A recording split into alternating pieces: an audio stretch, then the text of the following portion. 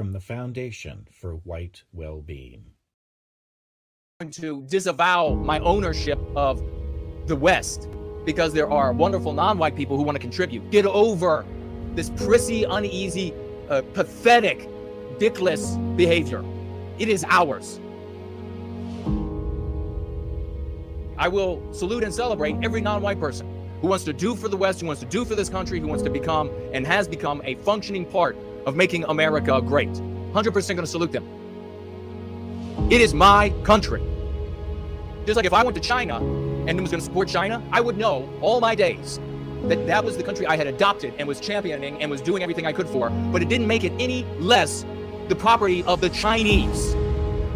But in America, we have all of these effeminate and female leadership, and they're like, oh, it doesn't feel good unless you disavow it as yours. Well, you, bitch. Oh, is my language too strong? Well, then maybe politics and the survival of our people is not the place for you. Maybe that the nursery room is genetically where you're equipped to be. This is my country. The West is mine.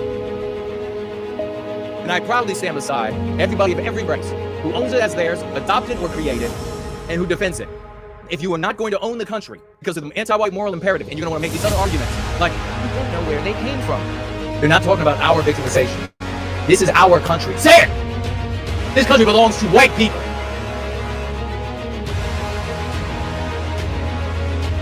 Sometimes, I know the men of the West who are here, sometimes you look out into the world, and you must have the same experience as me, and you think to yourself, I'm the last white man. I'm the last one. There might still be white people here, but I'm the last white man. There are so few of us.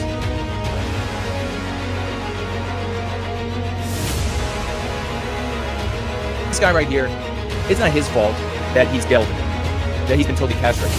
If I were his boss, he would look very different. He would sound very different right now. White males will be able to step up to the plate the moment that white people put a real man in charge. I'm getting sick. I'm really fired up. I'm really fired up. Think about in your average white family household. Just think about the average white family household. Think about maybe back when you were a kid in the household. And if mom and dad, if they're looking, they're finding out the news and they're finding out that some laws were broken, some things were done that weren't exactly done to the letter of the law or letter of the code or the spirit, that the way things were supposed to be applied. If there were all of these little intricacies and everything, does mom and dad really feel like they have a dog in the fight? Does mom and dad do they shrug? They're like, this is out of my league, you know, the wealthy and the powerful, they get to break all the laws they must, so what can I do? What if instead of talking about all this nonsense, that the news they were receiving was that this is a war on white people? They're white. They look around at their white family, and they look around at the house that they've worked their asses off for, and the average house and the average car and the protection that they have to supply their children. You think they might think about it in a way that's a little bit more aggressive? How are we here? Similarly, if you go to mom and dad, and you tell the average white mom and dad working their ass off trying to get by in the world, and you blame another race of people, and you're like, well, all these non-whites are born into the country from all around the world because of Jays. What is the average white mom and dad going to do? They're going to think, that's pretty repulsive. And they're going to turn it off. Note how in both of the other scenarios, mom and dad are not thinking about themselves, their home, their children, their family. We are the only people who focus on that. We are the only people who morally, with love, hope, and redemption, are focused on ending our victimization. I can scream, I can shout, I feel like at times I gotta just grab people by the lapels and shake the ever-living shit out of them. Because of how bad it is. Half of you are looking for Katie Britt to be your leader, and half of you are looking to the cemetery for leadership. I don't give a fuck if it's not fair. No shit, you good child. No shit, you children. It's never been fair a day in your life. This is what it's like to be a conquered people. Stop complaining. Identify what a real leader of the West looks like. You need me to take my shirt off?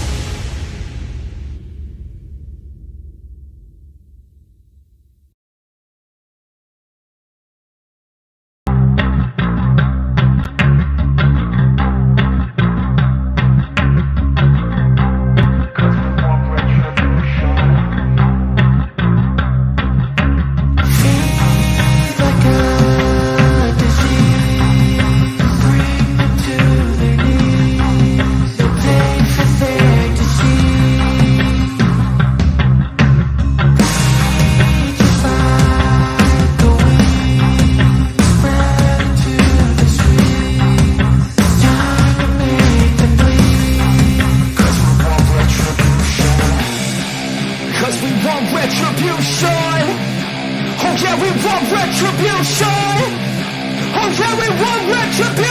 Oh yeah, we want retribution. Yeah, we ran out of patience for your love with a cold hard hatred. I can feel the vibration, feet in the streets, it's a new sensation. I wanna break faces on the pavement. I wanna make greatness look complacent. Adrenaline awakened, I can taste it. We can make an impact, grab and then take it. Like a disease, bring to their knees. No pain for their disease. Just like a wind, spread to the streets. It's time to make them bleed. 'Cause we just want retribution. Let's go light up the darkness. Make true of an empty promise. Flip cards into weak and harmless. Take to the streets and turn them to a mosh pit. 'Cause we want retribution. Oh yeah, we want retribution. Oh yeah, we want retribution. Oh yeah, we want retribution.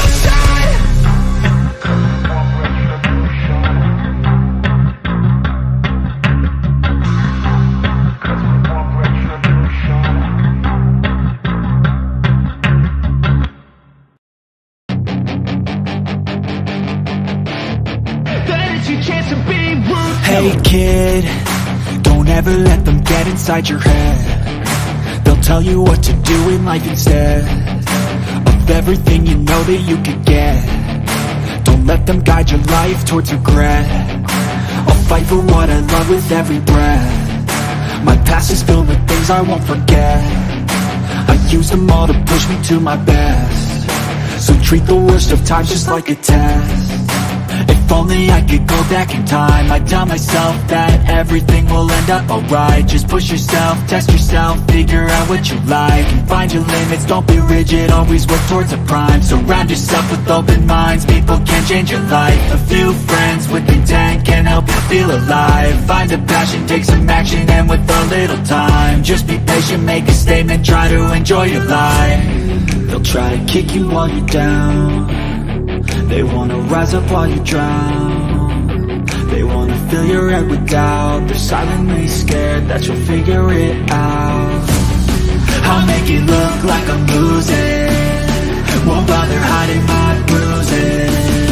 And when they finally think you're wounded, then it's your chance to be ruthless.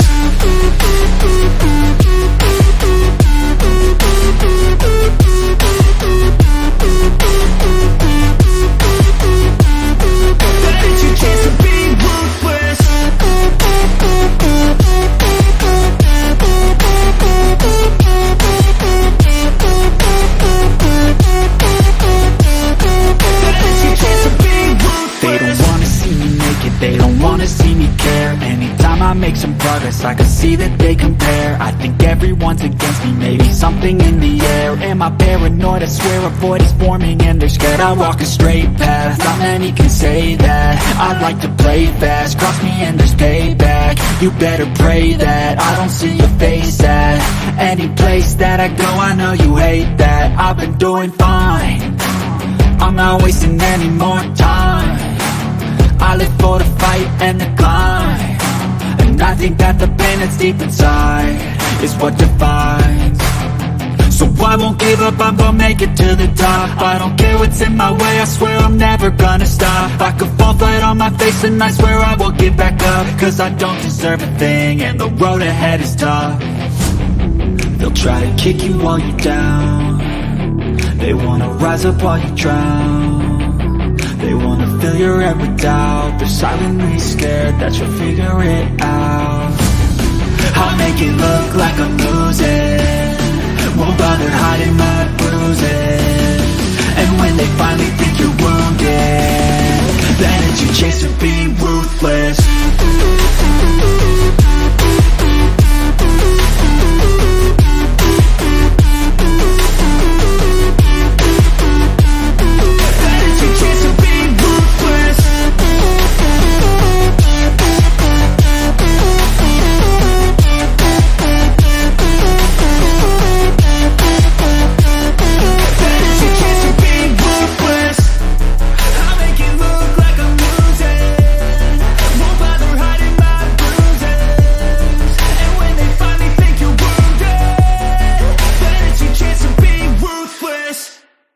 When there's nothing left but the fire in my chest and the air that fills my lungs, I'll hold my tears and trade my ears for a glimpse at kingdom come. On the other side of misery, there's a world we long to see.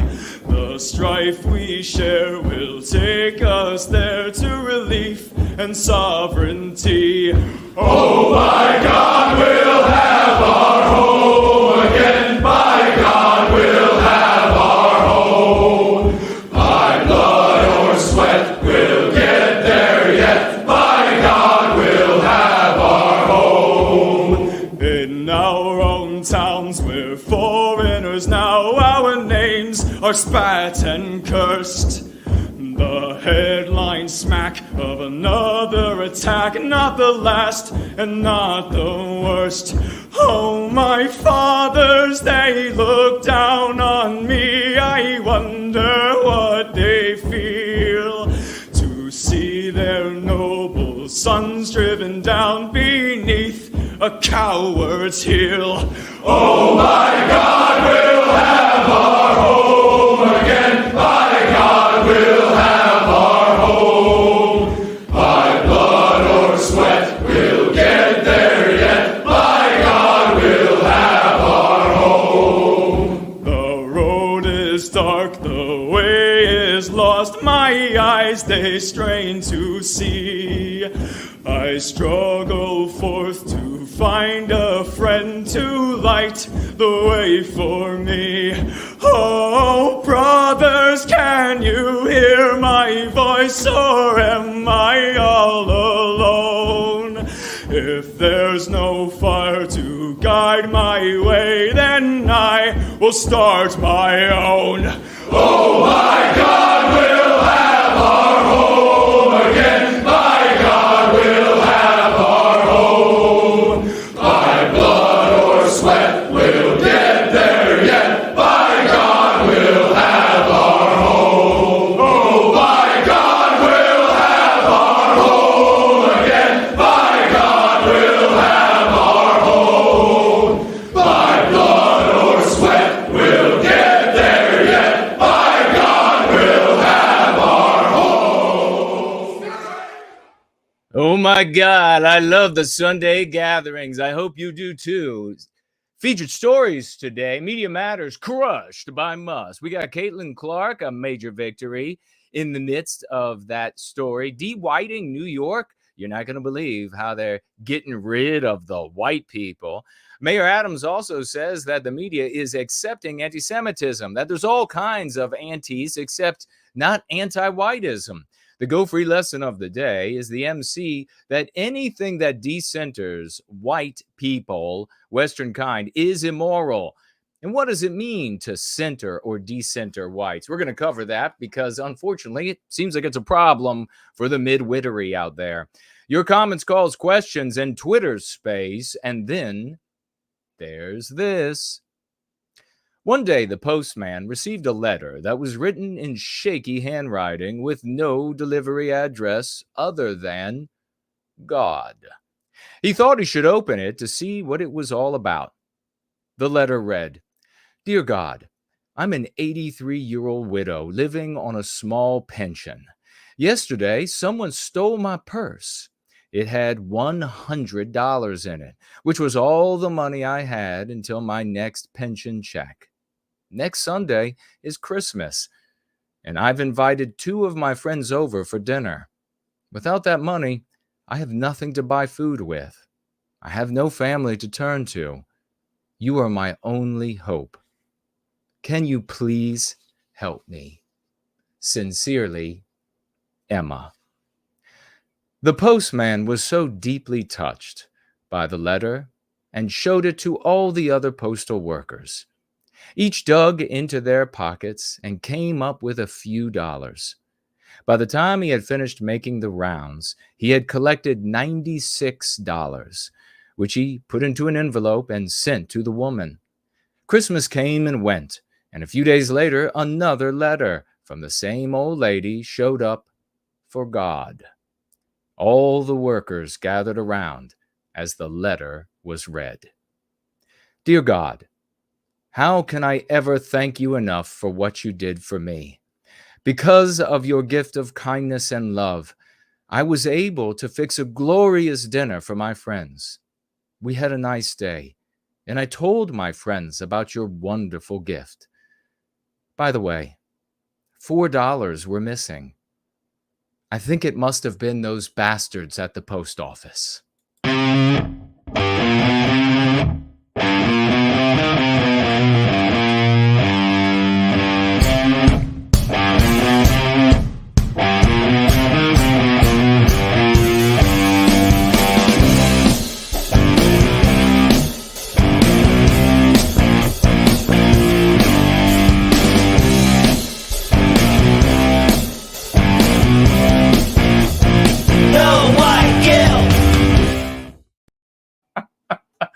Yes, no good deed goes unpunished, ladies and gentlemen. It is glorious to be with you all on this wonderful, sunny, sun-shining Sunday evening, Monday morning in the 5 p.m. in the once great state of Virginia, across from Mordor on the Potomac. 5 here in Virginia, 10 in London, 7 in Sydney, midnight in Moscow. And we are going to be going free. We're going to be going through some news stories. That's what we do here. But we're going to be looking at it through the lens of the Go Free stratagem. This glorious technique that you can use, that everyone has been using and succeeding in their lives. You can succeed too. Thousands it has worked for. Why won't it work for you? All of the predictions come true. Big victories today. I'm exultant about the enormous victories, the mammoth victories that we are having in service to white well-being over the course of this gathering. You may financially gift, and you can do so at Cash App, and it's over to my right, your left. You can also financially gift on Subscribe Star, up and running, and that is available as well to you. I'll keep an eye on it. Entropy, directly in front of me, is up and running, and I'll be keeping an eye on that. Sort of the Dude Bro Moment platform, isn't it? We also have Odyssey up and running, where you can financially gift in cash or cryptocurrency. D-Live with cryptocurrency. And Rumble, you can financially gift with cash. But if you do so, please do no more than $1, as they take 40%. I will be keeping an eye on the thread on Twitter, as well as the comments here before me on Twitter. Just tag me as No White Guilt. And the same holds true for all of these platforms previously named, as well as YouTube, which is up and running. And we are on super low latency, so it's practically having a direct conversation with you. When I say the words, it's only a moment later that they reach your mind and ears and eyes. And it's wonderful. I see everybody's laughing in the live chat. We're having a lot of fun. There's the great Brent Danger. No good deed goes unpunished. Those bastards at the post office. I tell you what, you can't trust them with anything. Let's get right into our first item here today, which is Musk crushing Media Matters. If you remember what happened over there, Media Matters, do you know who Media Matters is? It's this radical, anti-white, don't say left-wing, left-wing. You just sound like one of these total tards. Maybe like some of these, not all of them, but maybe like some of these Zoomer males that when they're threatened, they throw themselves on their backs, pull their knees to their ears. And that's how you show submission when you're a Zoomer. Anyhow, no, this is an anti-white organization that is particularly effective during political campaigns, the run-up to elections. And they effective at destroying everybody who is not anti-white enough. Remember, the opposite of Media Matters is not good. The opposite of Media Matters is not good for us, good for white well-being, good for the United States, good for the West. Anything that is not anti-white enough is a target for Media Matters. And that can mean, therefore, if you're a midwit and you're not able to do the math, that can mean you're still anti-white. it can mean that you're still anti-white and Media Matters will still target you. So if you're not anti-white enough for Media Matters, they're going to burn you down with lies, etc. Nothing but invective, nothing but casting aspersions, drawing your character, your integrity into question, your motives into question, casting aspersions. But the Muskinator, has said that he's taken them on because they slandered the shit out of him and his business in an effort to destroy Twitter, i.e. X, which is really just still Twitter, isn't it? And he said he's going to take them on. Now, what did I say had to be done by Elon Musk? I said that when he decided and was kind of walked into having to purchase X after trying to pull out several times and ending up getting her pregnant, he ended up buying X. And what for? I explained all of that to you. It wasn't about ideology. He's not an ideologue. It's never been about free speech. It was about his ability to punch back at journalists, at politicians, etc., and have a major platform. As a billionaire, he is used to being able to get what he wants, and he didn't want to give that up by way of the possibility of being kicked off of, censored from the platform of Twitter, and there wasn't going to be able to create a competitor. So he decided he had to buy it. But what did he do then? He recruited people by saying, well, this is about free speech, to be on his side. He's not an ideologue. He never was. I've been right from the beginning. And more people now are finally recognizing that, well, actually, he doesn't seem to be quite an ideologue. He seems to be more in it for himself. No shit. Really, you just could have come here first, you loser. You just could have come here first and not given time to these people peddling without a chain.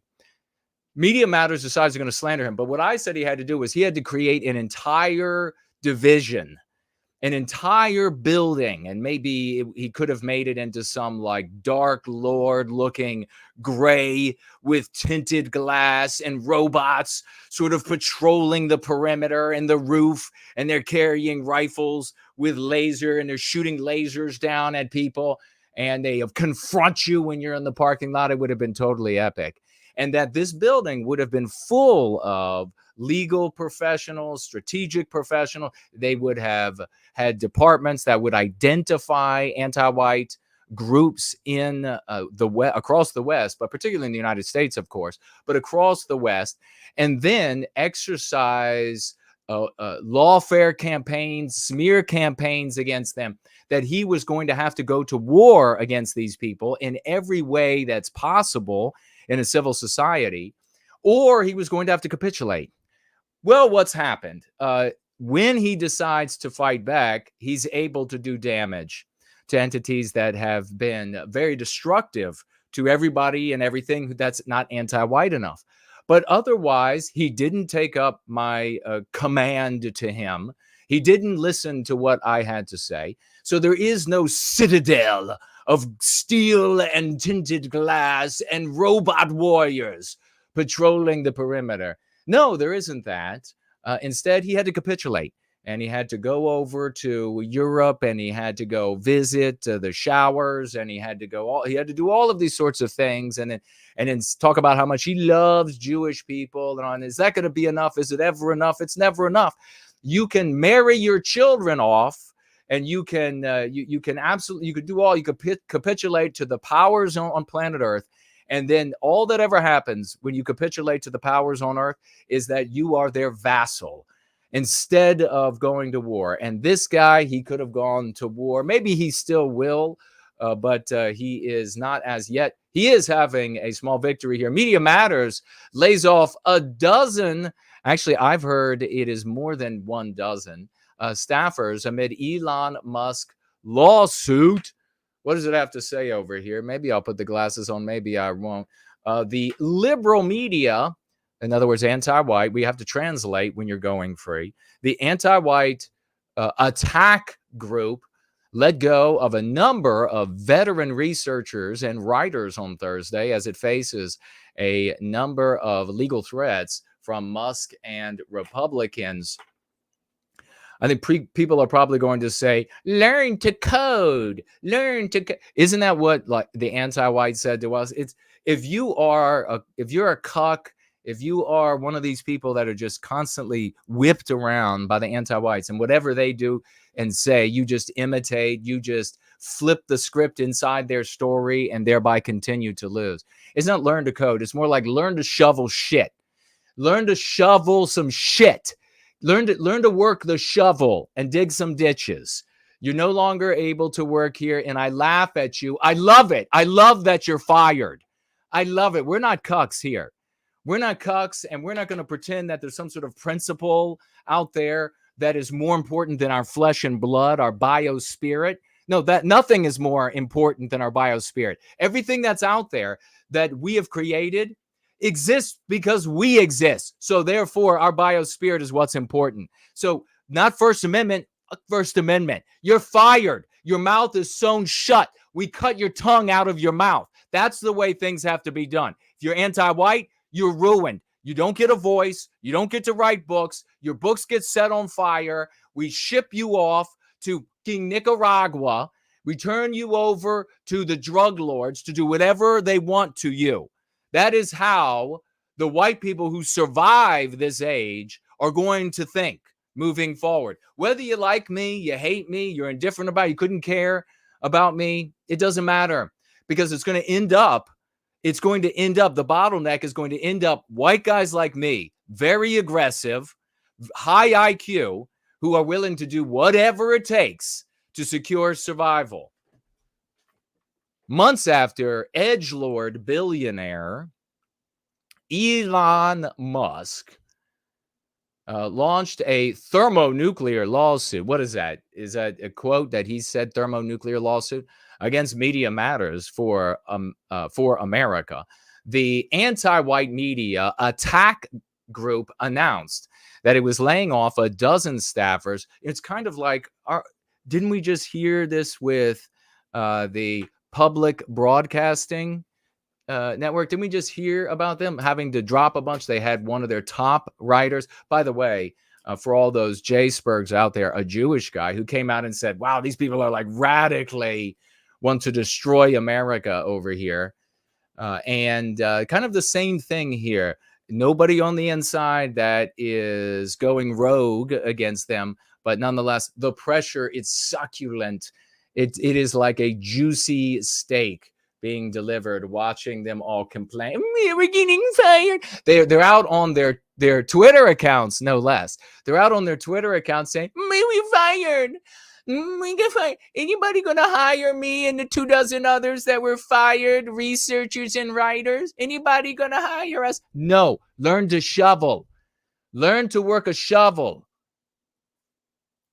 Media Matters, let's see, Thursday, it had to fire these people to remain sustainable amid a legal assault on multiple fronts. This is Musk could.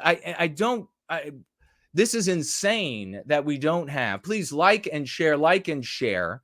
Spread the work that we are doing here everywhere. Meant to rhyme it. Like and share, spread it everywhere, because if Musk were to listen, if other whites who have decamillions, centimillions were to listen, we could absolutely cut the legs out from underneath of so many anti-white groups, embroil them in so much that we could rapidly advance and retake everything across the West. Retake everything. Everybody just going to sit by and watch and take up these old bromidic strategies. Sick and tired of how boring these things, how shop worn these old strategies are. And the only reason they continue to have life is because new and dumber generations come along. How many times? I mean, all of you have been present for your entire lives. All of these strategies, the typical Republican Party, all of slandering non-white groups, it's all been in place for generation after generation after generation. All of this should be in the trash can of history. It's so bromidic. It's so shop worn. It's so lame. It's so banal. And yet it gets new life again because every generation there's another idiot content creator, several idiot content creators that will push the nonsense to a brand new group of formerly or maybe even still believing in the Easter Bunny generation, and they're ready to take up whatever nonsense is next.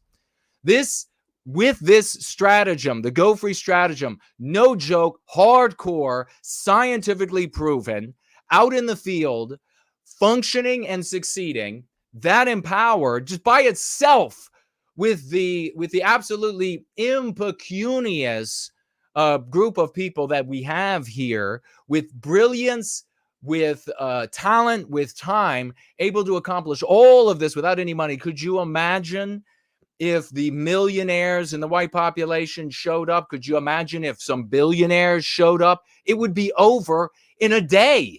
It would take no time whatsoever. It would be over in a day. These same people push content. Ain't nobody picked up from the bottom in society. Are you joking? Nobody's picked up from the bottom in society. Everybody is drawn up from above. There ain't nothing climbing up out of the sludge, because what is the sludge composed of? Midwittery who don't know the difference between their ass and a hole in the ground. They don't know what's good, what works. They can't put two and two together. Everybody that ends up in your face is because they were drawn up in your face for a positive or a negative reason for that person to be in your face. We could absolutely take everything back in a day. Musk's defamation complaint, which was launched by the ex-owner in November after Media Matters reported a social media site placed ads next to pro-Nazi content. If y'all remember that, I mean, it wasn't long ago. This was their claim. The outlet has been hit with lawsuits and probes from Republican attorneys general. We're confronting a legal assault on multiple fronts, and I'm glad it hurts, bitch. I am so glad that hurts. I'm so glad you're all getting fired and you can't do your jobs and you can't speak and people can't hear you as well anymore.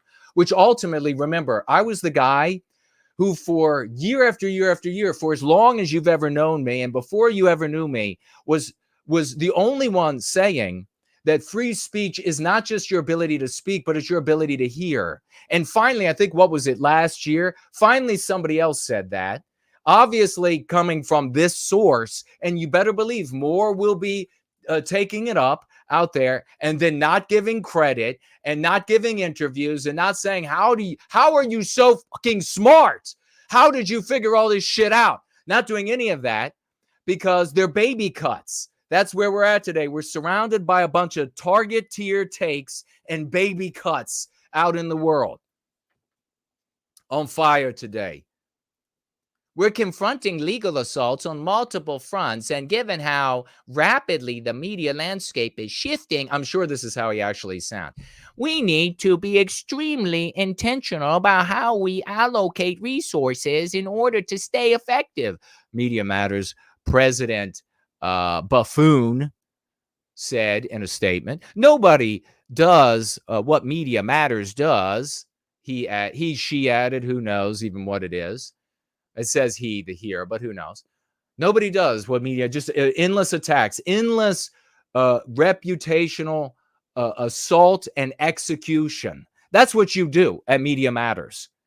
No truth, execute reputations, slaughter, drag white people, drag anybody who's not anti-white enough before this anti-white tribunal. And have you been anti-white enough? And you have like that poet laureate on, she's on the panel, just looking like an absolute monster out of fucking Swamp Thing. Just, have you been anti-white enough? No, then we will ruin your reputation. Nobody does what Media Matters does. Laid off staffers, some of whom have been at the anti-white nonprofit for years, took to social media on Thursday morning to announce they were let go. Some even pointed the finger directly at Musk. If I were Musk, I would fucking say, yes, that's me, bitch. You on the welfare line because of me. That's what happens when you go with me. That's what I would do if I were Musk. Bad news, typed out one in the handicapped, like anti-white fashion they type. Bad news. I've been laid off from MMFA. It's the mafia, along with a dozen colleagues. Cat, crazy last name, just said, who was recently featured in the New Republic's list of political influencers to watch in 2024. She tweeted it on Musk's platform. But he's allowing you to speak. I wouldn't allow the bitch to speak. Like that. That. Musk getting pressured. You say you're for free speech. I would just make a blanket statement. Fuck you. Everybody who keeps throwing the free speech thing in my face, fuck you. This is war. You're going to let... How did we get to this point? Because white people put our principle of freedom of speech and the sharing of ideas above the biospirit, the flesh that created that principle. We put that above us. Are you fucking insane? How fucking stupid can you be? And we said, well, we got to let them speak. We got to let them share their anti-white poison wherever they want to, so we can be fair. Okay, Opie, how does it look now? How does it look now? They're changing they are absolutely, everybody joking about the Jones, the frogs are gay. And the real science there, where they were showing the frogs having no genitals, or the male ones are just leaping up on top of the other males and just going at it. And the female frogs, they don't want to have anything to do with the male frogs. And then what? It's all going to pot. And then you look out into society, and this is the chemicals just washing their way out of our food, out of our drink, into the creeks, so wait a second. It's coming from like our waste, and therefore we're eating it. And then you look out in society and you're like, why do the Zoomers look like this? Why do the Zoomer little boys throw their knees up around their ears when they're frightened? What is going on? Why is all this like confusion over sex and reproduction and whether you are a human being? How is this happening? I guarantee you, I've made the prediction before. Others will fucking steal it and they won't give credit, that as genetically, and you don't even have to consider the food and the poisons in the food. And why are there poisons in the food and in the water? Why? Because the cucks out there elevated money and profit above white well-being. They said, oh, it's good you're making a profit. Oh, that's good. Oh, little boy was born with a tail and no penis. Well, that's fine. That's fine. They made profit. That's what America's all about. It's your fault. It's not some weird conspiracy that that five guys got together. That's just your cope, because you're a loser if you're one of those cucks. You're a loser that has put money and profit over white well-being, the well-being of our people. And you've hid behind that. You've hidden behind that because you have adopted the morality of anti-whiteism, and you believe that it is immoral to stand up and object to the victimization of white people. So you say, well, it's about profit. And so that's what they end up feeding us. But it doesn't even need to be the poisons in the food and in the water and everything, because genetically, we've created Shangri-La on planet Earth because of white men. And now our females are choosing the dumbest ass guys out there to reproduce with. They're like, well, the measuring here is how pretty is he, or how, and then once they get a little older, he's like, well, he's kind of like a bad boy and a little pretty. And so they're choosing the worst out there. They're not choosing the best. They're not choosing the most competent. They're not choosing the brightest. Females absolutely hate it. Generally speaking, they're not sapiosexuals.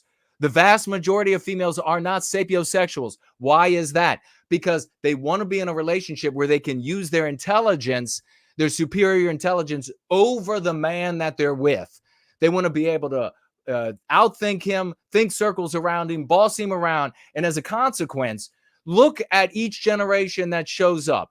And to add to this genetic malformating population, you have these great wars that snuffed out massive swaths of our best men. So you have the wars killing off our best guys, the females choosing the dumbest guys to reproduce with and take as husbands, so that they can not only have their social superiority, legal superiority, economic superiority or supremacy, on, and sexual supremacy over them, but they're also smarter than the guy that they end up choosing to be with, because they're not sapiosexuals. Nobody's teaching them that, hey, the brightest guy is the best guy. You know, there is a group of people, there, at least one that comes to mind. There are a couple of others as well.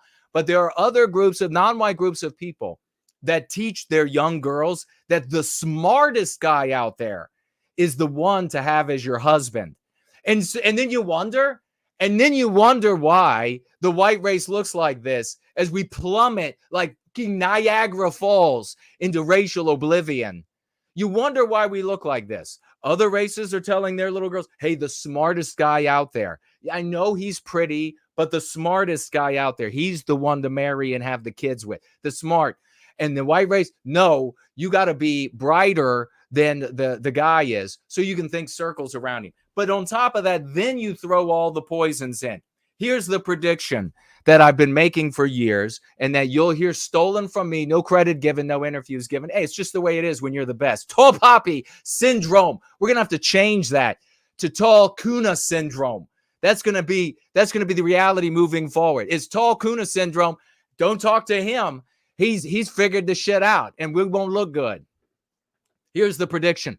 As the population genetically gets worse, the kinds of things, the kinds of mental illnesses that you'll see in them, like today, where you see them, they're like, well, I am a cross between a furry, a worm, and a Martian, and I am most attracted to fire hydrants. That's going to look like kids. That's going to look like child's play in the genetic misfits of the future in our race. That's going to look like the King Halcyon days of gender and sexual confusion. That's how bad it's going to be. Unless we recapture our destiny. But by all means, follow someone out there already doing something that's failing, that's been failing and failing and failing for generations. Fucking smart. You're so smart to do, by all means. Laid off staffers of the anti-white nonprofit are all bent out of shape. Bad news. I've been fired. There's a reason far-right billionaires attack Media Matters with arm. And he should say, when they say far-right, he should say only anti-white say far-right. Bing, bitch. Bing. Don't say, that's what I am. Why would you surrender? Why would you? What happened when you were in elementary school? How fucking stupid were you growing up?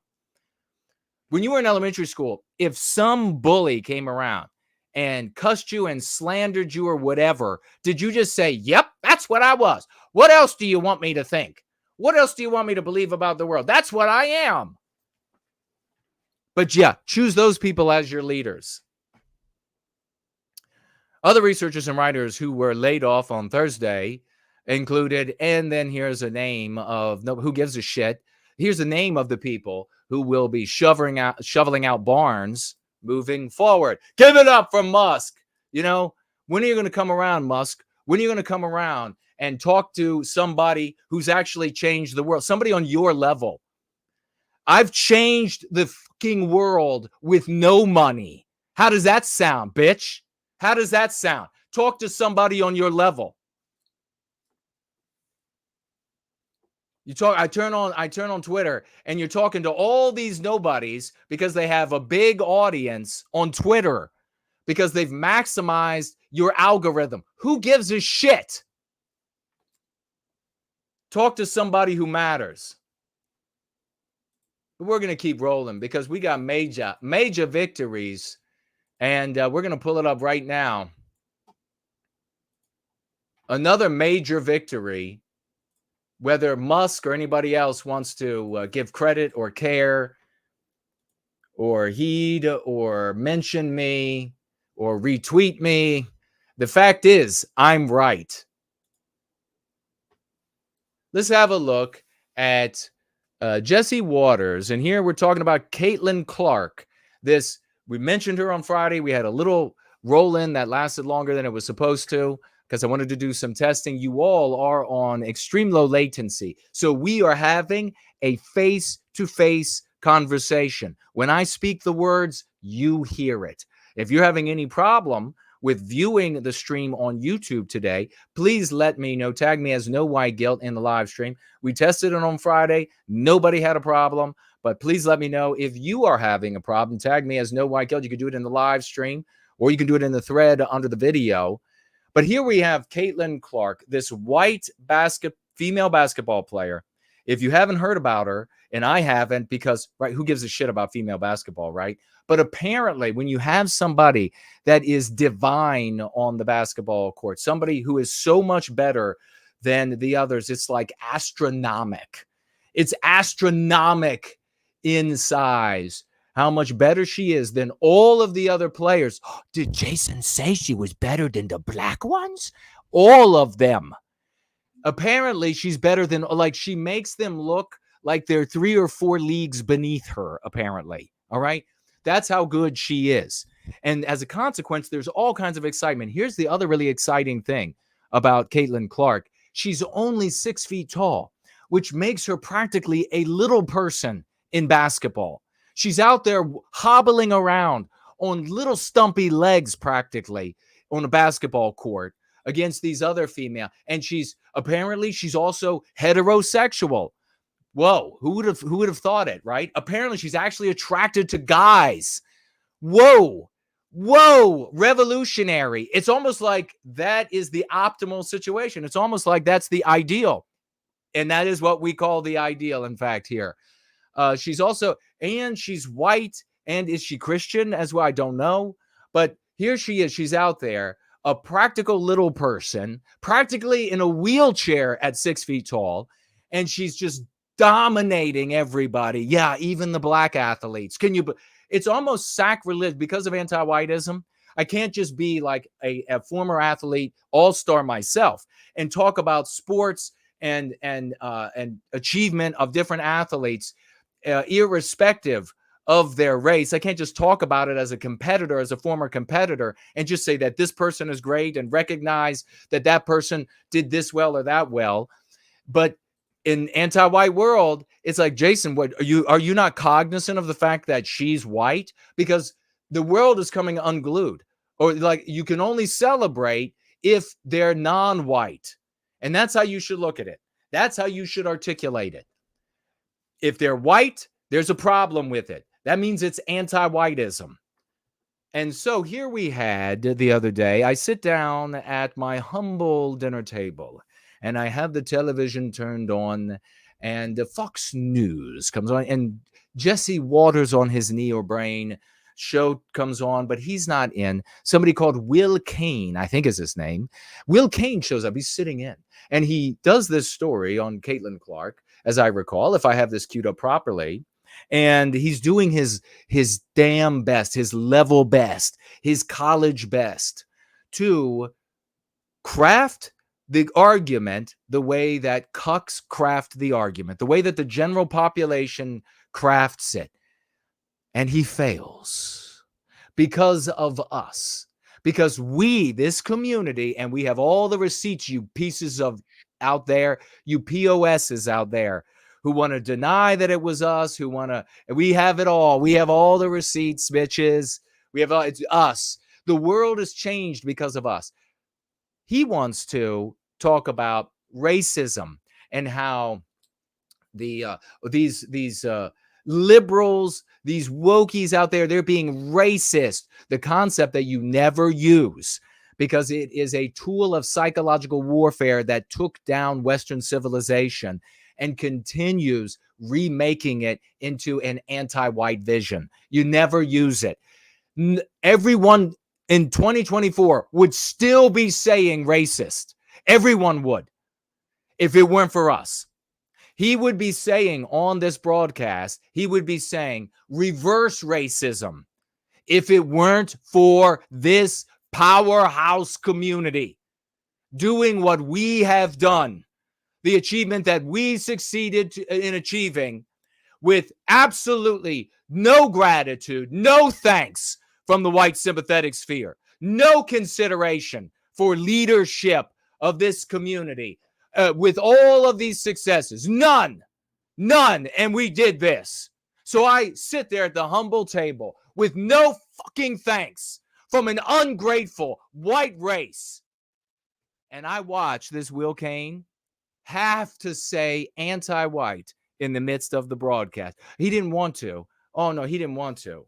He wanted to continue with the cucks line of argumentation, the victims line of argumentation. You ready? Let's blow the top off this thing. Let's talk about what no one else will. Here we go. The anti-racist left has found their new target. So, well, how does this idiot starts off? How does he start off? He gives them the moral high ground. This is all you would be seeing. Where is the fucking gratitude? This is the conversation. This is what it would look like if it weren't for us. If it weren't for this right here. This is what it would look like. The anti-racist left giving them the moral high ground. And then, how do I know he's giving them the moral high ground? Because he uses the word racist on them. So he obviously considers it a negative. And this fucking airheaded twit, which is what they love to hire at Fox News, is just airheaded twits, whether female or male. And this guy's like a Ken doll. I guarantee you yank his pants off, there ain't even a bulge there. Guaranteed. Talk about baby cut. This is what they hire. This is all you would have if it weren't for us. Where's the gratitude, white race? It's WNBA star Caitlin Clark. Clark, of course, began her career with the Indiana Fever not long ago. She's this season's highest profile athlete, maybe even the highest profile WNBA player in league history, at least according to ratings. But not everyone is happy about it in women's sports. And everyone's not happy about women's sports elevating. Here's the View's Sonny Hostin, who went on an unhinged... Okay, so that's, first of all, typical cuck. And I'm drawing a dividing line between conservatives and cucks in their midst.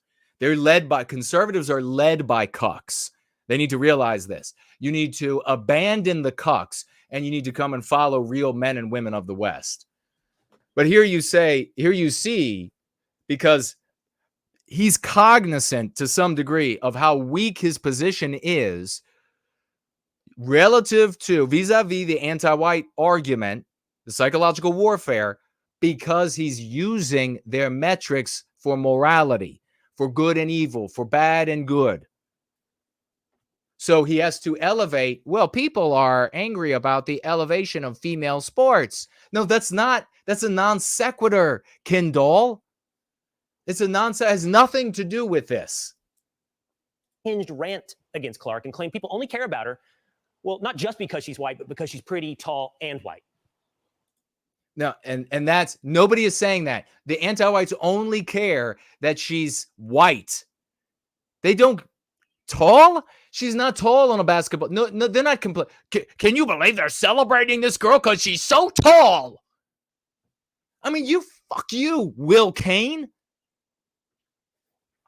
I swear to God, if I genuinely see somebody like this in person, I will slap him. Because he's that much of a bitch. He just deserves a healthy slap across the face. They're angry because another non sequitur, another straw man he has to give to the anti-whites, because in an actual debate with them, using their metric of good and evil, he is losing. So he's got to give them the straw man. You just don't like her because she's pretty. And then the anti-whites would respond to that by saying, are you saying, Will, that only the white girls are pretty? And then you'd watch him fall all over himself. And he'd be like, no. Actually, I'm homosexual. I don't even know. That's what you would get. You're saying that you're complaining that she's so tall at 6 feet. I do think that there is a thing called pretty privilege. There is a thing called white privilege. There is a thing called tall privilege. But I do think that she is more relatable to more people because she's white, because she's attractive. It's the white.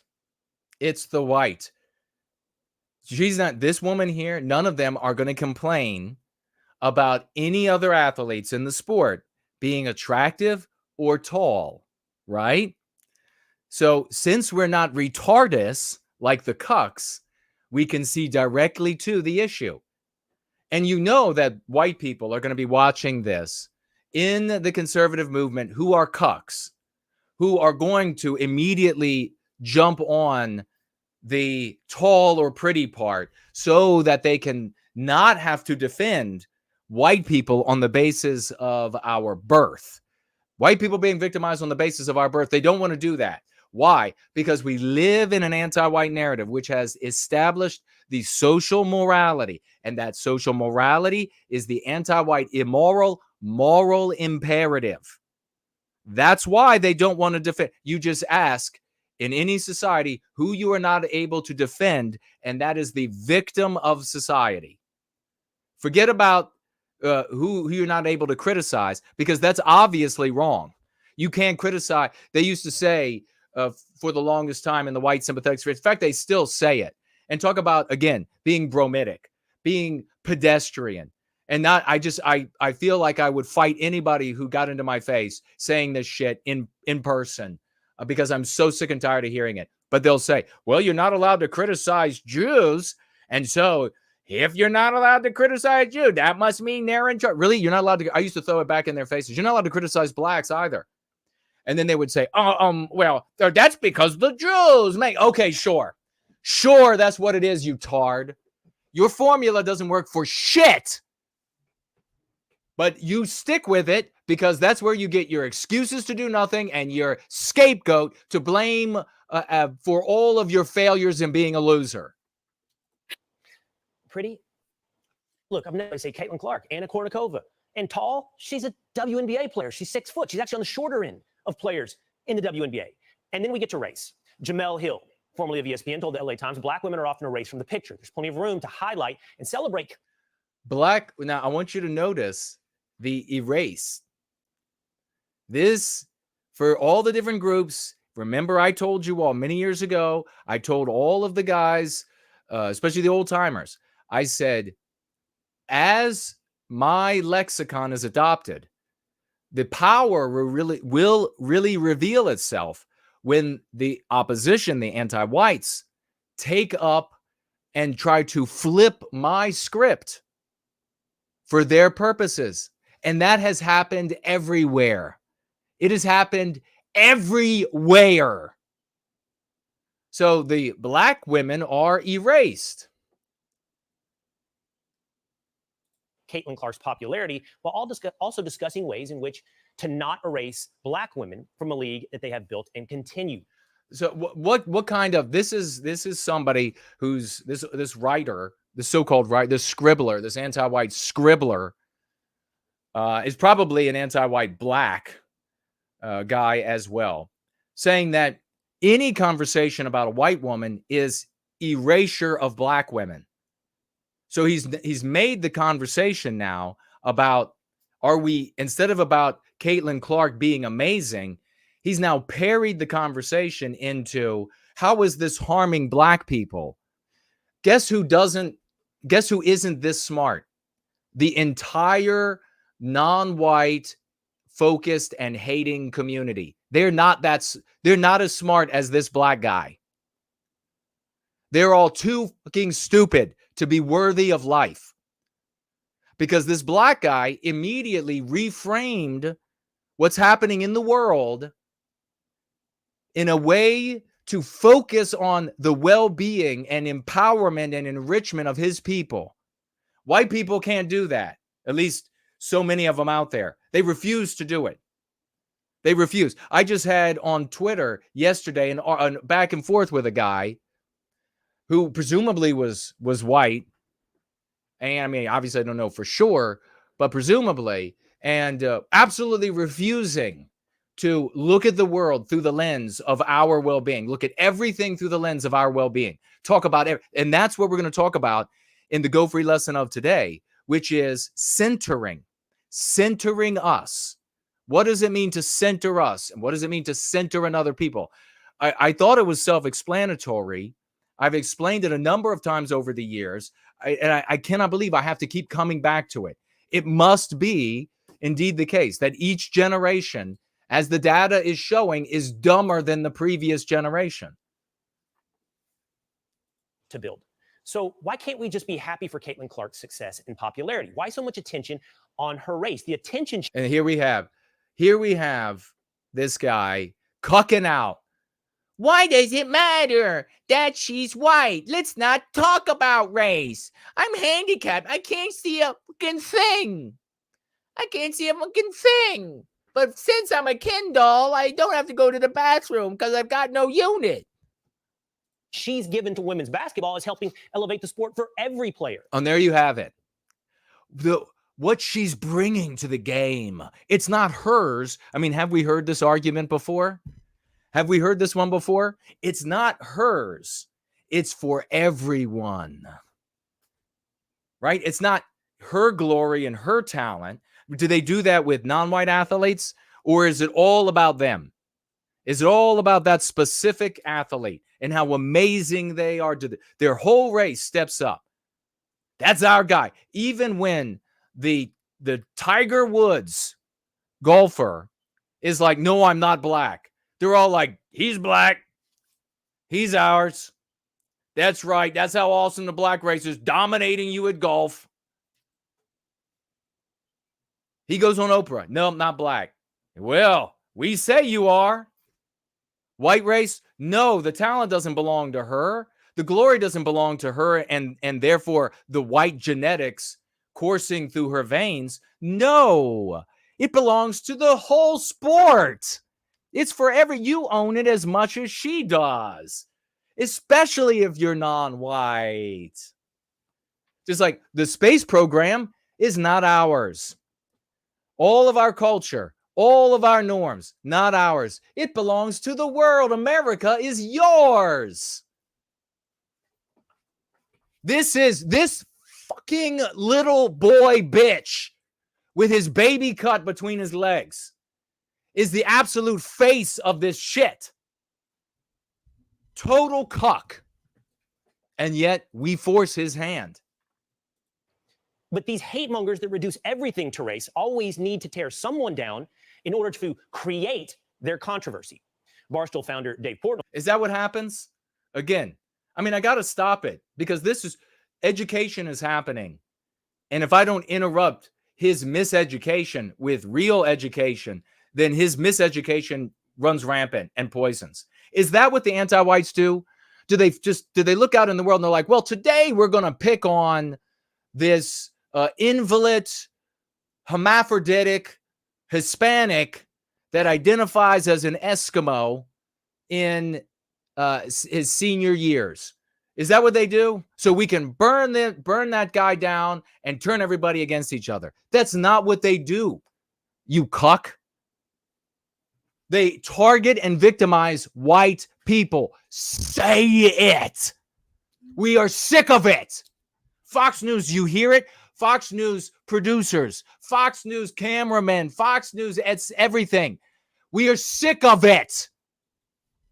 It's all anti-whiteism. The population knows. Don't make us have to show up with pitchforks and torches. He's calling out all this criticism for what they are. It's racist. He also pointed out Dave Portnoy. Woo! Woo, Portnoy. Don't quote Jason Köhne. Quote Dave Portnoy. Woo! He says it's racist, and it is. Now, what did I tell you? A little bit earlier, he tries to snarkily say the anti-racist left. Well, does that really work? Dum-dum? you just owned the legitimacy of this anti-white concept, that it's an immoral thing. By the way, if this was all about Caitlin Clark being white, why isn't Sabrina Ionescu and a whole list of Cameron Brink, a whole list of other white WNBA players?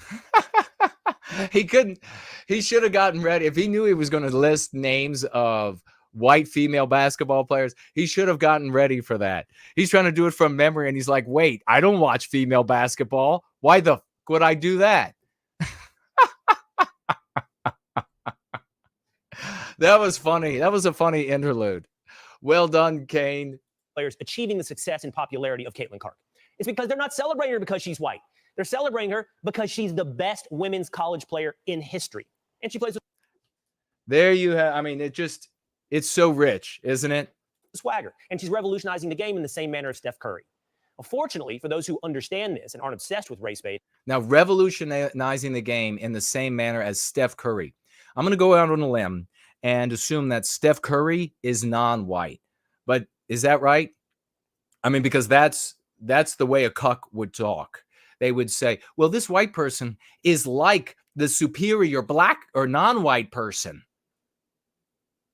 And so it's okay for me to praise this white person because I'm praising this non-white person as better. There's people beginning to speak out. Caitlin Clark. There are people, Will. Plug him in again. Is the reason why a lot of great things is going to happen for the WNBA. I'm rooting for Caitlin because I've been in that seat before. So why do we get a black guy giving his opinion on it? Because of the anti-white narrative that has taught white people that white people's opinions and their views and their pain and their tears and their desires and their achievements and their dreams, that it all doesn't matter because they're evil and awful and backward. Their conclusions are always erroneous because they come from this immoral spirit within them. That's what the white race is. And so as a consequence of that miseducation, as a consequence of that torture, that anti-white terrorism over the course of our lives, beginning in babyhood, we immediately conclude this is the evidence that we have suffered this psychological wounding over the course of our lives, that we can't just say it's all white people in a room and we have this opinion and therefore it's legitimate. No, every white person in that room has to look for a non-white leader. They have to look for some non-white person to agree, some non-white person to put on the stage, because then those opinions are legitimate. Because we're told, especially when it comes to blacks, when we're talking about non-whites, this angelized group, that in the anti-white narrative, that if they believe it, well, then it's really legit.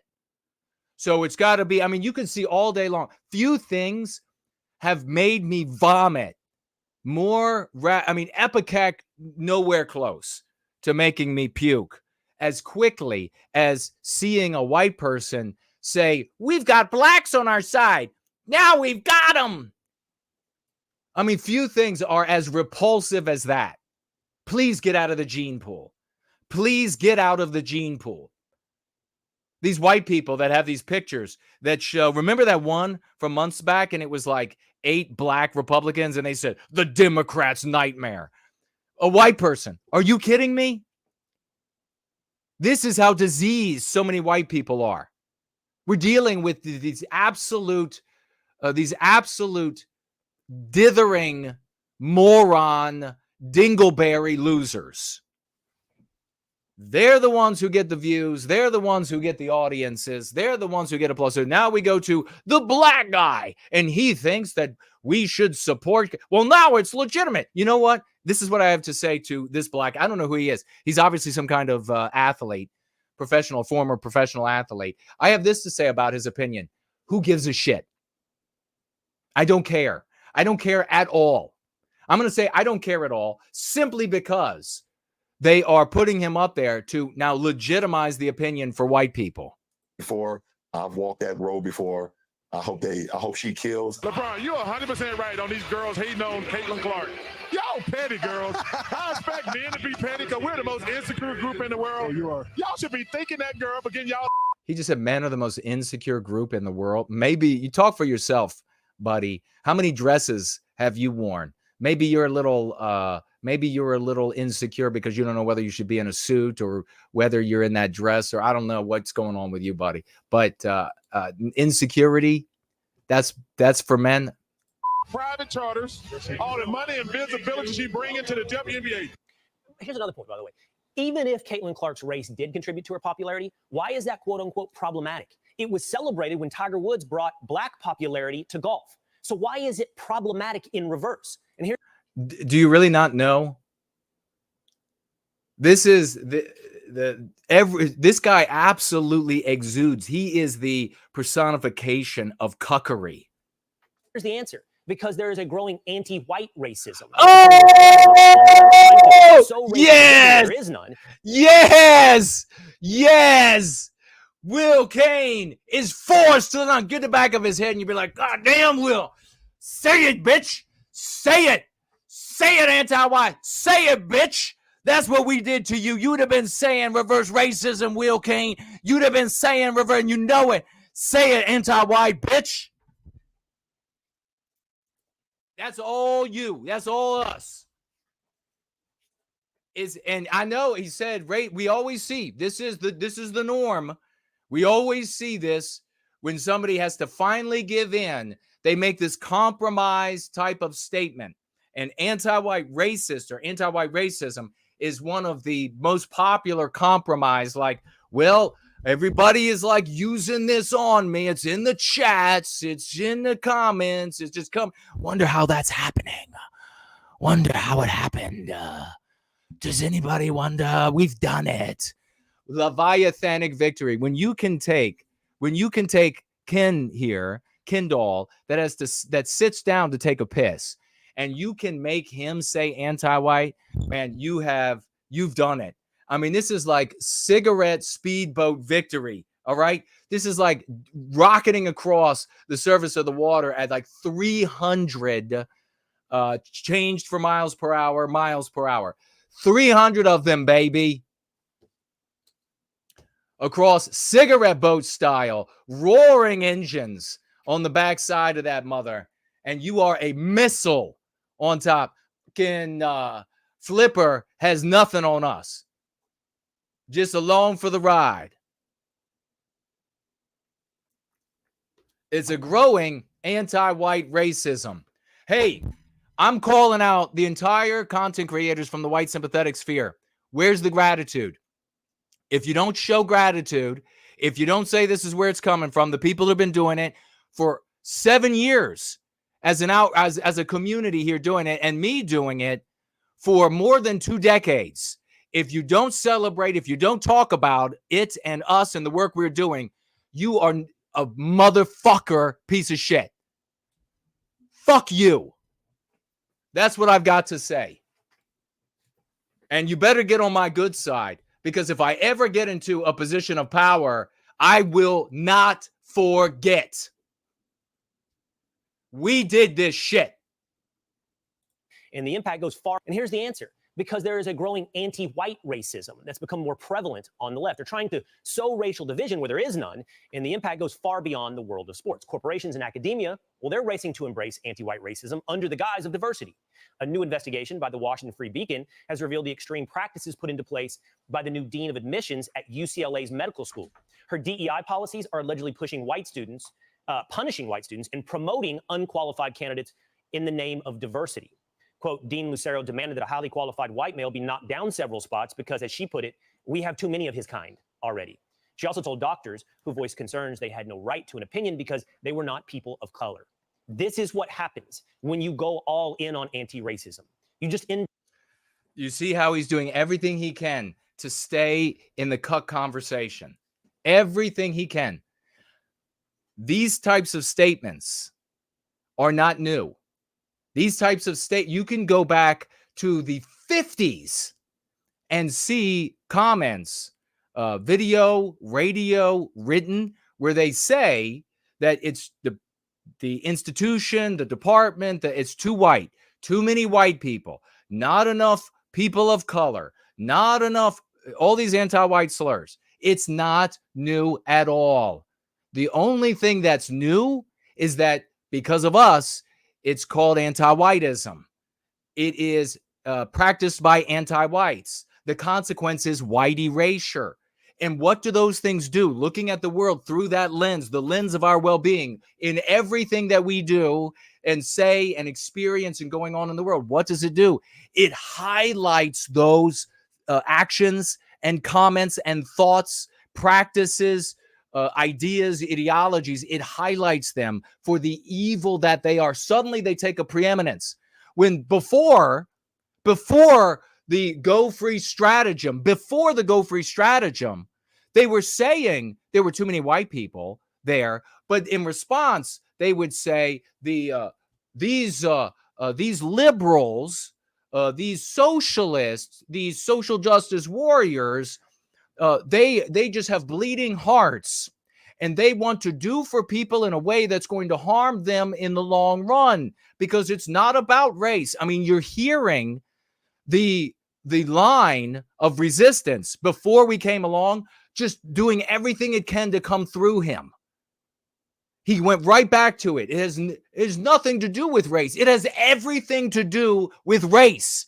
And that's what saying these concepts that take us out of the anti-white narrative do for us, is to realize it has everything to do with race, the victimizing of the white race. Fuck's sake. No one would be saying this. None of this view would be present. None of this would be happening. Look at this, the colossal. Are you really able to grasp this? Imagine the parallel world where I and you did not exist, and Will Köhne was using the same lens of cuckery against anti-whiteism. What would that world look like today? Imagine if you listen through this whole thing, you take out the concepts that we have introduced. And what would this look like? End up being a racist. Now, Jeremy Carl is the author of a new book entitled The Unprotected Class, The Rise of Anti-White Racism and How It Threatens to Tear America Apart. So here you have Jeremy Carl on, who has, using our concepts, not citing us. Hey, Jeremy, how about you man up and not be a pussy, not be a thief, and own up to where this is coming from? You work in D.C. I live here. Isn't that where you are, D.C.? You better decide to cite where all this is coming from. And he joins me now. Jeremy, great to have you on the show. I want to talk about this on two levels, cultural and systemic. When I spend some time here pointing out what's going on with Caitlin Clark, we're talking about a growing cultural tide of acceptability of racism when it applies to someone who is white. Let me stop right there. Has there been is there a growing tide? Is this new? Absolutely not. Anti-whiteism has been every bit this bad for generations. But in the conservative line, or the cuck line of defense, to distinguish it from conservatives, it is this, whoa, it's this new thing. It's kind of strange. I hope it doesn't go anywhere. Some of these anti-racist leftists are seeming a little racist. No, that's absolutely correct, Will, and thanks for having me on. I think this is one of the really interesting things. There's sort of two different things at play. One is this cultural aspect where you get all of this hate directed toward people like Caitlin Clark, who, as you noted, I mean, she's just the best of all time, at least at the college level. She plays with incredible swagger, and that's why she's brought attention. But then you also have this formal discrimination going on, like you saw at UCLA Medical School. And in fact, in situations like that, we're going to kill patients because we're bringing in unqualified. Okay, he hasn't mentioned Jason Köhne yet. What the fuck? Sorry for my language. I mean, you have to appreciate the rage of having all of your work that you figured out just stolen by absolute white cretins. No mention. qualified doctors because we can't have white doctors according to diversity bureau. And there, did you just hear how he was talking there? You see, he is still learning from me. He just spoke for our victimizer. We can't have white doctors. I've broken this down for you all several times. This is the sign, this is evidence of a brainwashed, psychologically abused and controlled people speaking for their victimizer, because we can't have white doctors. And they feel like they've said something. How many times have you been in a group of white people? I wish I couldn't count as many times as I can, where they will make a statement like this, and then they're all just like, well, we can't have it. Shrug my shoulders. Nothing can be done. We can't have it. Can't have white male doctors. Can't have it. Which was like a comedy movie where I could just mow through them, giving them bitch slaps. Pow, pow, pow. Because they all deserve it. Democrats. And Jeremy, I'll go ahead and tell the audience now. You and I, Jeremy, your idea. Jeremy, let me just hold on. I don't have to adjust my pants because I'm a Ken doll and there's no penis down there. But Jeremy, you are the professional on this. You're the one who knows. Of course, you've just co-opted everything from Jason Köhne, but we're not going to mention his name on Fox News. But you're the one who knows about this. So you're the professional. That's your talking head. Why we're having you on. Now, I'm going to ask you the next question about how bad racism is, or whatever he's going to say next. I had a long conversation this week. We talked about this for an hour this week on the Will Cain Show, which streams live on the Fox News YouTube channel and Facebook page, and you can subscribe at Spotify or Apple. And so we spent an hour talking about this, but you laid out for me like real concrete ways now where there is racism baked into the systems of America. Really? He's laid it out where there are real concrete ways, where there's racism, where there's anti-whiteism. You mean, Will, today? You mean for generations, right? You mean for generations? Whether or not be through government contracts or hiring practices all across the country. No, absolutely. And your previous guest, Stephen Miller, has actually been at the forefront with his group, America First Legal, in really challenging some of this stuff. I mean, it's been just hiding in plain sight where they have jobs where they're literally like, no whites need apply, or internships. Really? Oh my God. Thank you, Jeremy. Really? And you can't do that actually, even legally. But the culture has become so systemically anti-white. You can't it's become systemically anti-white. That's actually verbiage in my book. But it hasn't just become that way. And yeah, you haven't been able to discriminate on the basis of race ever in America, ever in the generations. You haven't been able to discriminate on the basis of race, and yet they've been discriminating against white people all along. This is something when I was a very young man, and I was saying to the older guys, I was like, so what is it then? Anybody guess? If it's not legal and they're able to do it to us, then what is this energy? What is this power that it gives them this ability to do? It's morality. And none of them followed me down the line of that thinking. They all were like, who looks like he could be a good bureaucrat, because we will give him tons of money to think about things and then to write papers. We'll make sure he gets hundreds of thousands. Anybody out there that looks like they would be a good bureaucrat? Or maybe we could actually get him elected. Maybe it looks like he'd be a good little guy in his suit or something. Where is he? We'll give him hundreds of thousands. Have another think tank. Let's do another think tank. That like people weren't even challenging it until very recently. And the wave of the hand to this conversation. I'm getting, I tell you, all the backstabbing, all of the silencing, for this is how like bloodthirsty dictators are made. This is how they're made. You fuck me over again and again and again. You really better hope that I don't get into power. Conversation, Jeremy, is always, well, oh, poor white guy, you've had it so hard in history. But the point I think poor white guy, you've had it so hard in history. I didn't exist before this body. Dipshit. You and I both come back to is, aren't we supposed to be judging each other as individuals? Like, if there is a victim of being judged by the superficial characteristics of your skin color, isn't that inherently the most, that's against the very spirit of America? Even if we, Oh, it's against the very spirit of America. Listen, Will, I have had too many Wills in my life. I've had too many Will Canes come along and talk like this and then get radio shows and get support and get sponsors and get money. I've had too many. Too many. Reality Will. Sloth says that he shouted yes when he said systemically anti-white. Exactly. acknowledged America didn't always live up to that spirit, that's the aspirational goal. Okay, so there. America didn't know. We're bad guys, but we have an aspirational goal. I'm just going to go ahead and cede to you the premise of your argument because then I always lose. That's not boneheaded. Of America.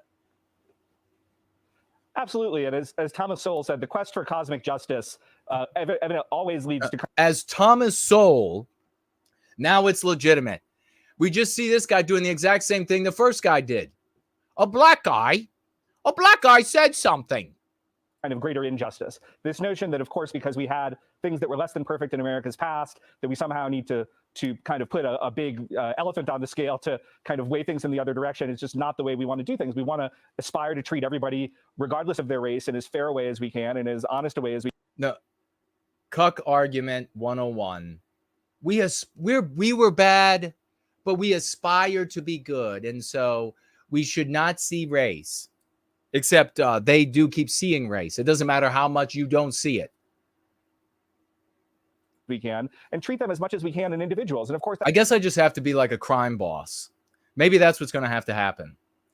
I have to be a crime boss, and then I can have some power, and then I can make people give respect where respect is earned and warranted. Because the white race is just not good enough on its own. That doesn't mean we don't see color, but it means as much as possible, we're trying to transcend it as opposed to baking it into the cake, which is what our DEI bureaucracy really wants to do. Yes, exactly. Wonderfully said. We're trying to transcend race. No, we're ending anti-whiteism, Jeremy. And so his book, co-opting some of my work, some of your work here, and then just sewing it right on to making it like this appendage, useless appendage onto the same cuck argument. America was bad, and therefore white people were bad, right? White people were bad, but now we're trying not to see color. And in order to try not to see it, I don't see it when we're being victimized. Shut up. Well, that's a huge victory for us. Literally for us, not for the whole white sympathetic sphere, definitely not for the people who hate on non-white races. They have had no victory. None. They've had zero victories. Zero victories. You demand to see their victories? They're like, they're popular. No shit.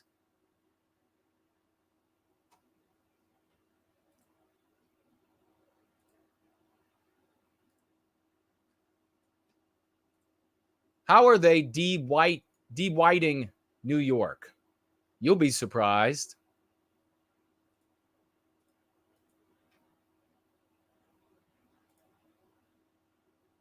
Is that it?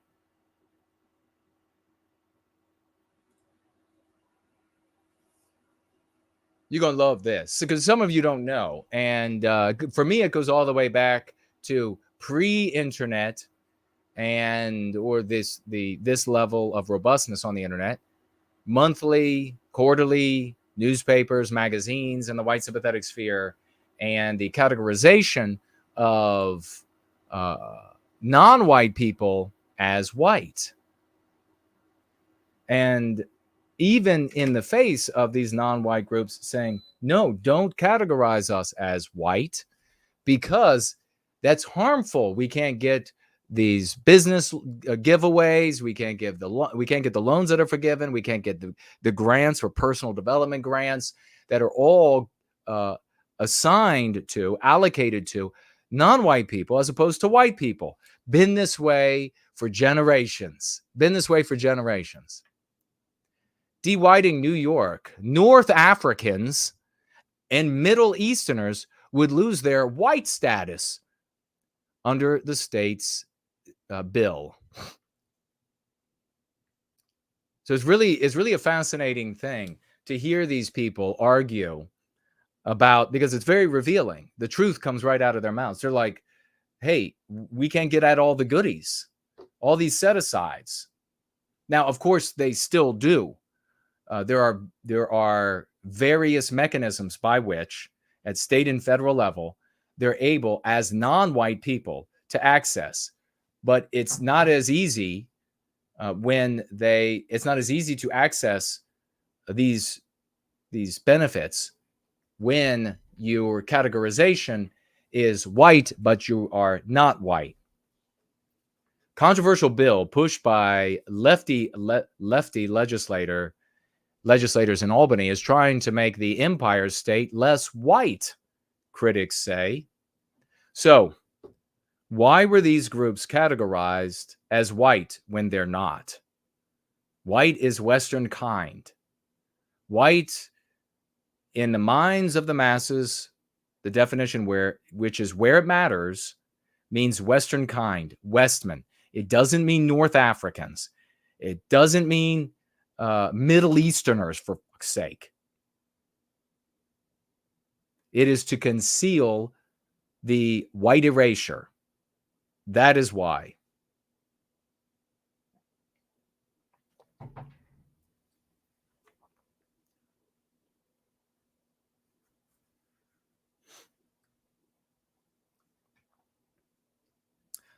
The legislation, sponsored by Assemblywoman Jessica, boy, this sounds like America, doesn't it? Gonzalez Rojas!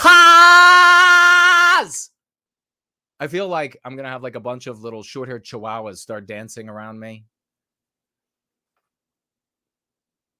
And Senator Michael Yanners would mandate state agencies and other entities use separate categories for Middle Eastern and North African, MENA, New Yorkers, when collecting demographic data, rather than relying on the U.S. Census, which classifies them under one white umbrella.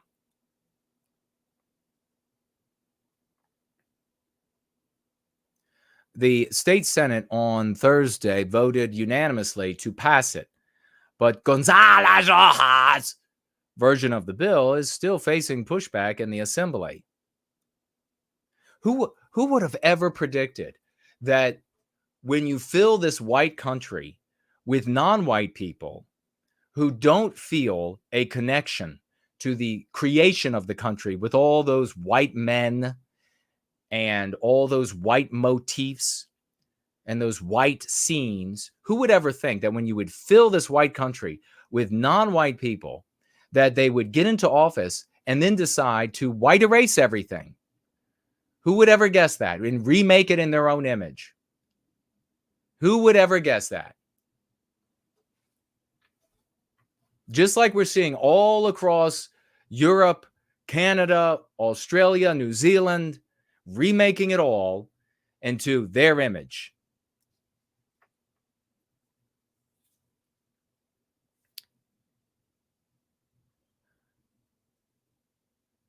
But where does the polls come in?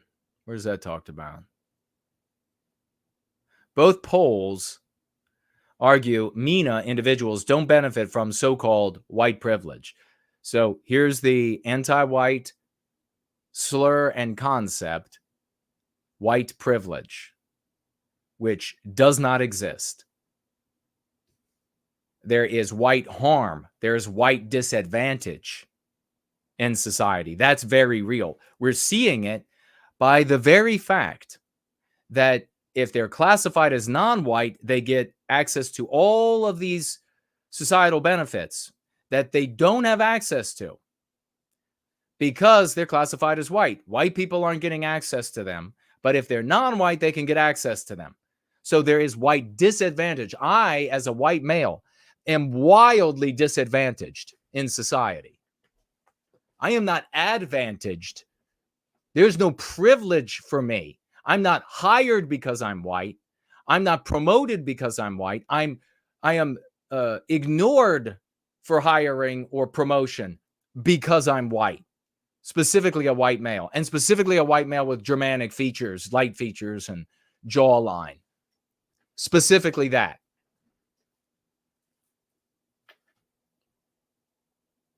And instead, they face discrimination on a daily basis. Because they're non-white, they face discrimination on a daily basis, they say. That the discrimination that they face on a daily basis runs so deep that if they get classified as non-white, they get access to hordes of money and legal help, and just the sky's the limit. That's how that's how hard it is for them to be non-white. They and other supporters also insist look, I've got to.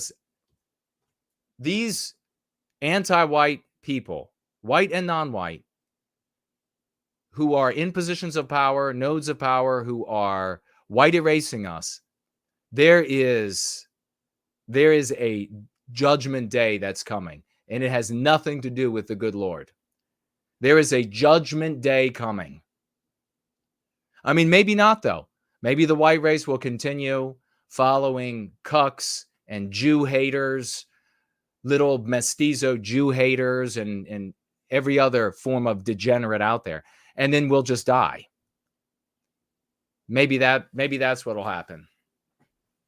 I mean, I guess it's up to the white race. If white people with money and power aren't going to force on the white population the leadership that needs to be in place to reclaim our destiny, then it's not going to happen, because the midwits out there they clearly can't choose. They're too fucking stupid.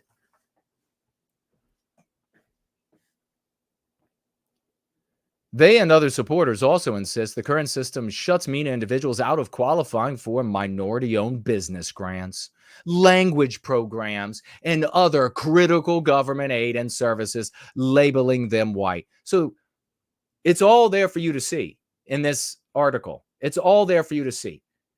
It is the West is a cornucopia for non-white people. The West is a barren wasteland of pain and suffering for white males, and very slowly increasingly for white females as well. That's what the West is. They're saying it right there. As I said, these people are still able to get the grants. There's other states as well. They're still able to make it happen in New York. But the process of proving that they are one of the privileged class, meaning that they are non-white, or otherwise privileged by their confusion over their sexuality or confusion about what they like to have sex with or whatever, that makes them privileged. They get preferential treatment, special privileges, and freedom from responsibility. So they just have to take some extra steps to get there. And these legislators are like, hey, for my voters, I want to make this easy for you. I don't want you to have to get on the phone and say, well, we're actually Arab. We're actually North African. We don't have a drop of white blood in us. Let me prove it this other way to you. I'm just going to make it easy. I'm going to streamline all the goodies. And where are the goodies coming from? It's just coming. It's just falling like man out of space. It's just, and this is how so much of I told you all about one time in one of my high school classes. I could talk for hours about different situations. I know I've told this one where the black female, anti-white black female, fat ass, black anti-white female was talking about days keeping us, and that's actually how she said it. Days keeping us from, and I can't remember the exact job it was, but it was working with some sort of instrument panel. I remember it might have been in a science class, so it might have had something to do with science. And she said, I can push them buttons, I can move that lever. And I said, who fucking made the buttons and the levers?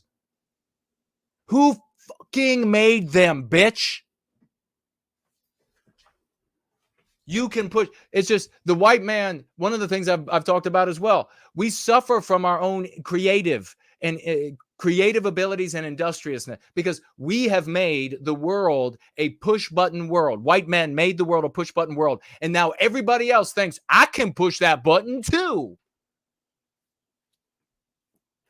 And they're actually too dumb. They're actually, all these people who think that way are too dumb to understand that the button didn't invent itself. The button doesn't repair itself. The button won't work forever because the context, the environment, whatever it is always changing. But you can push that button.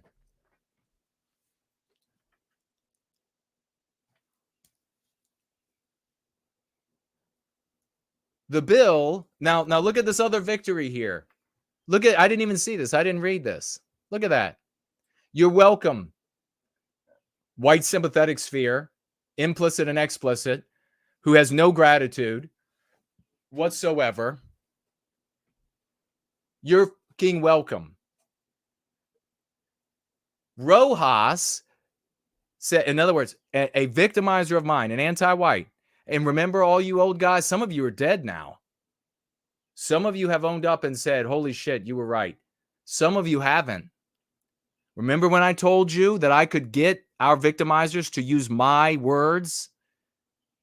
And you dismissed me like it was a joke? Like I was a joke? Well, fuck you old wizened pieces of shit. There you have it. She's using my word. Rojas up in New York, in the state legislature, I said my words can go everywhere.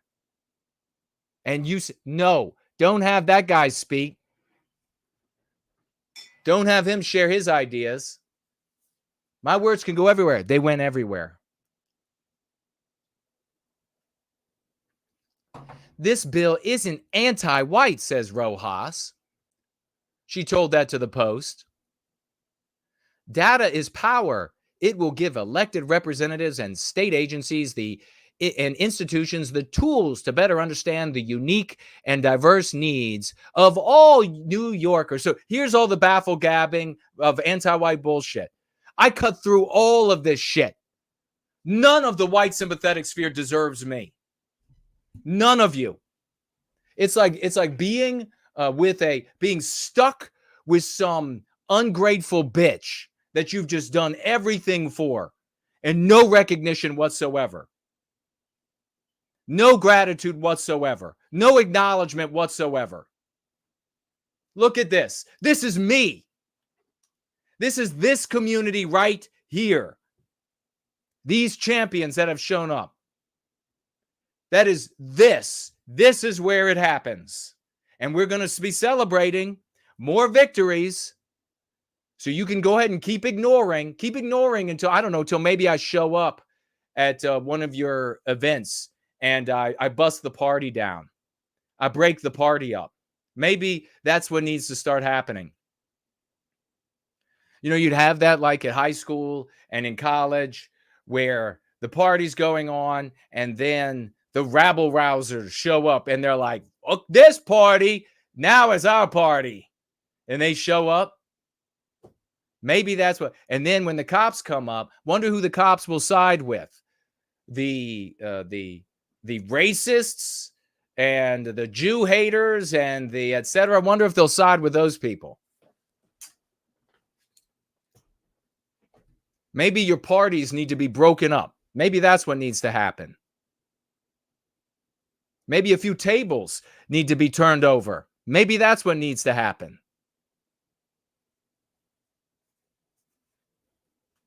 The day is coming. The day is coming. I am not going to be denied.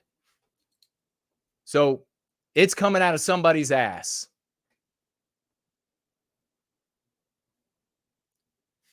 So here you have the baffle gabbing. Would have been the baffle gabbing in place. There wouldn't have been any anti-white. What did she do by trying to...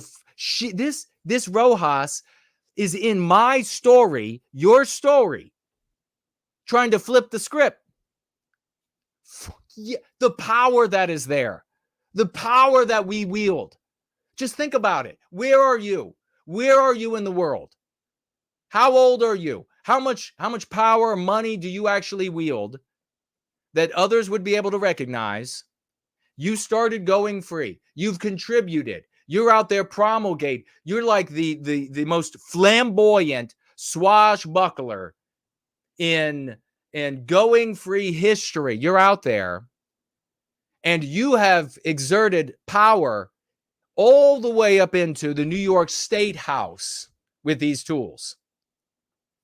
So much so that this anti-white bitch has come into your story, our story, and is trying to flip the script here. Something that we are able to recognize that you cannot do in someone else's story. You still lose.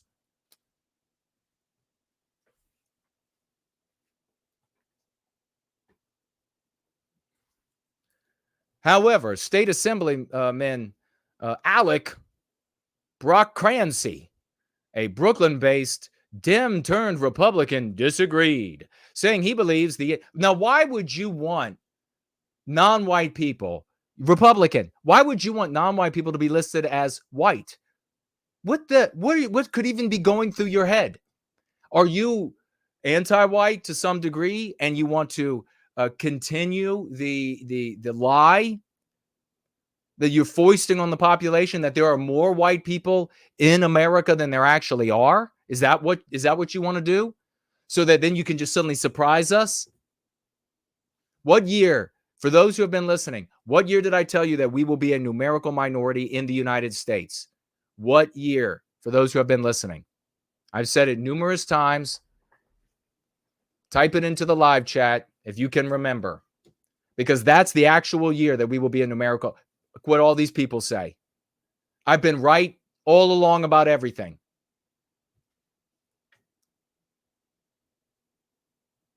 He disagreed, saying he believes the end game is de-whiting New York.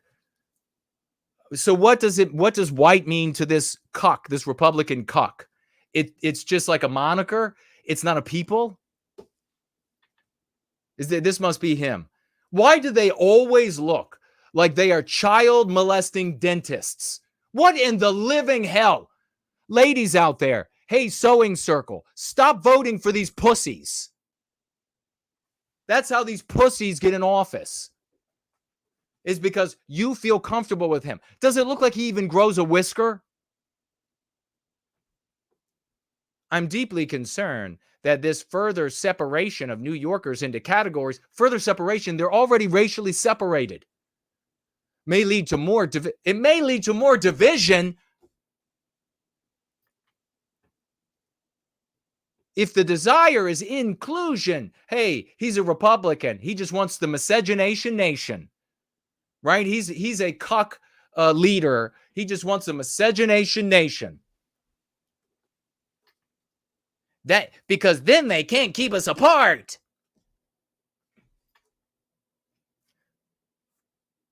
If the desire is inclusion, then why are we pushing a path of forcing legislation that will clearly result in separation and further division in our society? The separation already exists. Dingleberry, Muppet, it already is real. Biospiritual differentiation is real. It is a fact of nature. These people already see themselves as not white. Objectively, they are not white. They just want access to all of the benefits of being non-white without any of the hurdles in the state of New York with having to prove how non-white they are.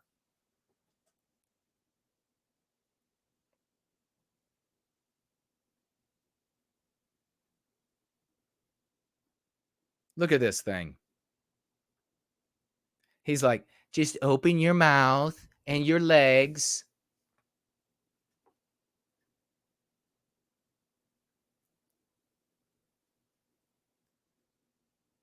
Quote, they want to fight systemic exclusion with systemic exclusion.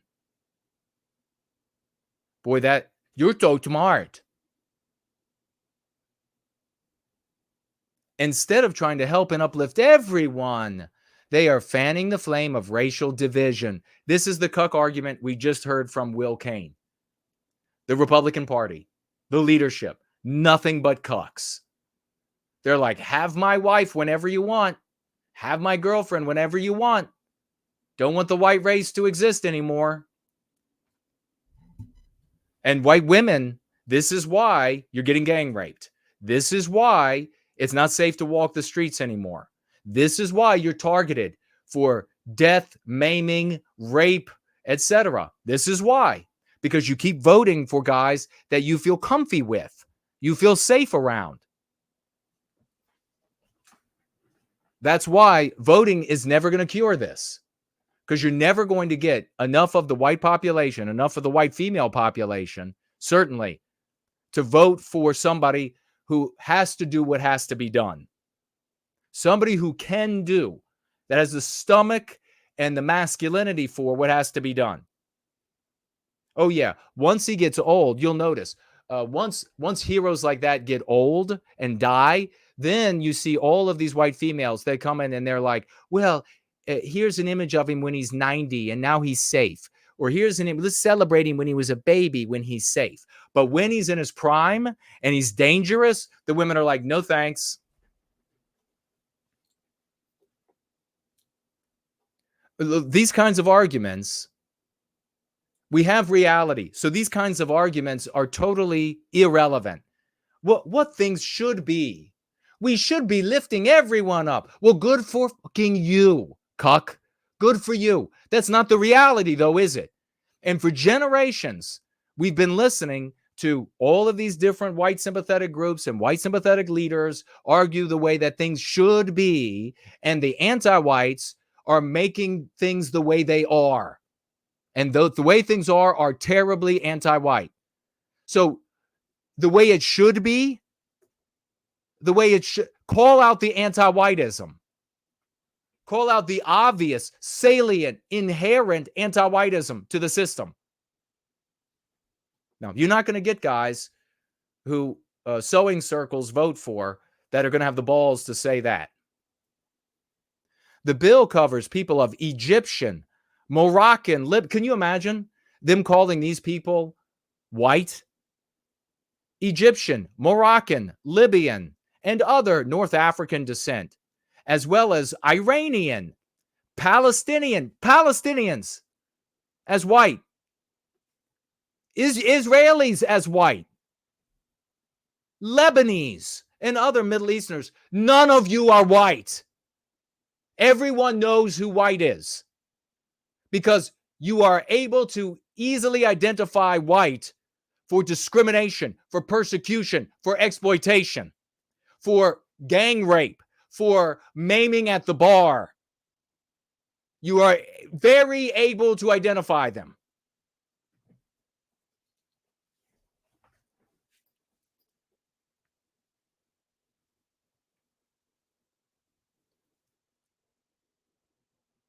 So, yeah, let's hope it passes.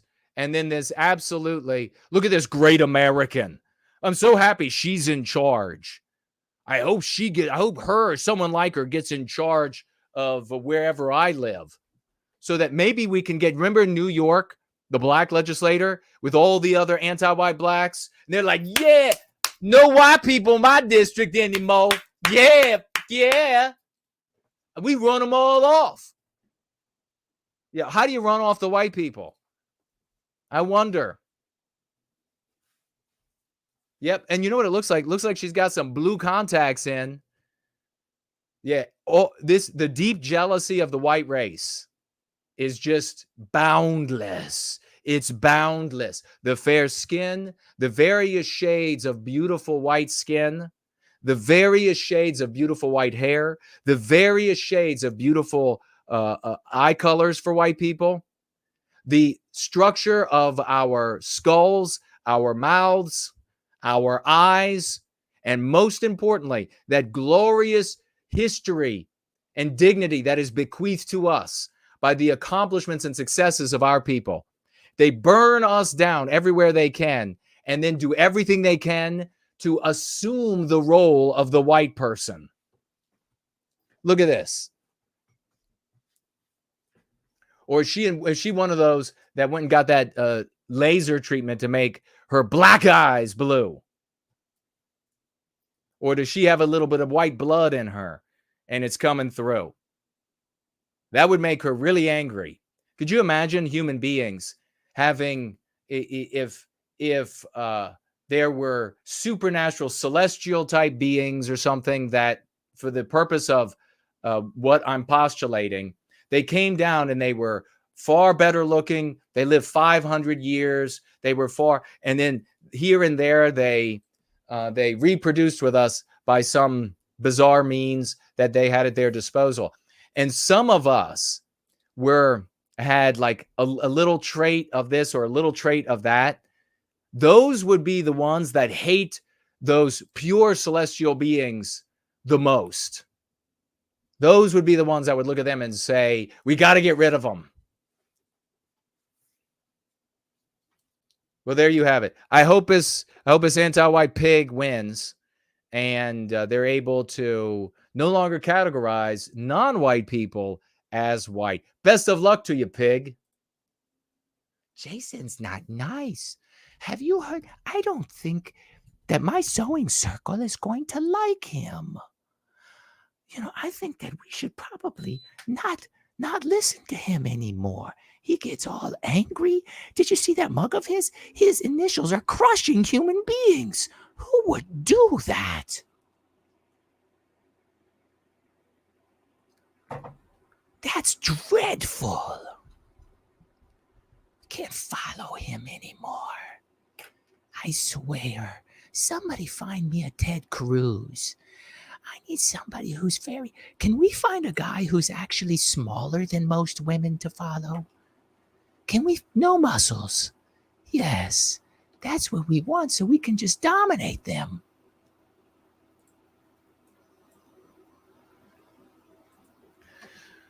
Well, what else is happening up in there, to the great chagrin of the sewing circle? What else is happening up there in New York? Well, Mayor Adams, you know, Mayor Adams, he's up there. That's his press secretary. I'm doing the impersonation. Mayor Adams says, major media accepting anti-Semitism by whitewashing. Curious choice of words there. Campus anti-Semitism. Oh, you know what I noticed? Oh, it looks like Jason was right again. Oh, it looks like Jason was right again. Oh, Jason was right again. Jason has been so right. Here we are in the midst of that age. Here we are all those years ago. And Jason looks down and he says, how should I spell anti-whiteism? How should I spell? Because they weren't in the dictionaries. We look back, they weren't. They were yanked out of the dictionaries. Nobody else was using them. I thought I was neoterizing them as a consequence, because it just was, if anti-white was being got used here or there, so what? It wasn't part of a stratagem. Its power wasn't understood and unleashed in conjunction with a host of other dialectics and lexical legerdemain power. And I said, you know what? If it has a hyphen, it has far less power. So I said, anti-white is a single word. It is a thing. It's not anti-white. Does this make sense? It's not anti-whiteism. Remember, we actually had the instance where it was a great demonstration of then how the anti-whiteism with a hyphen can be undermined and can be made to mean something else very easily for the average person. And that's where it matters. That's where the audience is. That's where the power is. So I said anti-white, one word, anti-whiteism, one word. And then I went out in the world and I pushed and I made a leaflet and I distributed like everybody else at all these meetings. That now you have these little dingleberries showing up and they're like, Show the proof you went to any meetings. Fuck you. I don't have to show you shit. Get some respect, turd. I've been doing this my whole life, and then you have these little limp dick, baby cut turds show up, and they're like, prove it. I didn't say that to anybody because I had respect for myself and for others because I'm a man of the West. I didn't show up to these old timers who clearly they're talking about all the things from the old side. They're talking about all the meetings. It's all obviously the case. I didn't say, well, where's the evidence? I went out there with this stuff. The leaflets became multi-page leaflets. They became a little booklet. I finally put staples in them along the fold, passing those out on table after table. How many people do we have? I'm going to put them on the seats. So they have to pick it up. Anti-white, one word. Anti-whiteism, one word. And then what happened? Well, aside from people trying to, over the years, argue me out of anti-white is one word and anti-whiteism is one word, something very fascinating happened. Because several of the biggest international Jewish bodies, many years later, I tweeted and gabbed about all it. Many years later, it was only a few years ago, took a look at anti-Semite and anti-Semitism. And all of these very bright Jewish thinkers got together and they said, you know what? The hyphen weakens anti-Semitism. Anti-Semite. It's more powerful as a single concept that we then get to define. I was years and years and years and years ahead of their brightest, largest international paid for groups out there in hammering down anti-white and anti-whiteism. Here you have it. They then sent the word out that, hey, the rule has got to be now that it's a single word, it is no hyphen, and it is slowly eclipsing the old, weaker, hyphenated versions. You would think just that by itself, with as successful as the Jewish people have been on planet Earth, that if a white guy in your midst figured out something on his own and articulated why, and then over more than 15, 20, oh my God, decades later, the brightest of this international Jewish groups articulate the exact same thing for their concepts. You would think that all white people would say, wait, who was the white guy that did that? Who was the white guy by himself that did that? We need to listen to him. But the white race, populated by curs, obviously not as smart. During an interview with RUSA Radio, New York City Mayor Eric Adams stated that we have normalized anti-Semitism in a way that wouldn't be tolerated if it was directed toward another group. And there's been, quote, acceptance even in some of our major media, close quote, and an attempt to downplay campus anti-Semitism. Now, if you get mad that he is coming out and speaking out against anti-Semitism, it proves that you are a selfish individualist. And that's your problem, because your complaint is not the anti-whiteism of Jews, but the communal energy and power.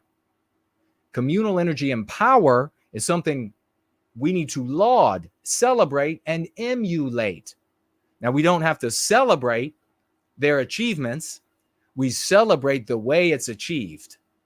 Does that make sense for all of those dumb white people out there, you dumb little bitches? Does that make sense? You celebrate the behavior, because we have to emulate it. And you'll find, as I have found, that the vast majority of people who complain about Jews or who complain about blacks are not complaining about the anti-whiteism of any of these individuals in these groups or specific groups within the totality of a group of people. They're complaining that they get what they want. Aren't they? Admit it. They're complaining that they get what they want.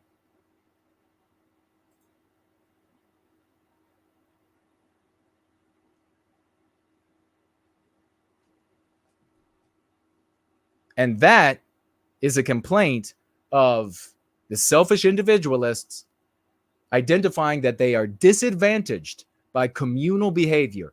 Your problem is the selfish individualism, not Jews. That's your problem. And when you tell people this, then they're like, well, you must be a Jew. It's nothing but aspersion. That's all they got. Nothing but aspersions.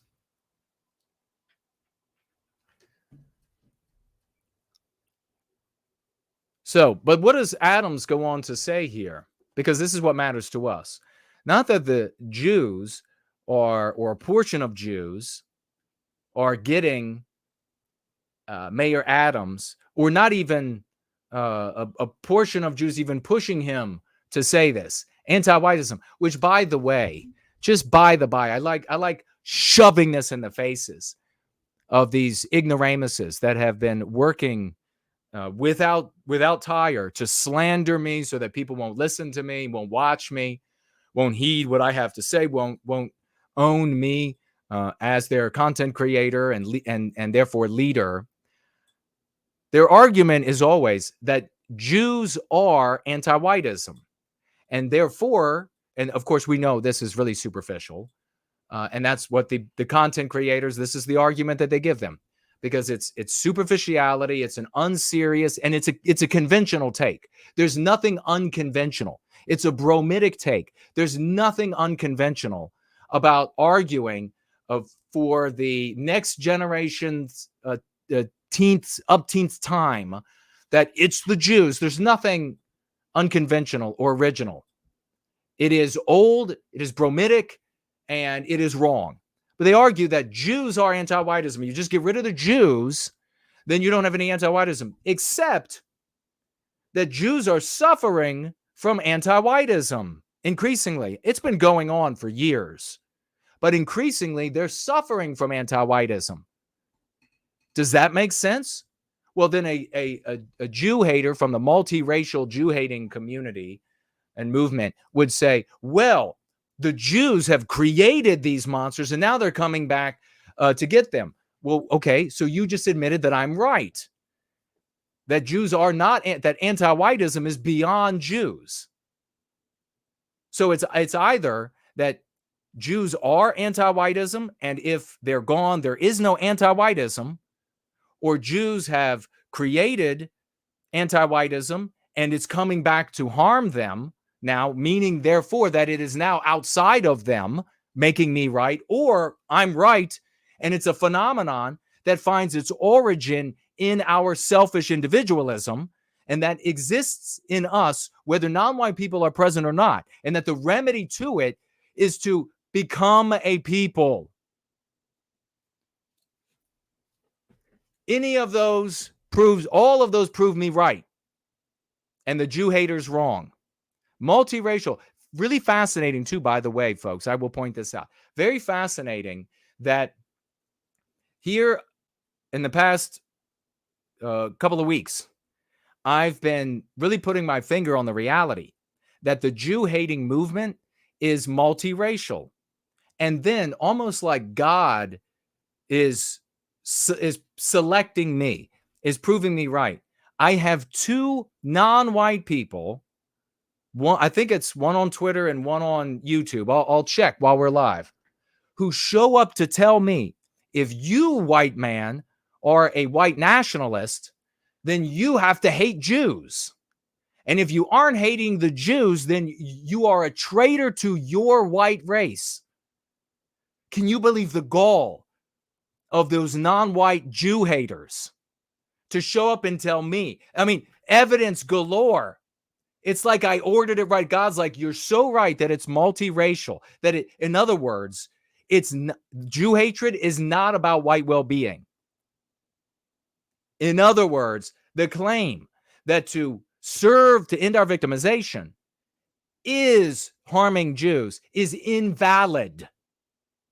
God's like, here are two accounts as an immediate example, not just created accounts, old accounts, real people who show up to say, yes, indeed, they're non-white. And if you're not hating Jews as a white man, then you are a traitor to your race. Rich, let me tell you. So what does Adams say here that's really revealing for us? He says, for our people, for our concern, white well-being. Adams said, quote, we're witnessing a rise in hate across the globe in general, but specifically after October 7. We witness, now if you want politicians to pay lip service to you, to the white race, we have to be a people, right? You don't look at this and say, oh, what are Jews? You say, I want politicians to pay lip service and then also to placate my people, to give my people well-being. The way to get there is through white well-being, becoming a people with a shared well-being, individual well-being by way of the group's well-being. Then you'll have politicians talking about our well-being, complaining that the Jews, that quote unquote, the Jews, get their well-being attended to, is to be a loser, a selfish, individualistic loser. We witness a sharp increase in anti-Semitism. Notice it's without a hyphen. You're welcome. And we're clear that New York City has no room for hate. If there's anti-Semitism, now watch this, if there is anti-Semitism, anti-Sikhism, Islamophobia, anti-African Americans, you're welcome. You are welcome. This, before Jason Köhne and this team of heroes, used to be called racism. But now, since we have put anti-whiteism and anti-white into the public conversation, now you get anti-Sikhism, anti-African Americans. You're welcome. Anti-Semitism, that would have been there in the anti-white usage. Islamophobia, that's already in the anti-white usage. Both anti-white concepts when interacting with us and where it crosses lanes with us. Anti-Sikhism, that's like this guy going out of his way to say that there is no anti-whiteism in New York, to point out anti-Sikhism. How could there aren't enough Sikh people? They're from India, unless I've got this wrong, somebody can create me, northern India, from Punjab. Anti-Sikhism, there aren't enough of them for there to be an anti-them. And then, of course, when I say here, just to show the power of anti-whiteism and how right I am, when I say anti-Semitism, anti-Sikhism, Islamophobia, anti-African Americans, which is Mayor Adams, by the way, just as an aside, should he say anti-Blackism? Should he say anti-Blackness? But he wants to say African American. That's how he got to that, trying to flip the script in our story. You're welcome, white race. Wouldn't be happening. But when I say to show you the power of the psychological warfare that we articulate, we explain, that is anti-whiteism, who comes to mind when I say these words? Do Vietnamese people come to mind? Cucks out there? Hey, cucks. Cuck, cuck, cuck. Cuck, cuck. Is that how you call for them? And then a bunch of Will Canes come running up. Some of them with their towel falling off and that little bump for a penis showing up. Cuck. Hey, cuck. Who comes to mind? Who comes to mind when we're talking? He used the anti-white concept hate, which is synonymous, although of lesser strength, to the anti-white concept racist, which you see these cucks using, even so stupidly trying to snarkily say, well, they're anti-racist, and then owning racist as something that is awful in Western civilization, which would make your victimizer good. Who are you thinking of? Are you thinking of little Vietnamese people? Are you thinking of Cambodians?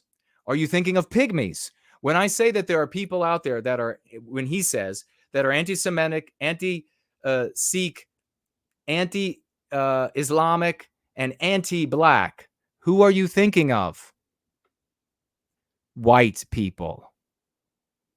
That is the power of a fictional narrative. Y'all don't even know what a Sikh is. You ain't never seen one. The vast majority have no idea in order to be discriminatory to them. The vast majority of white people, no clue.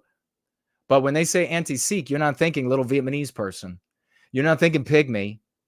You're not thinking Eskimo. You're not thinking Guatemalan.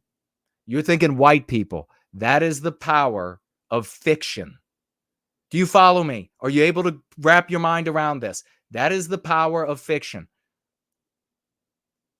Would you rather have me sit here and, of how much value, how much less is the value? If I were to sit here and wax ad infinitum about this Jewish organization and what anti-white things they've done and the names of the Jews that work there, and then maybe doom dissect the lineage of anti-white Jews, is that a value? Of course not. That's of no value. I just explained how your mind and therefore the collective consciousness is controlled. More importantly, I've explained it in such a way with tools for you to take your destiny back. That not is a claim waiting to see if it works, but something that has been proven thousands of times. Something that people are doing everywhere. What is of value?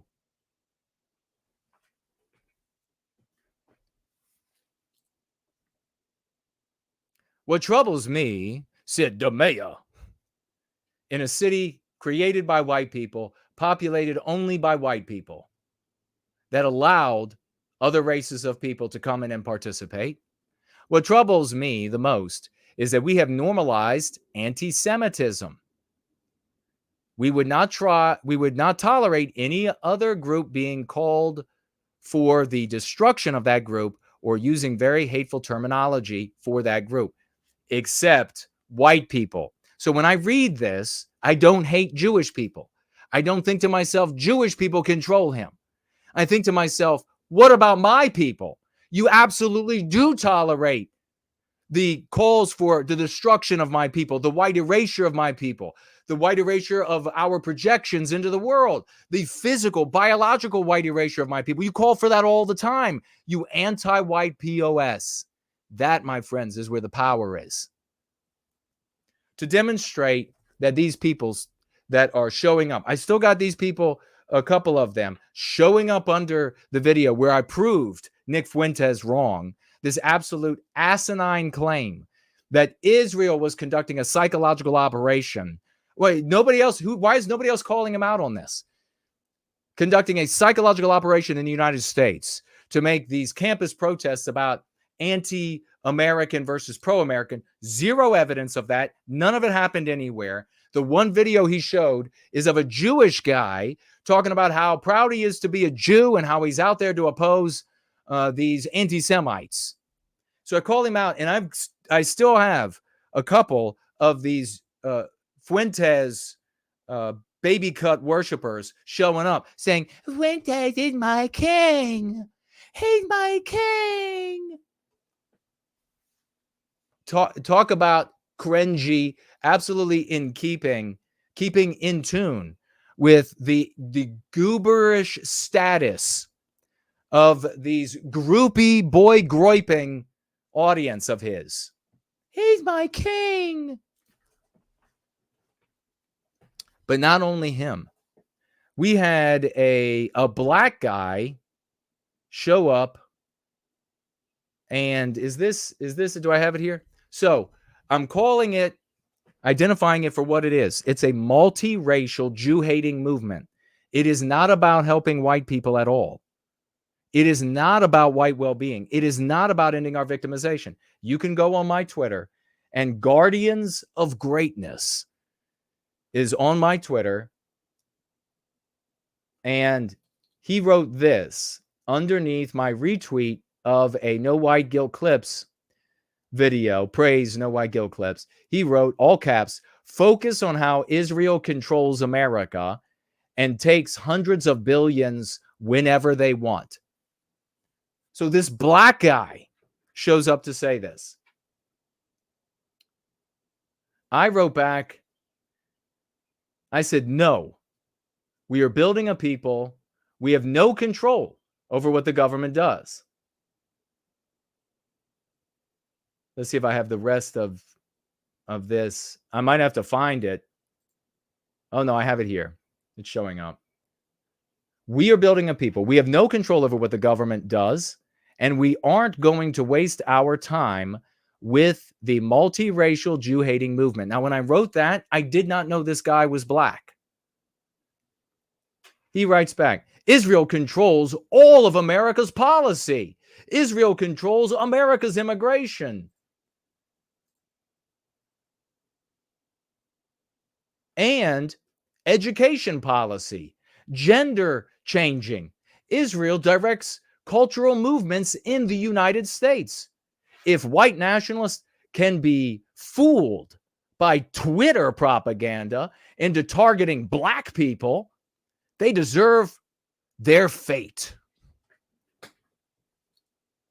So now you can see that non-white people who view their individual well-being by way of the group, the way of their group's well-being, are recruiting, arguing into, intimidating white people to fight with their group against Jews because this person, this black guy, believes that his group is not doing as well as the Jewish group.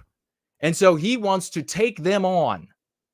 And so he's trying to recruit white people to hate Jews with him. This is what I talked about when I talked about that point in history, the event horizon, when everything goes either good for the white race, if we get to that point, which we don't want to, because we've established enough of a beachhead to take back our destiny at the final seconds of our existence, or everything goes bad and it's the end of us. This is exactly what I've been predicting for decades. This race-conscious black guy showing up to tell me as a white nationalist, if you're a white nationalist, you have to fight the Jews with us. This is exactly what I've being articulated and said.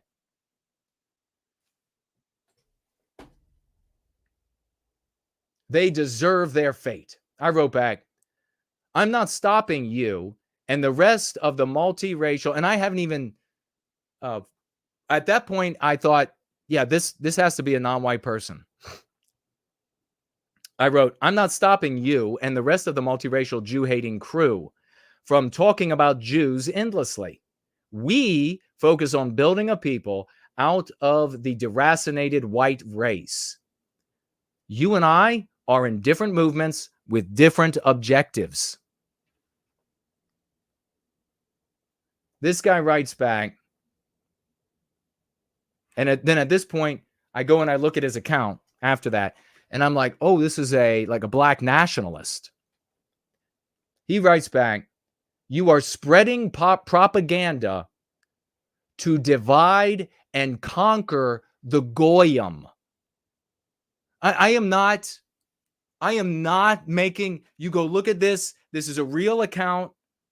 This is God himself delivering evidence for what I say to you right after I say it. You are spreading propaganda, writes the black nationalist, to divide and conquer the goyim. So he is in the Jewish narrative of the world, where the Jews are at the center of it, and then everybody outside of the center are the goyim. And you've heard this from so many of these white Nazi LARPing losers using the same exact language. You are trying to incite white people against black people. So in other words, if you're a white person and you are not making your entire conversation about hating Jews and wanting to harm Jews, then you're trying to harm his people. You're helping his people. You're doing good if you destroy the Jews. Because in his mind, his well-being, by way of his people's well-being, will improve when his people displace the Jewish people. What does that do for me? This is the event horizon I told you all about for decades. White people, I said, become nothing more than like these mercenaries that are passed back and forth between these warring factions that use us and scapegoat us until there's nothing left of us. Anybody trying to pull you in to J-spurging is giving you a poison that delivers that destiny to the white race. He says, you are trying to incite white people against black people to take their eyes off what is Israel in the land of Palestine and in the U.S. government. I am sure white folk will not be fooled this time, in quotes.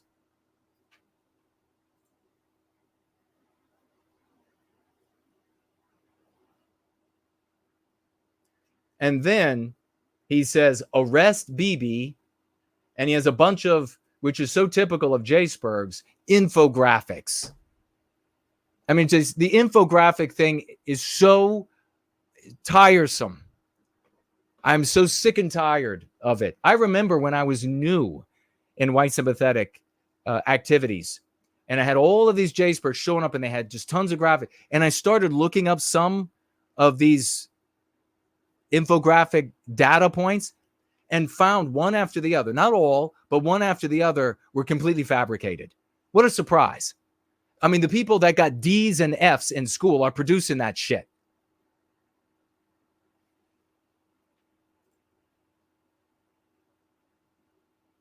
So then that wasn't the only one.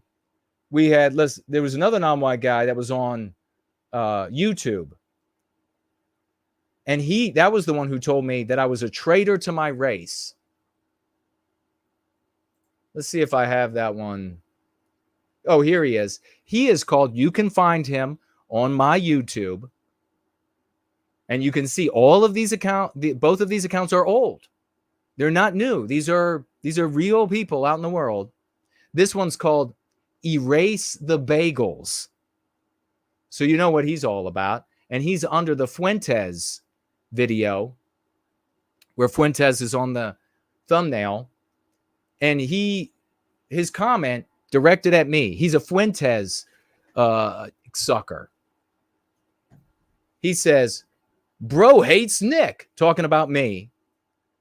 Bro hates Nick and likes Matt Walsh. What a clown. He actually says, and like Matt Walsh, because he's an illiterate SOB, but and likes Matt Walsh. What a clown. And then the emoji, the hand slapping the face. So here's what I write back. Oh, are your feelings hurt? Now, at this point, I thought this was a white guy. Just like the first one, I thought was a white guy until I found out it was a black guy. I thought this was a white guy. His avatar is Jesus Christ flicking you off. Real like original and totally not lame and brain dead. So Jesus Christ flicking you off. I wrote back, oh, are your feelings hurt because not everyone worships Fuentes like you? Listen, Cupcake, I don't want anything to do with your multiracial J-hating movement. We are ending white victimization. Different movements, different objectives. He writes back, you little homo, he wrote. It's quote, you little homo. You are too pussy to say the Jews are the problem. You're probably a Fed or something. You are a traitor to your race. You disgust me, close quote. He's non-white. Saying I'm a traitor to my race. Another non-white, like on King Q from God himself. Jason says it's a multiracial Jew-hating movement. God will just give the proof. I mean, what do I got to do? Do I got to part the water? Do I got to walk on water? Do I got to come into town on a mule? What do I got to do? Get Trump to say anti-white, and it's a collective, in the white sympathetic sphere. Maybe that's a first base hit. This guy was so mad about my response, he posted that same response 7 times under my response. And then he wraps up after the 7th post. He calls me a fruit with a bunch of laughing faces and an emoji that doesn't appear, that I guess just works for him. Maybe it's a little groupie groiping, boy groiping frog. I don't know, but it didn't show up. So I wrote back, so says the anonymous account and member of the multiracial J-hating movement. Remember, he's calling me a pussy and a coward. So says the anonymous account and member of the multiracial J-hating movement. Oh, him so brave saying Jew from an anonymous account. Did the Fuentes sucking anon get his little feelings hurt again? Go back to your Fuentes shrine, baby cut. We are ending white victimization, different movements, and different objectives. Folks, the die is cast. We are the people changing the world. And when you are back with me here in a moment, you're going to see just how amazing that change is progressing. Enraged me. There is a definite anti-white feeling in the country right now. Oh, please. Yeah, that's what he said. You know, sir. No, sir. Yeah, sir. Nobody in your family was hung. Nobody in your family was chased because of the color of their skin. How dare you? There's no anti-white issue here. Shout out to Loza Alexander. Back to my roots, the album is on the way. It'll sound nothing like this. I just like to do this here for free. Don't nobody like you, whoopee. Oh, whoopee, whoopee, whoopee, whoopee. Holberg, you're an anti-white sellout, whoopee. Oh, whoopee, whoopee, whoopee, whoopee. Holberg, cancel that hoe now. Cancel that hoe, cancel that hoe now. Cancel that hoe now. Whoopee, whoopee, whoopee, whoopee. Holberg. Damn Whoopi, you keep talking all crazy. Your affiliations have you looking all shady. Every time I see you, you are crying like a baby. If you don't like this country, you can move, old lady. You don't know about my people, that's the facts. Said we never went through any of these heinous acts. Every time we do and did the anti-white subtract. Cause of anti-whiteism, you didn't know that. Not that you'd even care. You just want excuse to dislike what is fair. Not that you'd even care. doesn't matter proof, you're the smoke that's in the air. You don't even care about your own, I can tell. The ones who enslaved your folk pay you very well. Time to air you out, yeah, no doubt I went there with you. I'm never selling out, I'm about on my character. Nobody like you, Whoopi. Oh, Whoopi, Whoopi, Whoopi, Whoopi. Holberg, you're an anti-white sellout, Whoopi. Oh, Whoopi, Whoopi, Whoopi, Whoopi. Holberg. Cancel that hoe now. Cancel that hoe, cancel that hoe now. Cancel that hoe, cancel that hoe now. Holberg. Cancel that hoe now. Cancel that hoe, cancel that hoe now. Cancel that hoe, cancel that hoe now. Holberg. Whoopi, Whoopi, Holberg. Oh yeah. Whoopi, Whoopi, Holberg. Oh yeah. Whoopi, Whoopi, Holberg. Oh yeah.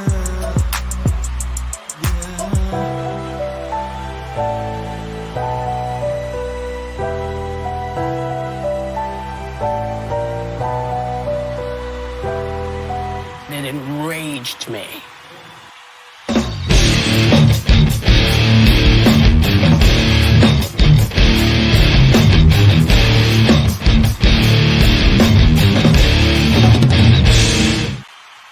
It is time to get wild with raucous emojis, big celebration, big salutes, a big love. Right now, we're going to begin. We're going to pull up on the screen.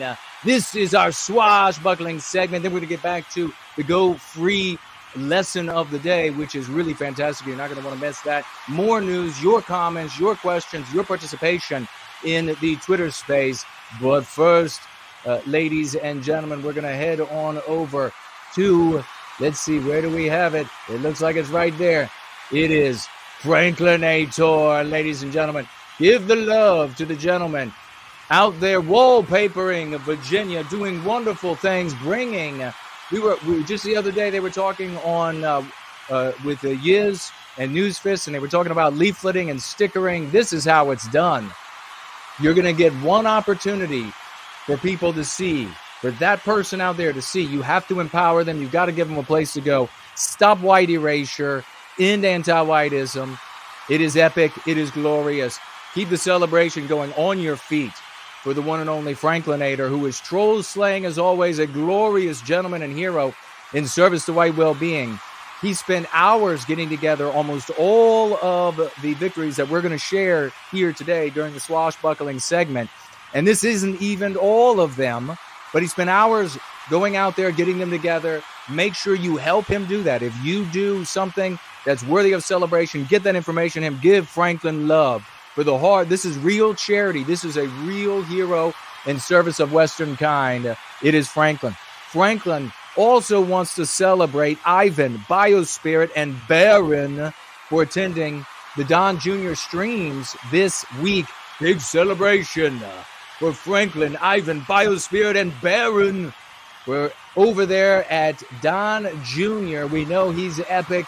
We know he's moral enough to adopt the lexicon. He's been using it, and we love him for it. And we love our flamboyant, swashbuckling champions over there talking with him. I want to give a big celebration for the testimonial written by Reptile. I don't have it up here, but it is on my Twitter. I'm actually promoting that tweet on Twitter. It is a magnificent testimonial to white well-being, to Go Free, to this community.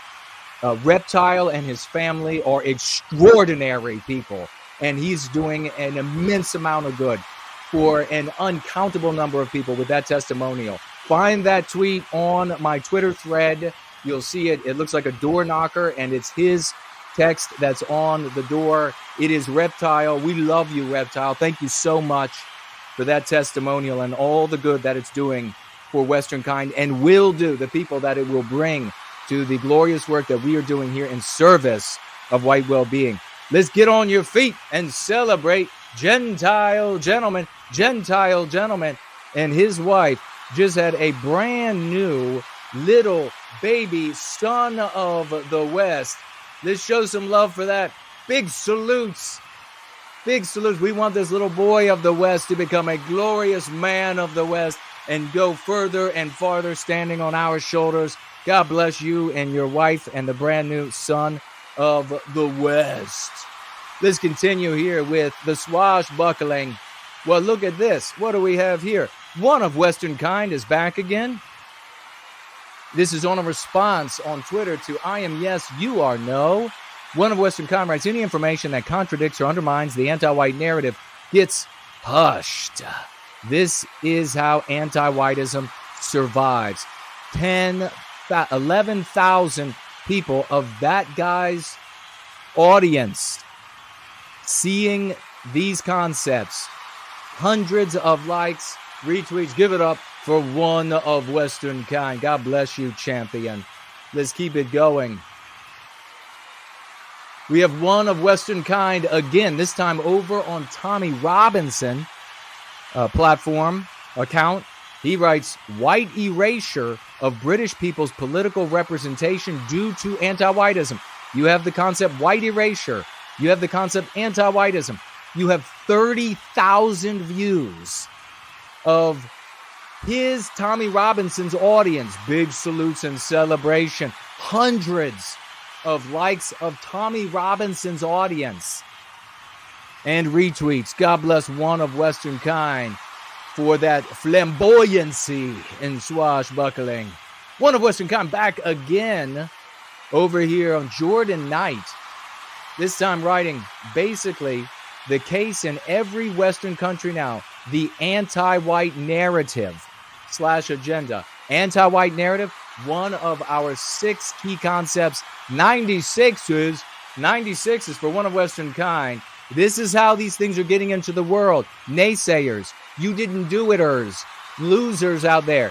This is how it's getting done. We have the receipts, almost 7,000 views of this guy, Jordan Knight's audience. Hundreds of likes and retweets. Give it up for One of Western Kind. Here we have Anglo-Saxon NWG on Ultra Dane's account, writing, anti-whiteism is the greatest evil of our time. 4,500 views of her audience seeing anti-whiteism is the greatest evil of our time. Hundreds of likes, retweets. Give it up for Anglo-Saxon NWG. This is how far we have to go to try to get respect from white people who are just curs and denying that it's us making this happen. This is how far we have to go. I spend the most time, and if you combine it with Franklin and other people's time, getting these victories together, not even all of them, on a weekly basis, the vast majority of effort is put in trying to grab the receipts of our successes, of our activities, because that is how despicable white content creators are, that they won't recognize. Give it up for Anglo-Saxon NWG. Here we are over Anglo-Saxon NWG on King Dice. Loving King Dice. Anglo-Saxon says, who else is sick of our country being white erased? Almost 2,000 likes, 165 and counting replies from King Dice's audience. Keeping the pressure on. Big salutes. Anglo-Saxon NWG again on Dice. This is a good example of the news being white erased. Magnificent use of the concept, swashing with pristine flamboyancy. 135 likes from Mark Dice's audience, King Dice. Give it up for Anglo-Saxon NWG there and here on another Mark Dice video. No more anti-whiteism. No more white erasure of our norms. There you have one of our dialectics coupled with the lexicon. White erasure is one of our concepts. The dialectic, white erasure of our norms. Both there being used, and anti-whiteism, the concept being used. 208 likes from Dice's audience, 12 replies, and growing. Give it over here. Anglo-Saxon NWG again. Continue on your feet. Crowns and gems for these heroes. Crowns and gems for the heroes. 96s, 07s. Anglo-Saxon NWG writes, who else is sick of living under this anti-white regime. 2,000 likes from Mark Dice audience, King Dice, 101 replies and counting. Remember, that's not this community. The retweets, the numbers are from their communities. And then we also have, and we celebrate, big contributors of these people's communities when they end up repeating our lexicon and dialectics. And we have a few of those this stream as well. This is how the world has changed. Here we have Eric over on Pauline Hanson's channel. He writes, "Happy birthday, Pauline, to the only politician that is addressing the growing anti-whiteism." 352 likes from her community for Eric. And then another comment down here. He says, "The voice wasn't Albo diversity signaling. It was just him villainy signaling. His anti-whiteism, villainy signaling, a dialectic, a concept as well. Anti-whiteism, a concept." 200 plus more likes from her audience and climbing. 10 replies and climbing. Give it up for Eric and the great swashbuckling there. Here he's back again. Eric, he's over here on Pauline's channel again. And he writes, "Standing up for Australians, including the founding stock created," another one of the concepts by yours truly, "of the country, is the only sane position if we want to save the country. Heard of a channel called No White Guilt before?" Oh my God, on your feet, brand new, 20 likes all the way down this stream of comments and growing, ladies and gentlemen. Big celebration. God bless this swashbuckler extraordinaire. Spreading the concepts, spreading the dialectics. This is how we change the world. Here we have him again over here on Pauline, just tearing it up with the flamboyancy. I love it. He says, "Pauline for PM. I'm sick of the Liberal and Labor Party. They are just two sides of the same coin. Both do nothing about anti-whiteism or address it." Almost 200 likes from her audience with these concepts. And he's back under here. The Liberal and Labor Party are just two sides of the same coin. Only one wants the continued white erasure of our country to be legal. Pauline for PM. 13 likes from her audience, climbing. Give it up for Eric. Ladies and gentlemen, Azimuth Clark has entered the swashbuckling field. Celebration. He's over there on King Dice. We have all of our swashbucklers coming together, celebrating. Azimuth Clark writes, "In anti-white America, we get our news from rappers. Television shows and movies are completely white erased." Over 100 likes from King Dice's audience and replies and growing. Give it up. 07s, Azimuth Clark.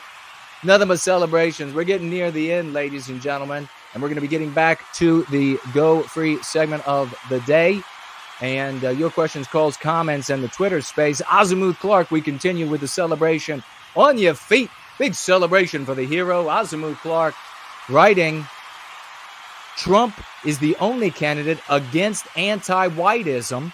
2024, no white guilt. End our victimization."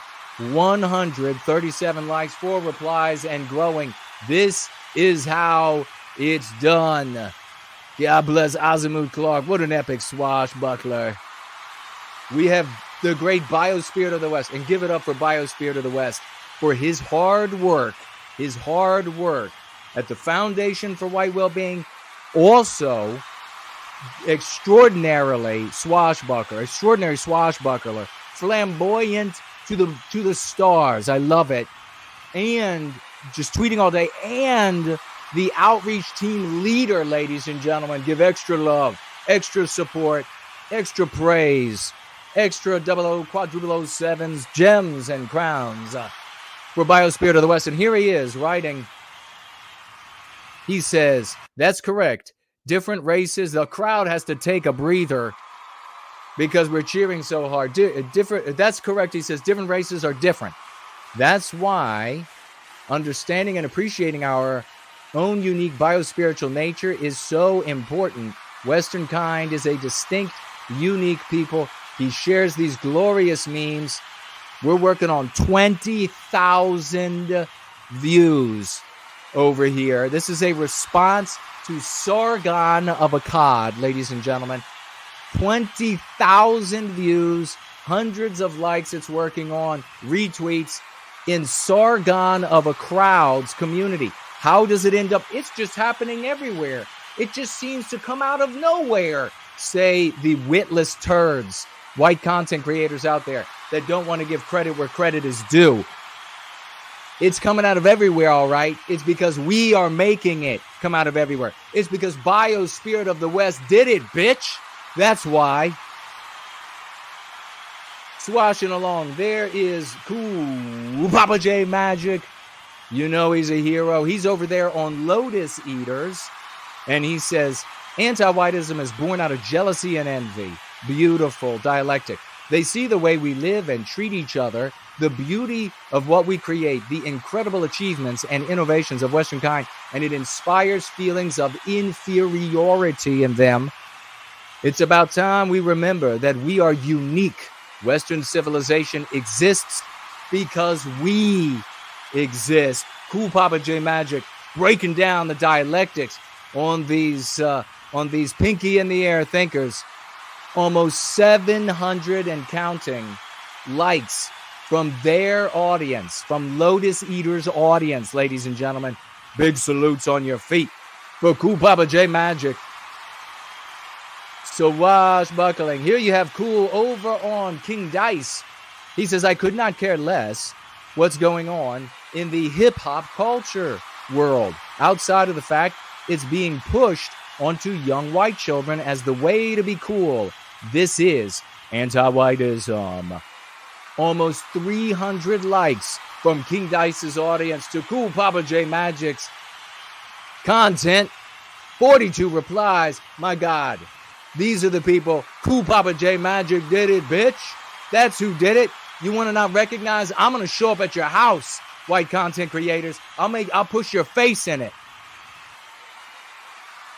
Cool Papa J Magic, this time on Salty Cracker. And these are likes in Salty Cracker's audience. Can you believe it? Over 1,000 and climbing likes. We get likes from the Pinky in the Airs, from the Brain Deads, from the drug users. We get everybody else's audience championing our swashbucklers when we swing in there with maximum flamboyancy. And we swing in there pristinely and we take charge. Rose in mouth, sash swinging from the waist, saber in hand. We swing in there and save the day. This is not about money. It's about bolstering the anti-white narrative. Beautiful, brother.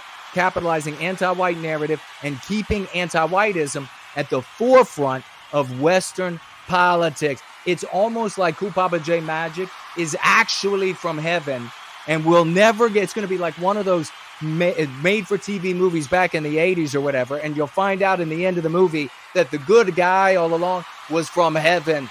Give it up for this swashbuckler extraordinaire. Here's Cool Papa J Magic, and he is over on Weekend Live. He says this is happening because of anti-whiteism. 58 likes of their audience. You swing down here. Malone LeVay. This is Eric, our champion, one of our champions, extraordinaire, swashbuckler, hero. He says we need more politicians like Pauline addressing the growing anti-white feeling in the country, like Trump, beautifully written, taking how Trump exactly wrote it and putting it out there for the people to read. 79, nearly 100 folks at Weekend Live's audience. Who the hell are those people? And they're saluting, they're liking, give it up. Here we have John G. You thought this swashbuckling hero extraordinaire champion was just about beautiful handwriting on the back of his car, which he drives around for thousands and thousands and tens of thousands to see. No, my friends, he is wallpapering as well. Anti-whiteism is not all right. NoWhiteGuilt.org. Go free. NoWhiteGuilt.org. Give it up for John G., the original G swashbuckler. He's got a hat with feathers on it, ladies and gentlemen. He rides a stallion on winds of fire. John G. And here he is in his normal stallion. Make anti-whiteism go away. NoWhiteGuilt.org. Yeah, I did that to make it rhyme. Give it up. 007s, quadruple 07s. Give it up for John G. Big hero. We love it, good brother. John G. making the world go round. Here we have No White Guilt clips. And it's just like, we can't say enough. We can't salute enough. We can't be on our feet enough. You can't give enough raucous emojis for the great No White Guilt clips. He's making them clips. Support, salute, on your feet. Working on 9,000 views this week on this clip. We have to start taking care of each other the way that every other race does on planet Earth. Writes the great No White Guilt clips with a clip that he made of yours truly. Give it up. We love No White Guilt clips. One of the absolute very best of all time. He will live forever and ever in the lore of white well-being. God bless you, my brother. What do we have next? It's clips. Same here, but here we have 20,000. Start taking care of each other the way that every other race does. 20,000 views. Continue the celebration. Continue the quadruple 07s. Here we have Homeless Bear. Crowns and gems to rain on our champions. The only community with actual victories. White erasure propaganda is a form of anti-whiteism. White erasure propaganda, look at the glory of this, is a form of anti-whiteism that must be called out with an epic meme right here. NoWhiteGuilt.org. White Wellbeing. There's Western Kind turning around to have a look. And White Erasure saying, what the hell? 10,000 views, hundreds of likes, retweets. And this is on I Am Yes, You Are No's Twitter account. So that is his audience that are giving these views and these likes and these retweets. Give it up for Homeless Bear. What a hero. Here we have Robert, and I don't know how to pronounce his last name. Is it Sapere? Robert Sapere over here with nearly 25,000 views and counting. And what do we find in here but rioting and racist? Oh, it's the compromise, but anti-white violence. Anti-white. How did it get there? We put it there. It is from our efforts. All the people that you see celebrating just before, Robert, and from the other weeks, and from all the people that we didn't get to celebrate, all of the other participants in this community to get to participate and celebrate in the swashbuckling is the reason why Robert has to throw in anti-white when he wants to say racist. We celebrate you, Robert Sapere, for saying anti-white. Drop the racist. And we will celebrate you more. Look at this little boy. Oh, my God. It's Robert's son, a son of the West. He is swashbuckling gloriously. Oh, my God. Look at what the lad has. Glorious. Look at his beautiful self. Jump up on the bleachers. The youngest swashbuckler in the house tonight. Big celebration. Big celebration for that beautiful little boy. That son of the West. Obviously going to become a hero man of the West. God bless him. Here we have, and this is Steve. It's a big commenter in King Dice that we have influenced in his community. He says, no DEI, no anti-whiteism. Trump 2024, 600 likes almost. Give it up for Steve. We love you, Steve. Thank you for loving King Dice and taking up anti-whiteism. We love you, Steve. Give him some crown. And here we have Wes, another commenter, another big commenter over there under King Dice. And he says, no more anti-whiteism. We just need Wes to get rid of that little hyphen right there. Let's just, we'll scrub that out, buddy. Trump 2024. 600 likes almost in climbing. Big salutes. Big love for Wes. We love you. And there we have it, ladies and gentlemen. One more big celebration here, a video of King Dice himself. Let's listen to what King Dice had to say. Just a new report published that says school segregation is getting worse 70 years after the Brown decision. The Brown versus the Board of Education, remember, from middle school, the forced integration of the schools.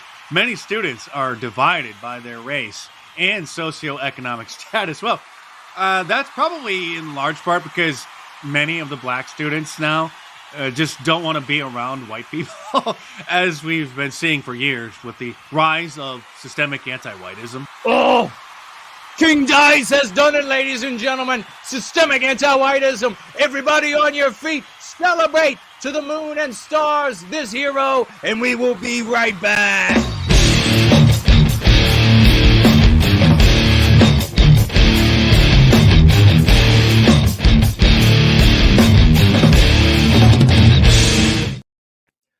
Wow. Oh my God. Our celebrations are just hypnotic. We go on and on with so many successes. Make sure and listen, help out Franklin. If you are doing great things, unless you want, I know I've talked with some of you, you don't want to be known. You don't want I read a wonderful letter from one of our lone solitary advocates for white well-being, a big believer, and he's been for a very long time.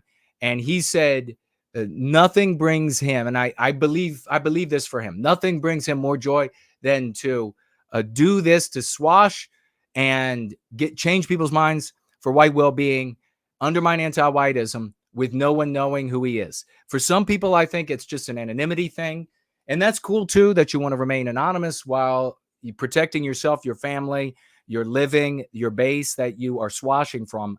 There's nothing wrong with that. That's legitimate.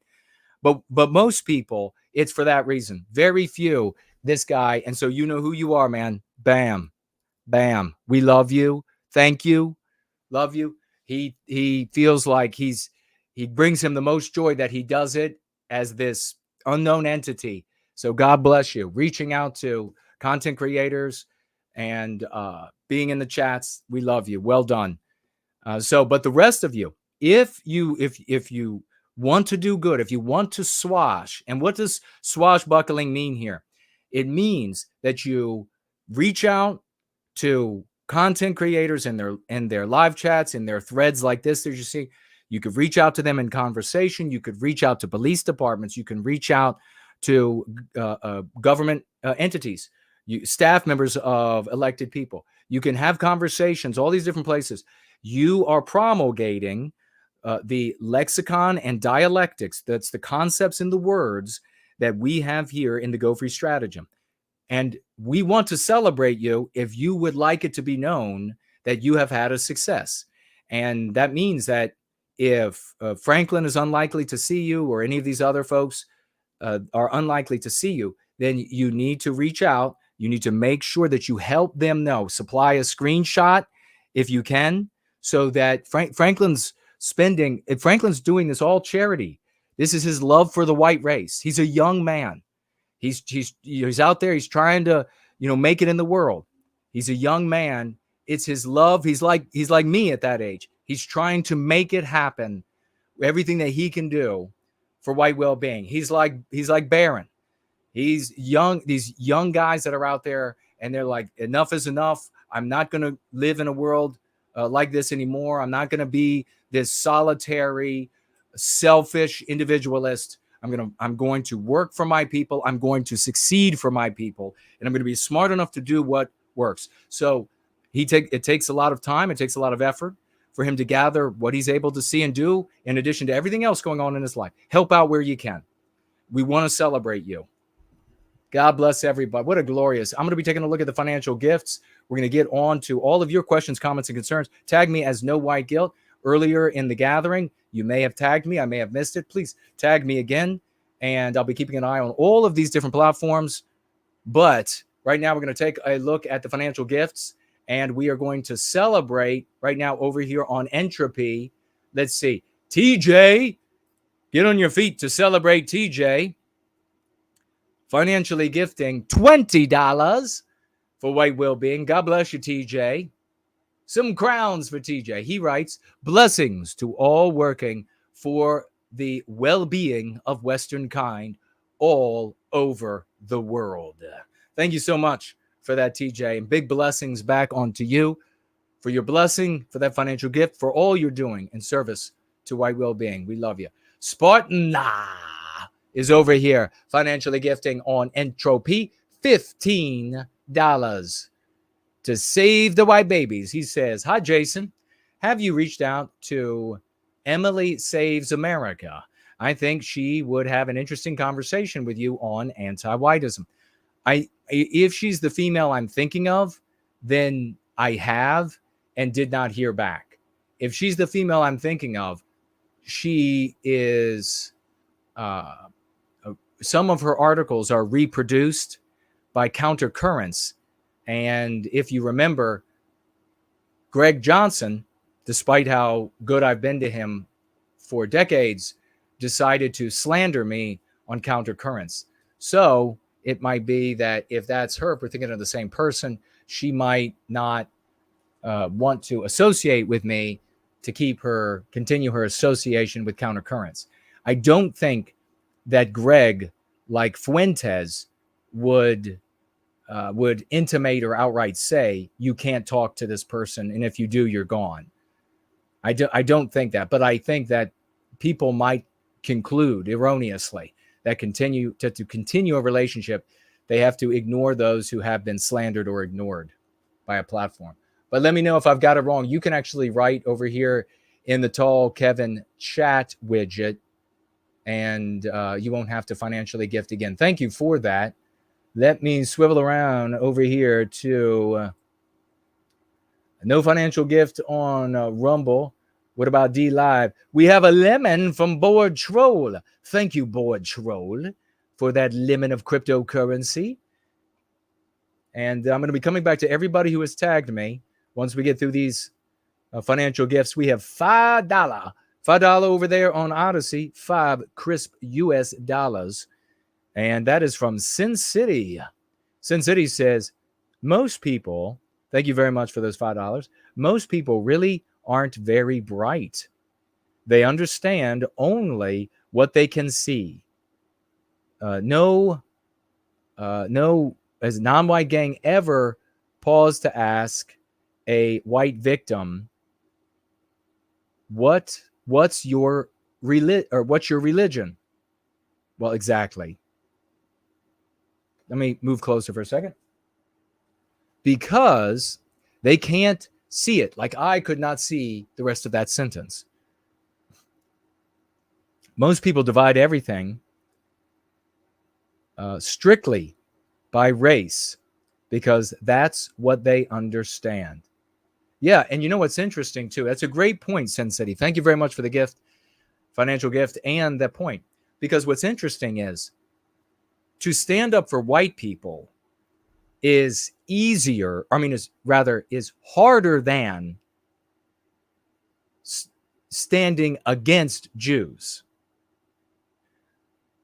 And just think about your circumstances and the different circumstances where you've been able or not been able, and you'll see why it is an easier path to walk to be white negative about non-white races than it is to stand up against our victimization. And so that's why you see so many. So what they're doing is they see race very well. And given the options, care about white people and the pushback they'll get from that, or criticize Jews, Israel, especially if that criticism is in the guise of Christianity, which is what like these Christian nationalists or trad Catholics, not all of them, but most of them do. They couch their Jew hatred in the religion to try to protect themselves, and it's really cowardly to do so. But that's what they're doing. That's an easier path to walk than to say no more victimizing white people. My religion says it's so, and so it's got to be like this. It's not me. Don't blame me. I'm just quoting the Bible versus I am standing up against the victimization of white people. And I take all of the responsibility and blame and etc. Very, very well pointed out. Thank you. Over here on Cash App and Subscribe Star, we are refreshing, and we will see. We have on this day to get on our feet, ladies and gentlemen, on your feet, a swashbuckler extraordinaire. This swashbuckler has ridden into the arena on 2 white horses, 1 foot on each. And it is glorious. And flower petals are falling by his side. It is Promethean healing. Over here on Subscribe Star, financially gifting 100 white well-being dollars. Give it up for this hero. A player, but also recognizing the great successes that we're having here, like with Will Kane. Big victory, Promethean healing, been around forever, a godsend. We love you, champion. $100 financial gift from that hero. Keep it going, ladies and gentlemen. For the one, the only, Seamus. Seamus, he's in the trenches. He is flamboyantly swashing through the trenches day in and day out. And today he's financially gifting $25 to white well-being, putting an end to all that is evil in the world. Talk about, actually, somebody wrote me a compliment. I have here. I'll have to look at it. And it's like us. We're like this team of superheroes. Seamus, $25. He says, $25 for stopping white erasure. That's what we're doing, man. God bless you, brother. Who did it? Seamus did it, bitch. But keep it going. Keep the salutes, the raucous emojis, the fire ablaze for this community, because Slots has entered the house with $100. Slots, $100 financial gift. Holy moly. Holy moly. This intellectual heavyweight coming in with $100 bill. And he says, I'm sick of anti-whiteism. That's how you know he's a healthy man right there. He is the healthiest. God bless you, General Swashbuckler. Captain Swashbuckler. Slots, $100. Holy moly. Keep it going. Let the salutes continue galore. Quadruple 07s. Many roses rain down. Gems and crowns. Gems and crowns. Because Clips has financially gifted 100 saluting dollars.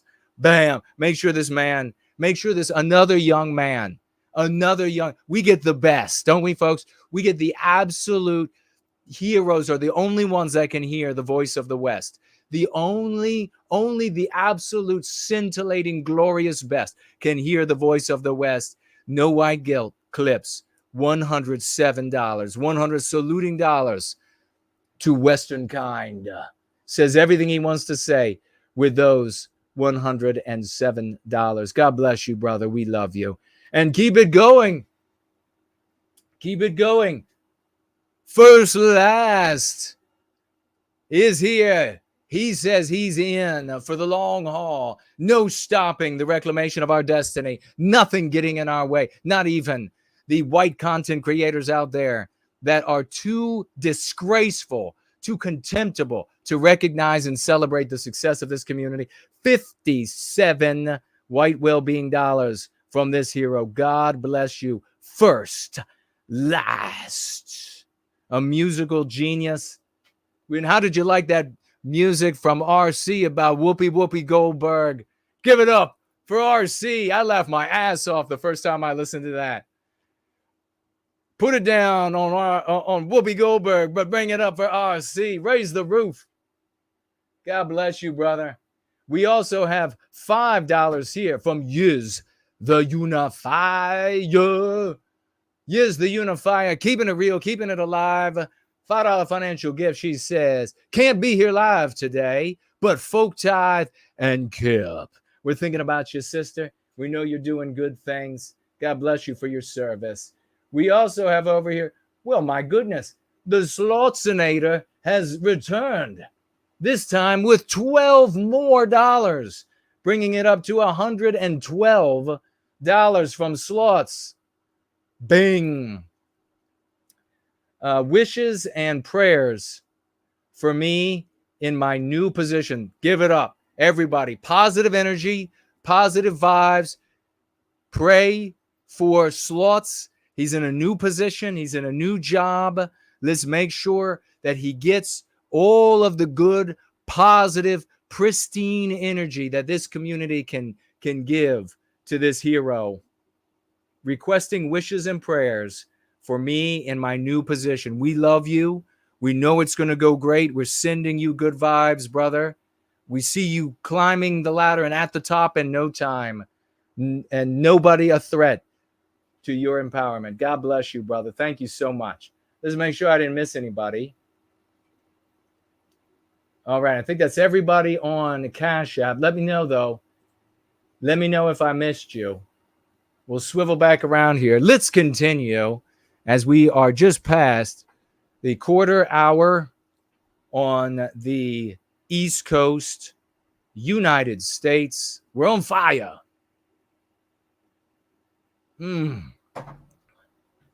I can't tell you. We've got some mail in the mailbag. In fact, we better get to that mail right now. Keep out your raucous emojis, I'm afraid. Keep out the raucous emojis, my friends. Continue the celebration. Hearts and gems and crowns galore. Let them rain down in spectacular visage for all to see how much we love, how much we adore. Poet and didn't know it. I reach in to the thaumatological mailbag. And what do I pull out? Let's see. Oh, my goodness. A message from Doug. Hail, Jason. The anti-whites have dropped all principles because they had no right to carry them. This silver eagle has white lady liberty and is the most sought after of coins, says Doug. God bless Doug. Celebrate. Raucous emojis, ladies and gentlemen. Check this out. I don't have proper gloves, but I will hold it up. Take a look at white lady liberty. Beautiful, beautiful. Give it up for Doug, ladies and gentlemen. A very special parcel from Doug. Big salutes. God bless you, Doug. Thank you so much. That is such a beautiful piece. I have museum gloves, but I didn't dig them out in time. I know you can technically handle silver with clean hands, but I don't want to get my oils on it. It's too beautiful. White lady liberty.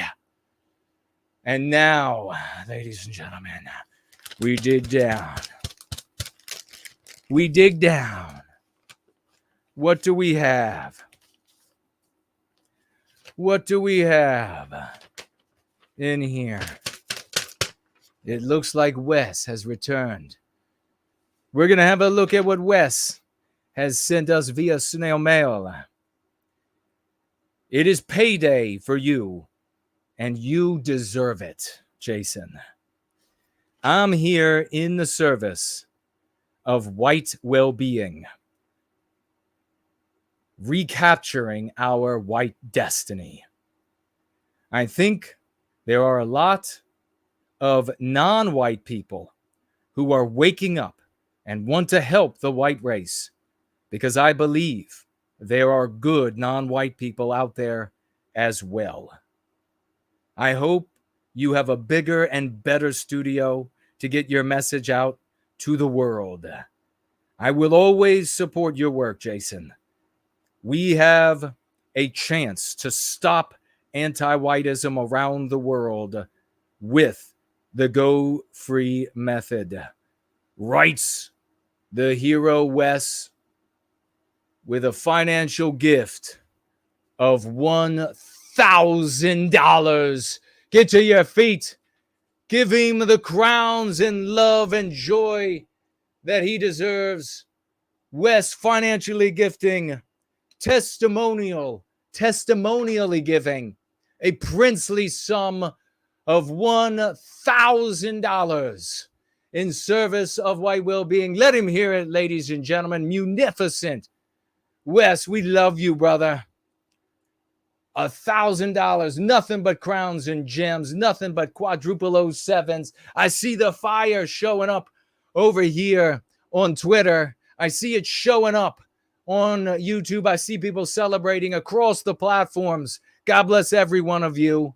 We are making the white positive ADL come true. We are making the white positive ADL come to being across country lines, across these invisible lines that separate language barriers, slight hues, a slight difference in the hue of our civilization across the West, across all of this and more.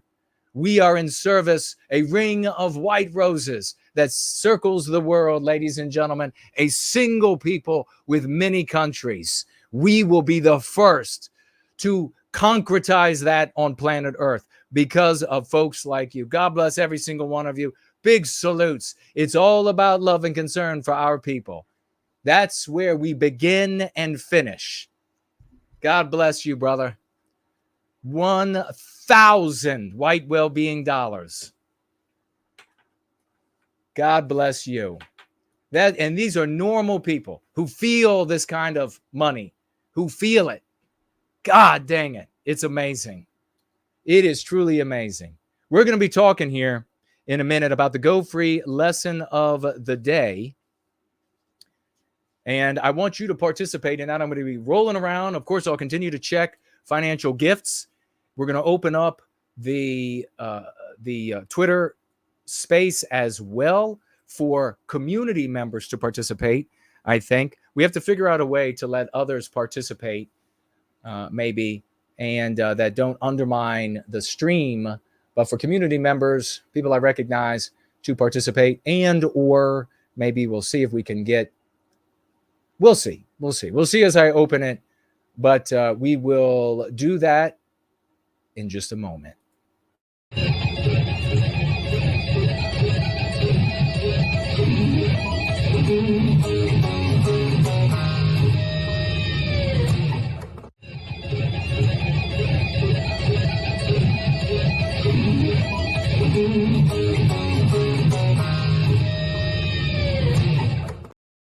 All right, getting that Twitter space ready.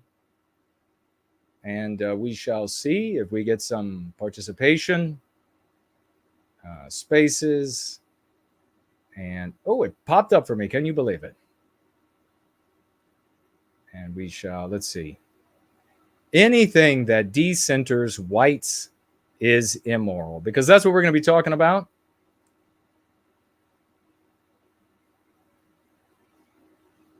And we would like people to participate. The mic is open. And we allow people to participate anonymously so that they don't have to, they can hear yours truly, maybe even hear your thoughts, and not get in trouble with their maybe Jew-spurging friends or their cuck friends, wherever they're coming from. So anything that decenters whites is immoral. This is the Go Free lesson of the day. Remember, tag me as No White Guilt. I'm going to be taking a look at your comments across the board on these different platforms. And thank you all for celebrating these heroes. What a magnificent Going Free gathering we're having this Sunday. Victories that are just unconscionable, impossible for other groups of out there, especially when they are no more than observers. You're just not going to have, when you're observing, you're just not having success. You have to fake credit. You have to counterfeit credit when you are an observer. We are out there changing the language for the way our victimization is discussed so that it favors us and makes us the moral actors in those conversations. This has been proven for thousands of people to work. It will work for you because it's worked for them. It works in the micro and works, therefore, in the macro. It has already been demonstrated to go all the way up to the most prestigious and powerful person that could utter the lexicon, Donald Trump himself, and more will come, and it will be because we have put the words in moral actors' mouths.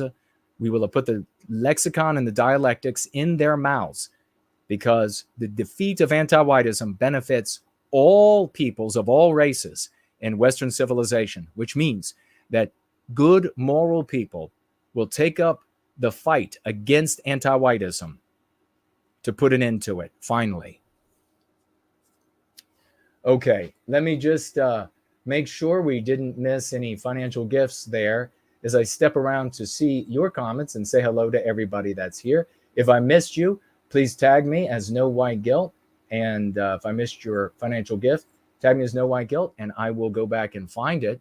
I see the great Franklin Samuski, J. Bishop, Anti-White, Out, Sloths, The Nameless One, First Last, Cool Papa J. Magic, Spartan, Ivan, The Hub, Anglo-Saxon, and WG is here. Look at all the heroes. Azimuth Clark is in the house. Timothy is here. Corey is here. June is here. Say hello. Say hello. I'm not skipping anybody, but if I just don't see you. Hyperborean Dream is here. There is Biospirit of the West is with us. Vulture Man, hello and welcome. Welcome, welcome. Who else is in the house? I'm looking for tags right now as I just scroll through. Wonderful to see you all. Thank you for being here. Thank you for changing planet Earth. Thank you for being the heroes in this fight for our well-being. Who else do we have? I had a couple of, I don't have any announcements, but I do have a couple of, listen, I had Jen wrote this. Jen said, Jason, you are starting to resemble Reed Richards of Fantastic Four fame. And yes, I take that. I said I take that as a grand compliment. Yes, indeed. That's right. We are superheroes here. And we have a whole, these are the Knights of the White Table. Fantastic Four maybe stands for the principles that we, or some of the main principles we stand for. White well-being, of course, ladies and gentlemen, ending anti-whiteism. We are the superheroes pushing back. And yours truly, Reed Richards, the magnificent, and apparently he's like super genius, omnipathic. And I said, yes. And he is dexterous, adroit in numerous fields, mental and physical. And I said, yes, that's me. Jen is so right. Thank you for that. Then I also had this funny little comment that followed it. Jason writes, a man, I just like to take this time to compliment your stunning knockers. So I didn't receive that compliment with quite the same energy, quite the same alacrity, but hey, I have fantastic knockers. And thank you, I think. JK160 is here. All right. What does it mean to decenter? Anti-whiteism ends with you is here. Hello, brother. Good to see you.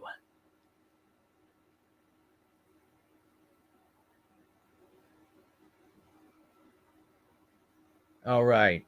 What does it mean to center or not center the white race?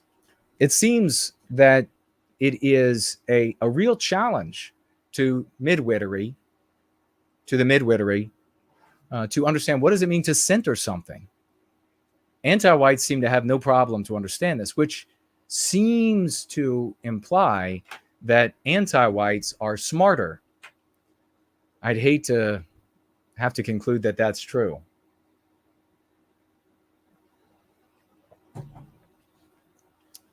But it does appear, I'm afraid, to be the case that they appear to be brighter. What does it mean to center? And what am I saying when I say that anything that decenters the white race is immoral? Morality and immorality is a consequence of good or ill for the organism that interprets it. The white race is an entity. It is a people. It needs to be a people, like the other peoples of the world. Our moral and immoral is that which harms or does good for us. We need to center ourselves. And what's the decentering error that's made when you maybe hear what I say and you say, no, morality comes from God? You are decentering Western kind and centering a religion that we continually create with our existence, a religion that in the form of our practice doesn't exist. And the same holds true for any religion that we could practice. You want to talk about any ancestral religion? You want to talk about even white people that practice Islam? It exists in the way we practice it because we exist. That means that our interpretations, which are born out of our biospirit, when not tainted or absolutely polluted, infected by anti-whiteism, is a consequence of our instinct. So it doesn't even matter. I know people like to say, and I know it can be contentious, and I'm not going to debate with these people on this stream, so don't bother, about where Christianity came from. Its practice by white people is a continuing creation by white people.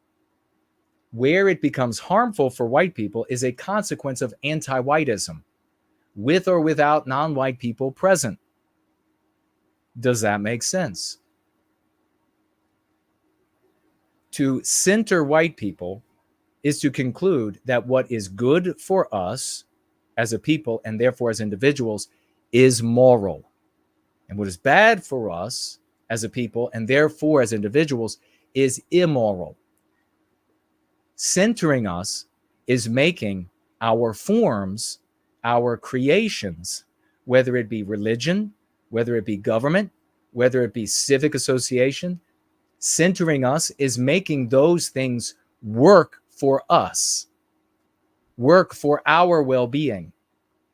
Anti-whiteism has subverted all of these creations because anti-whiteism, when the knowledge became available, when the psychological warfare knowledge became available, and I shouldn't say that's almost going to lead midwits the wrong direction, as the accretion of human psychological understanding and the ability to manipulate, game, and train the human animal like that of a barnyard animal, as it reached a increasing points of potency, it was incorporated by anti-whites of all races into anti-whiteism to the point that it very easily undermined our forms. in society that we erroneously invested ourselves in, our spirit in. We have forgotten, Western kind, that the spirit of the West is in us. It's not in the church building interpreted by a preacher. It's not in the Hof interpreted by whatever they call their pagan preachers. It's not in the Civic Association and interpreted by the current president of the Civic Association. Our spirit is not in our governments interpreted by our politicians and our judges. Or I should just say politicians and judges. The spirit of the West has always been in us. So, to interpret our spirit as located in those entities rather than in ourselves is to decenter us, is to attempt to make our well-being out of entities that have been transformed to accomplish our ill-being. I'm laying some heavy truths on you. You're not going to get this from a J-Spurg, a multiracial Jewish-hating content creator. I'm telling you how to be a people, how to recapture our destiny.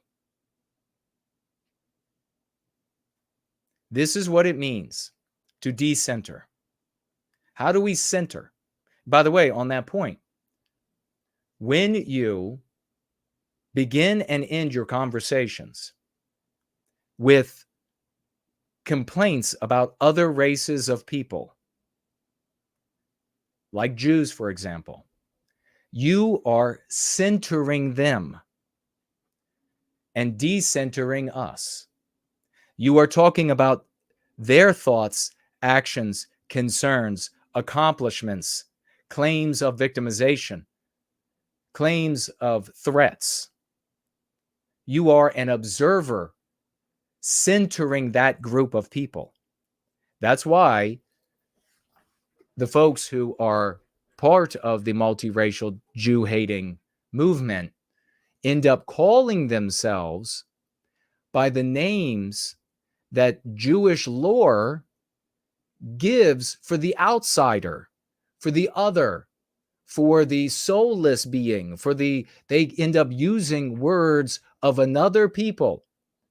And then the use of those words or their lack thereof become a litmus test for those who are out in society and maybe are new to white sympathy and who want to end our victimization as a people and or the victimization of our countries because they see our countries as us to various degrees.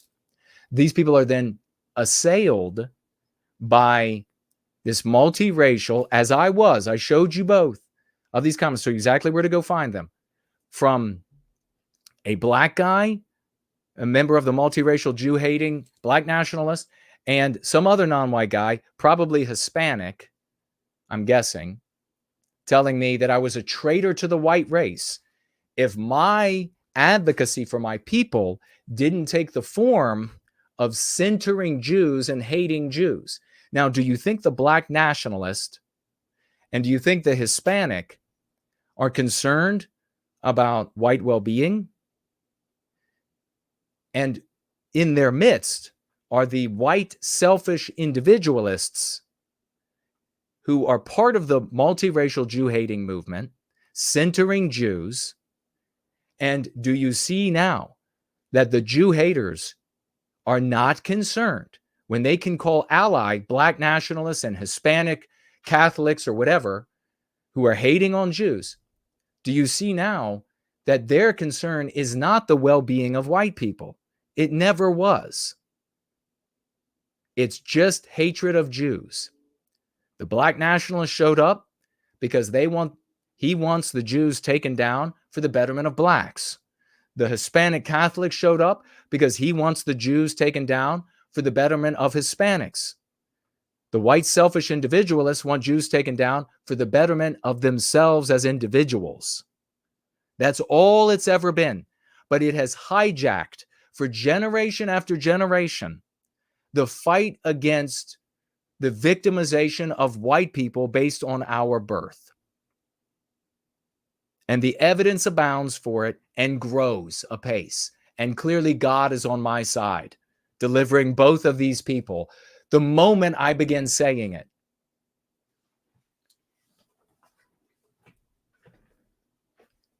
So when you center another group of people for your conversation, I've gone to meetings and conferences over the years, over the decades, where not a single thing was said about white people. And they're supposed to be white sympathetic meetings and conferences. Not a single word aside from me in private conversation, or if I got to speak, where everybody else was centering other races of man, or centering a political party or political ideology. When you center white people, and how you center white people is the beginning of the conversation, and the totality of the conversation and the end of the conversation is about us. So we can take, let's see, I wrote a,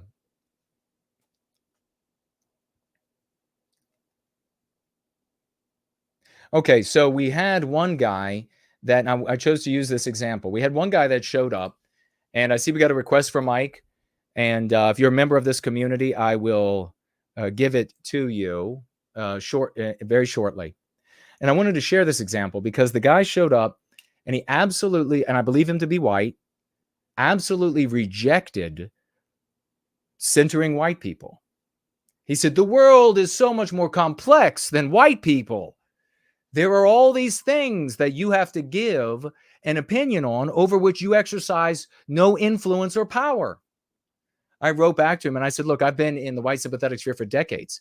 And I've heard white people argue, we've got to be talking about all these things that we don't have power over and we can't influence. And over decades, it's never accomplished one jot for ending our victimization. What a surprise, right? What a surprise. Talking about things over which you exercise no power or influence is LARPing as a power holder. It is an adult that looks identical to a little girl at a kitchenette playing mother and wife. And God bless the little girls. But I laugh and mock at you little dickless types LARPing in the same way.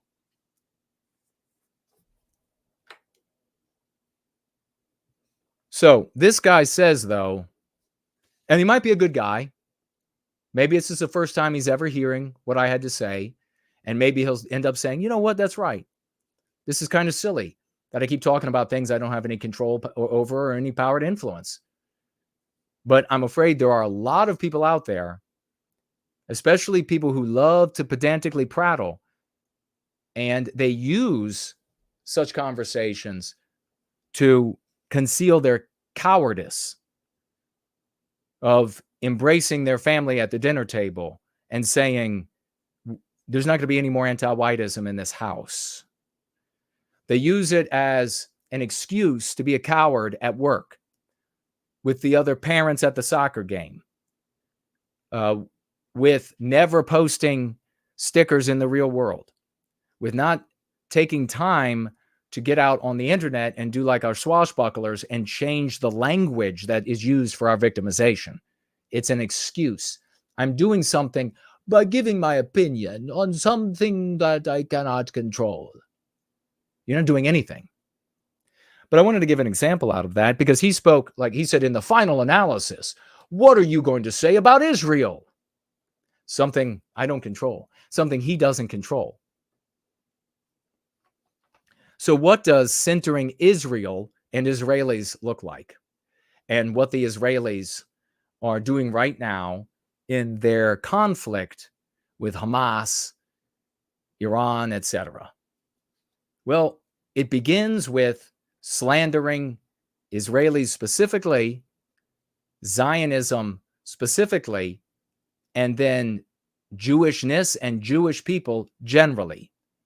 It begins with a discussion about the war crimes being committed against the Palestinians and how that should be stopped. Well, that's a nice wish. How governments are not objecting to what Israel is doing and they should be stopped. That's a nice wish. It goes on to talking about how Israelis and then Jews in general feel about other races of man, what they've said about other races of man, what it says in their Talmud, in this book of the Talmud, or in that book of the Talmud, or in this book of the Talmud. It goes on to make predictions about what they're going to do next and how awful it's going to be next, and concludes with, the Jews are awful. That's what centering the Israelis is all about. Now, America's support, America's maybe even subservience for Israel and what the Israelis want to do, and capitulation to AIPAC, all the same scenario. The politicians, AIPAC spends massive amounts of money to get outcomes that make the Jews at AIPAC and the Jews who support AIPAC presumably happy and are outcomes they want. What is centering white people when confronted with that? What does that look like? Well, it begins, and its body and its end is a conversation about how serving a foreign nation, being subservient to a foreign nation, harms white people. Here are all the reasons how, and the ways how, it harms white people. Here are all the ways that white people specifically are harmed by these activities. You see the difference? The specificity here is about white people. When we zoom in, we find white victims. When you're centering white people, and when you're centering Israelis, and more broadly Jews, you're centering in on how they harm other people of the world, not just white people, but all people, and specifically Palestinians, in the case that we're talking about right now. We talk about how white industry dollars should go to us and how much that would benefit us, our industry, our intelligence, working for us rather than some other country. That we should be independent of the influence of other countries. No other countries, not just Israel, but Israel does it best. Who cares? I'm talking about the well-being of white people. I can see who's doing it best. There's ending the influence of other nations over Western countries. Benefits white people. It ends the influence, whether it's Israeli or otherwise. If you're hung up about a specific country that you can't influence, that you have no power to do anything about, then your movement and the objective you're trying to reach is different than mine. I want to end our victimization as Western kind. I want to make a people out of us. That's going to be the only way to end our victimization. And we have the tools to do it. The moral tools that bring into the use of those tools, the lexicon and the dialectics, non-white people who are not nationalists of their race, who want what's best for their nationalism of their race, but who want what's best for everyone and want what's moral, which is an end to the victimization of white people based on our birth. What's best for everyone, which is an end of anti-whiteism, because it's anti-whiteism that is the fulcrum, the basis, the catalyst for defeating all of our civil rights, all of our liberties, all that we come to love and need and know as the West. If blacks want it, if Jews want it, if Hispanics want it, they're going to have to side with us against anti-whiteism. There's no other way to fight it. There's no other long-term cure for it. Do you understand? Is there any mistake about what it means to center white people versus centering other groups? How much clearer? I think Elementary kids would get this. Every question is, what about us? How does it influence us? How are we harmed? You as a individual, a white person, have no way to stop AIPAC. So talking endlessly about how bad you think Jews are does nothing to end our victimization, and you're just LARPing as a power holder. Good for you. I've known hundreds and hundreds of these people who are expert, know everything there is to know about Jews or blacks and the bad things that they do. And these people accomplish zero for white people. In fact, the people they influence to take up that verbiage lose their families, lose their jobs, lose their careers, go to jail. People going free get promoted. They get jobs. They use me as a recommendation for their jobs. They get families. Children get named after me. That's a big difference. So please, there shouldn't be any more mistake. Tag me with no white guilt if you're still unsure about what it means to center our people versus centering others.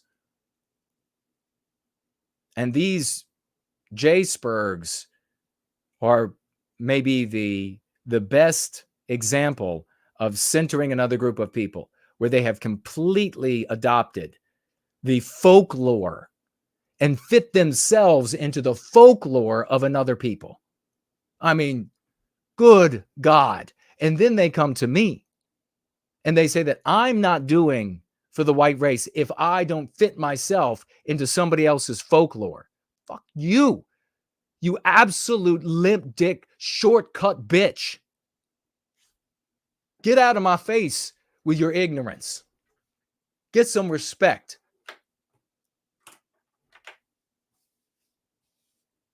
You know what I'm going to start saying? God will favor those who favor me. God will favor those who favor me. Because we are clearly right. We are the only people having the success. We are the only people who are improving. And this is some sort of tribulation period where we have to be denied the honors that we deserve, the appreciation that we deserve. It's some sort of testing period by God.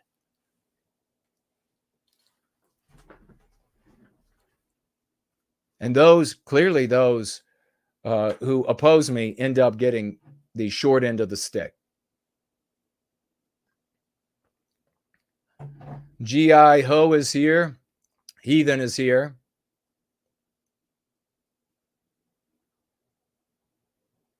Looks like G.I. Ho is talking about tiptoeing around specifics. Are you talking about, you want to talk about the Jews and center Jews? Jason is telling you, and I don't know if maybe you can correct me. I'm telling you that if you want to end the victimization of white people, you focus on white people. There's no tiptoeing around jack shit. You're tiptoeing away from our victimization. Not you, G.I. Ho, but anybody else who wants to talk about other groups of man, or things you don't control, things you can't influence. You can go back for generations and watch people complain about Jews. They lived their whole life and now they're in a fucking box in the ground. And where are white kids today? Time to not be so stupid. So anybody who is not talking about the specifics of white well-being, they're the cowards. They're the people who are tiptoeing around, because it's, like I said earlier, it's far easier to go out into a dissident community, if you will, or a fringe community, if you will, and complain about Jews or complain about blacks. That's easy. That's conventional bullshit. What's difficult is to talk about white victimization. It's to stand up for white people. Why is that? Because in the anti-white narrative, they say that is immoral. But you can play the villain and talk bad about Jews. They give the villains strength in their stories. That's why you think you get strong. Just like when I was a little boy and I watched Kung Fu Theater, I thought I knew Kung Fu after the show was done. You think you have power playing their villain, but you have no power. You're taking the easy way out and doing nothing for white well-being. So the specifics are how we're victimized. And and centering us means that anyone who victimizes us is the problem. Whites, Jews, blacks, Hispanics, Arabs, Asians, anyone. We are what matters. We are in the center. It's our folklore. It's our world. It's our lives. We are in the center. Why is this so fucking hard? I swear to Christ, the white race is shit. Every other race can instantly pick this shit up. White race shows up and they're like, wait, I'm not. Well, you're not talking about enough bad about Arabs then. Why aren't you saying more bad about Arabs? You're focusing all your time on Jews. So why aren't you focusing more time on Arabs? How about American Indians? Why aren't you focusing on all of the things that they did? Why aren't you focusing on all of these different groups? Why not subsets of Jews? Why are you giving this subset not enough attention when that subset over there is responsible? Nothing. I mean, just anything other than centering us. If you want to talk about, if you want to center Jews and you want to complain and badmouth Jews, you are part of the multiracial Jew-hating movement. You are not white positive. You are not even white sympathetic. You are not pro-white. You are not a white nationalist or these other words that a lot of these people use. You're not doing anything white. Like I said, I have been to a great many meetings and conferences that are supposed to be by people white sympathetic, where not a single fucking word is said about our well-being.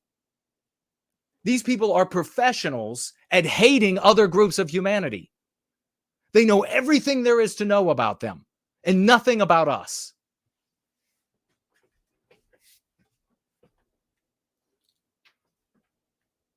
And I don't know where, G.I. Ho was. You can correct me, tag me as no white guilt, or Franklin can correct me. I'm speaking generally about these problematic people.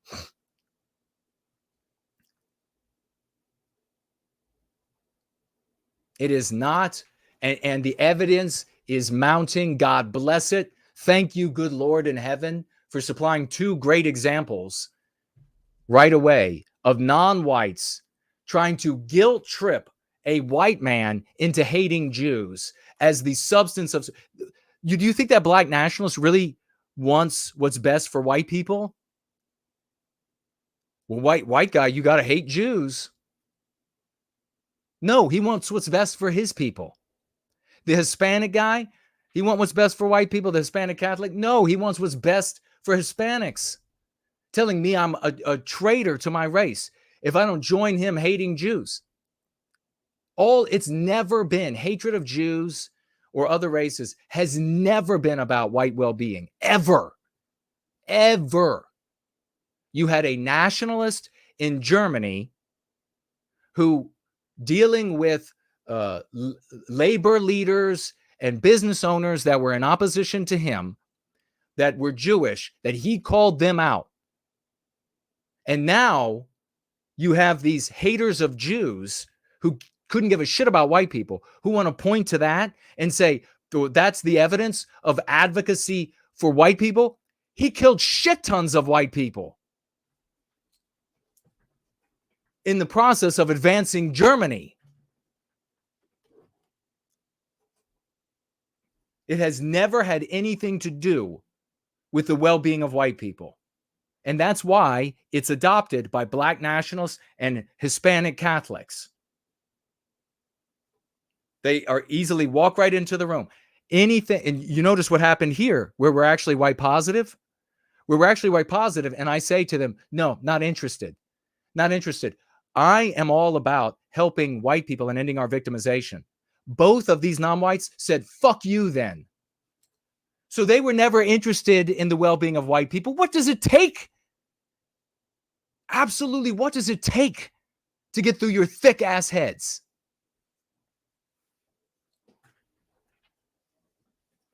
Benny Blanco is here. Says, Jason is 100% right about this. You know who else thinks I'm right? Is Dude Bro Moment, on your feet when you say his name. Dude Bro Moment financially gifting $50 to the work we're doing here because he is a swashbuckling demigod. 50 white well-being dollars again for white well-being. He writes with those $50. God bless you, Dude Bro Moment. We are loving you every day of the week. What a champion. God bless you. Showing up here on Entropy. Let me take a look around really quick. I made my point there, and I'll be handing out the mic here in a minute. And we have, let's see, we have some tags for me over here on Odyssey that I have to move a little closer. But keep those applause, 007s, quadruple 07s, 96s for Dude Bro Moment. If you can find him like an eagle, that would be great. The eagles from Lord of the Rings, and he could fly one of those. We have Mr. Is that Mr. 314? Says, I'm curious by what means you came to the conclusion that wheat and dairy are not beneficial types of food. What are your general dietary recommendations? So, kind of off topic, but I'll just briefly say that, first of all, I speculated that these foods, that wheat is tainted, the modern wheat. I had been hearing that and reading that. And I had speculated and already thought about how weird it was to drink another animal's milk for its offspring, for its young offspring. And to do that all the way into adulthood and etc. I was, just very briefly, dying at one point, and I was on the way out. Nobody knew. I had every test under the sun, no doctors, no nothing, could figure anything out. And so I began experimenting on myself. And at some other point, I can maybe talk more detail, but dairy, wheat, and almost all sugar had to go from the diet, and then full recovery. So a couple more. Did you ever read Nietzsche? I read everything Nietzsche ever wrote. When I started in the white sympathetic sphere, I was told, you got to know all the philosophers. You got to know all the history. You got to know. I know more about Jews than all these Jew-spurgs out there because of what I had to go through.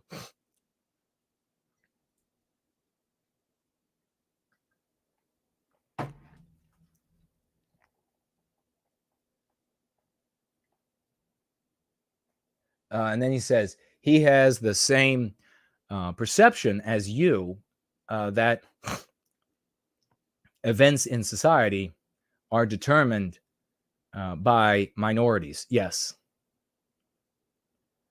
He says, no white guilt, we are not centering us, is because our majority is not defined by our communal well-being, precisely. Yeah. Well, and it says the morality is a Christian morality. And then defining the Christian morality toward other human beings is humanitarianism in general. I think it says,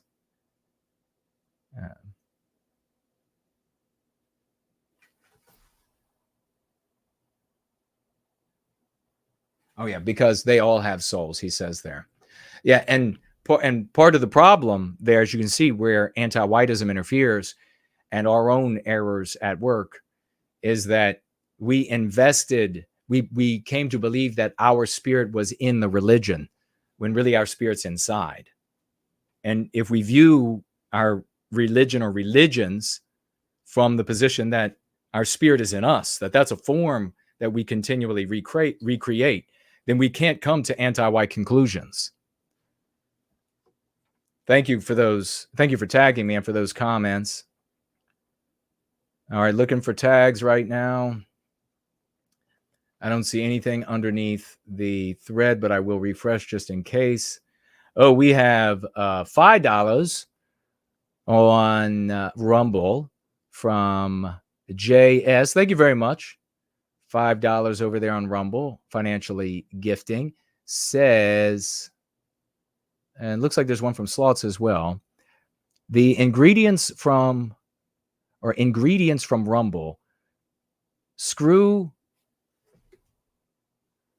YouTube, gave me a 24-hour strike with no receipt. Hope everybody is well. Well, sorry to hear that. And YouTube can definitely be censorious. And thank you for the financial gift. Good to see you over there on Rumble. We're up and running all over the place. And great to see your participation. We also have Slots over there for $1. Thank you, brother.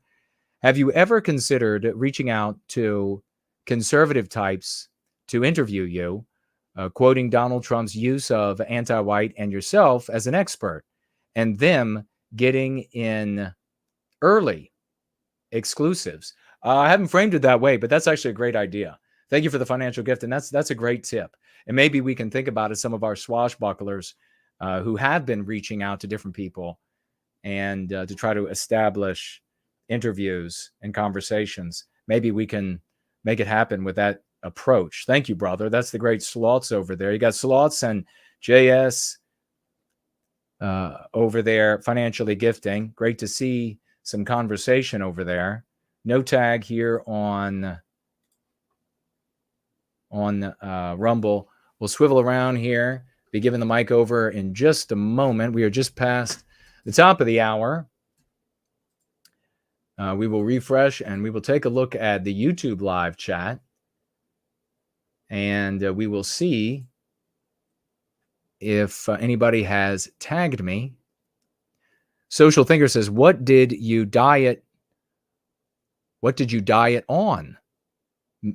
I just increased the amount of meat that I was already eating. And I did not eat protein shakes that had whey, because whey is the main hormone, casein is another, in dairy, in the milk. And so if they're taking it out of the dairy and just putting it into your protein shake and you have that, then you've defeated the purpose. You might be fine with whey. You might tolerate, they say that the body tolerates these things. That was one of the other things when I was very unwell and dying that really stood out at me. Like, the body tolerates? Why are you suggesting I eat something that the body tolerates? I want to eat things that the body optimizes, eat things that power me, that in every way empower me. So I had a lot more meat and red meat as well. It's a good question. Thank you. Inquisitor is here. Great to see you. Then you can, by doing so, you can develop fabulous knockers, I'm told and made to understand. I get your message. Whites need to focus on loving their people and what makes them different from other people, which in this case is them having bright, colorful features, says Social Thinker. Well, there's the most fundamental thing that distinguishes, in my opinion, the races of man is the instinct that individually projected onto our environment in its aggregate becomes our culture, Western culture, which becomes Western civilization. That, to me, is the dividing line. We have slightly different hues of Western civilization by white people. And the fact that there aren't any radical departures, it's all the same with just slightly different colors and things moved around, flags and food and things like this, to me is evidence that it's instinct based. And then, of course, when you look at other groups of man, no other group of man produced Western civilization. No white race anywhere on planet Earth produced Far Eastern civilization. So the defining line is that biospirit, the thing that is the instinct that produces that projects into the world who and what we are internally. And a great evidence that there is this internal projection onto the world is the harmony we experience, that feeling of harmony, when we see that projection mirrored back at us.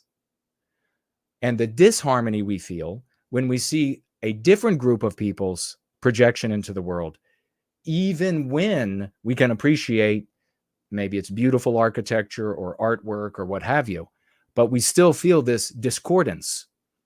If you're honest with yourself, you know that's the case.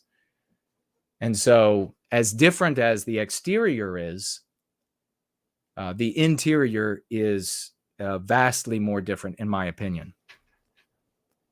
Thank you for that. All right. Who was asking here?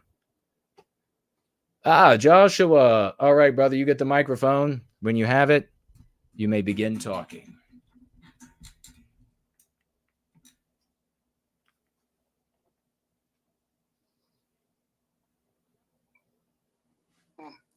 I hear you. Hello? Yep, I hear you, brother. What's on your mind? How you doing? Good. How are you doing? Great.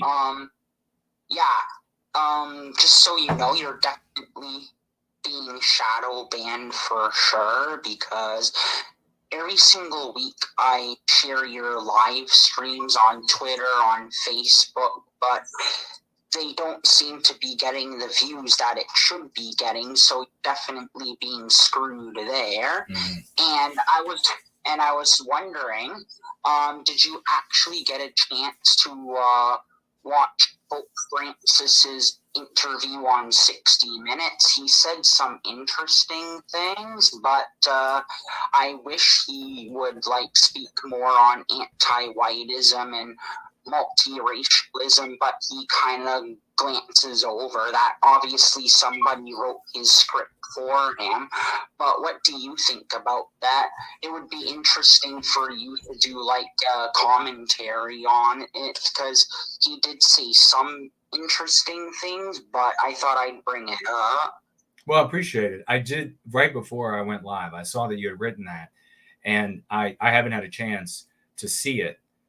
And I would be interested in dissecting some of the conversation, pointing out where it veers from our well-being into our ill-being. And I don't know very much about the Catholic hierarchy, certainly around the Pope, but I do know that a lot of good Catholic people are in this community. And they say that Go Free has enabled them to be closer with their religion and with Christ, and helps them to understand why the priests and the popes and the deacons and the cardinals preach something other than what they feel the members in this community are productive for the well-being of our people. And so that warms my heart when I hear that from these folks. I have the same thing from Protestants as well. They say the same thing about how they feel more in touch with their religion, more in touch with God, because they can finally see where the priest goes wrong, where the preacher or the priest is preaching anti-whiteism in the place of the religion. And so I would find that interesting to find out exactly what took place there, what he said. But you had something else you wanted to add. Just to let you know, I got your book Prometheus right. It came in the mail last week. Awesome. He in one of the parts of the interview, the girl was talking to the Pope, actually did touch on immigration and stuff, but of course it was kind of milquetoast and the whole some of them have to go back and all that type of stuff, but kind of trying to make Pope Francis sound based. But when you do watch it, you can tell that it was obviously scripted. Right. Yeah, I feel pretty confident that when it comes to the Pope, like kind of like Biden, it is with all the media is friendly, really. The whole thing is scripted to try to make sure that this, senescent individual doesn't accidentally veer off track of what anti-whites and anti-whiteism would have the both of them say. And the trend, the sentiment is not new. White people have white identity, and I've been saying this for decades. They have a positive white identity, and then we had Ashley Jardina finally come along last year from what were the universities that she's from? Duke and Mason, I think. And she did the research, not a friend of ours, trying to figure out how to handle this white population, and showed that indeed upwards of 40%. Now, I would say it's even more than that, not a lot more than that, but more than that. You're dealing with people who are living in a world where it is immoral to talk about your identity if you're white in a positive way. So to get as many as 40% saying, yeah, I got a positive white identity, demonstrates that, yes, white people do have a healthy identity, that it's being muted and mitigated and slaughtered by anti-whiteism. And the people like the head of the Catholic Church, the head of the Democrat Party in the United States, they are aware of this. And that's why they continue to propagandize. If it didn't exist, they wouldn't propagandize us anymore. They would just say, okay, this is the way it is. And they would just move forward, and there would be no fear or contention in the population and or from the population. It's the fact that there are plenty of white people who say, what about us? What about our country? Like, this is Italy. White people made it. It's ours. This is Germany. White people made it. It's ours. This is America. White people made it. It's ours. This is Canada. White people made it. It's ours. There's a healthy size of the population that thinks this way. And as a consequence, these leaders have to sort of speak to that a little bit. Like, don't worry too much. It's not going to be too big of a change. It's not going to be too radical. You can go back to Kennedy, take Kennedy saying, you don't have to worry about this change in the immigration law. Nothing's going to happen. That they told. Why would they say that? Because there were white people who were saying, we're a people, we have a country, this is our country, we don't want to hand it over to another group of people. So I was able to read the room and see that, okay, there are healthy white people out here that have an identity. I was also able to see that the moment you began condemning non-white people on the basis of their birth, these white people started peeling away. They didn't like you anymore. It didn't matter what the stats of crime looked like for Hispanics or blacks, or how many Jewish people were in anti-white organizations. The moment you began talking about them and on the basis of their birth, long before, by the way, long before the anti-whiteism and its prominence and its current state that you see it today, you can go back in American history and you could see that white people already found that repugnant before you had generations of media and entertainment saying that's repugnant. White people automatically did not like the idea that a person was born black and therefore a rapist, or born a Jew and therefore going to take over an organization and fire all the white people and destroy Western culture. They don't like that. Why? Because we think about ourselves.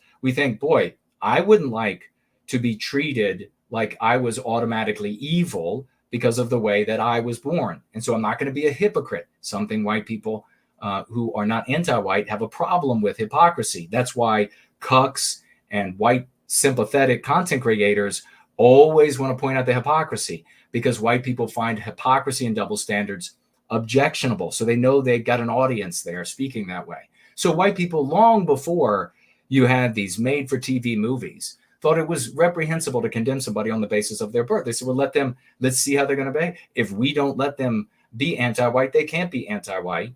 And of course, there were white anti-whites. And so anti-whiteism advanced as a consequence to the point that we have today. So the moment I found this to be the case, and then Ashley Jardina's research also found to be the case, that the moment you began slandering what she referred to as racial animus and what we refer to as being white negative or centering another group of people negatively, the moment you introduce animus, the numbers of white people that are willing to say that they have a healthy, positive white identity massively dwindle. And so that demonstrating profoundly that the stratagem that we are employing works because we have a proper understanding of the population of our people, and also demonstrating that our people are still a threat to anti-whites. That's why they continue to propagandize us. That's why they continue to have the Pope or Biden with these scripted speeches. If we want Donald Trump to say, and we do, we need him to legitimize more of the concepts that we wield here in dialectics in the Go Free stratagem. We need him to say those. If we are going to get him to say these things, we have to be smart. We have to function like a people. We have to be like pistons in an engine. If we get him, and we will, to say more of the concepts and to say again, anti-white again, to say that there is an anti-white feeling, we'll get him to say that again in the country. When we do that, we legitimize the concepts. We'll be able to go to our millions of brothers and sisters, the vagues out there, and point out to them that it's not just some guy, Jason or Joshua or Slaughts or whatever you've never heard of, but it's Donald Trump himself that has used these concepts, the concepts that unlock the chains or break the chains of anti-whiteism that are chaining our mind and body and spirit. We will be able to unlock those chains. We will be able to break those chains, freeing our people in the places where they live, work, recreate with the wealth they have, which might be a lot or a little, the power they wield, a lot or a little. But in all of those places, we need white people to come to life again. And it will then be from every direction that our destiny is recaptured. It won't be some, and it never could have been, some centralized party or group or political agenda or party that come into existence that march down the streets 10 abreast and take everything over. That's not possible. It is absolutely an impossibility. This is working. And you can easily see how you take the successes we are having and you multiply those by doing the exact same thing, and we have our destiny recaptured. It's that simple. It's that hard. But it's got to be done by a people. It's not going to be done by complaining that Jewish people have groups that are powerful enough and individuals that are wealthy enough that they can lean on Donald Trump and get Donald Trump to make statements and do things for them. That's never going to end our victimization. It should be obvious how that would never in any way influence the ending of our victimization. It should be readily accessible to all of midwittery. So if you're still struggling with that, then maybe you're a midget wit. And it's a hard thing to have to learn that you're a midget wit, but the world revolves and you still have to go back to stocking the shelves or whatever. This is an honorable thing to do. Work is honorable, whatever it is. But you still have to give up giving your opinions on things that you have no influence or power over and get back to the work that's going to give you enough money to feed yourself. Like, worry about that. Stop talking about international Jewry. And I mean, give me a break. Just try to get ahead in life. Try to get off welfare if you've been on it for a while. Use it if you're in a position where you can use it. But make the most. Try to climb the ladder. Try to be a better person. Try to do more for white people. Stop like taking your lunch break at Manual Labor USA and tweeting out how awful the Jews are and how you found out that they were behind the whatever. I mean, just try to improve yourself. And if you think I'm evil for that, if you think I'm a Jew for that, if you think I'm a Fed for that, then you're just a brain dead idiot and just go away. The guy who's telling you to be a better you so that you can be better for white well-being you want to call that guy a Fed or a Jew or whatever, then just get lost. You're not worth anything. And I hope that you exit the gene pool, and I expect it to happen. I expect any offspring you have to not make it through, because you're already too dumb to make it through. Anyhow, let me see what else you all are saying. I've been on fire tonight. I guess Biospirit of the West says we need IQ injections. Yeah, we do. We have the best, though. I mean, it takes a bright person to understand. I guess G.I. Ho, he never did tag me. And he said to Franklin, rather than talking with me, that the majority of anti-white sentiments come from college, ? He's asking that, or he's averring that. I don't know. He's stating it as a question, but in the guise of a question, because it's a fact. I don't know. I don't know what his actual position is. He might be totally a legit guy. Might just be asking questions. Dan is here. And we're all, a lot of folks are, on a journey to get to a better place. They come in, and like I said, I've told y'all many times, as we're getting near the end of the gathering, the glorious Sunday gathering tonight, and I'll be back on Wednesday, so keep an eye out for me. But I've watched so many good people come into the white sympathetic sphere over the years, and they're bright, they are healthy, they're normal, the average, and they get into the white sympathetic sphere, and immediately they're confronted with the multiracial Jew-hating movement that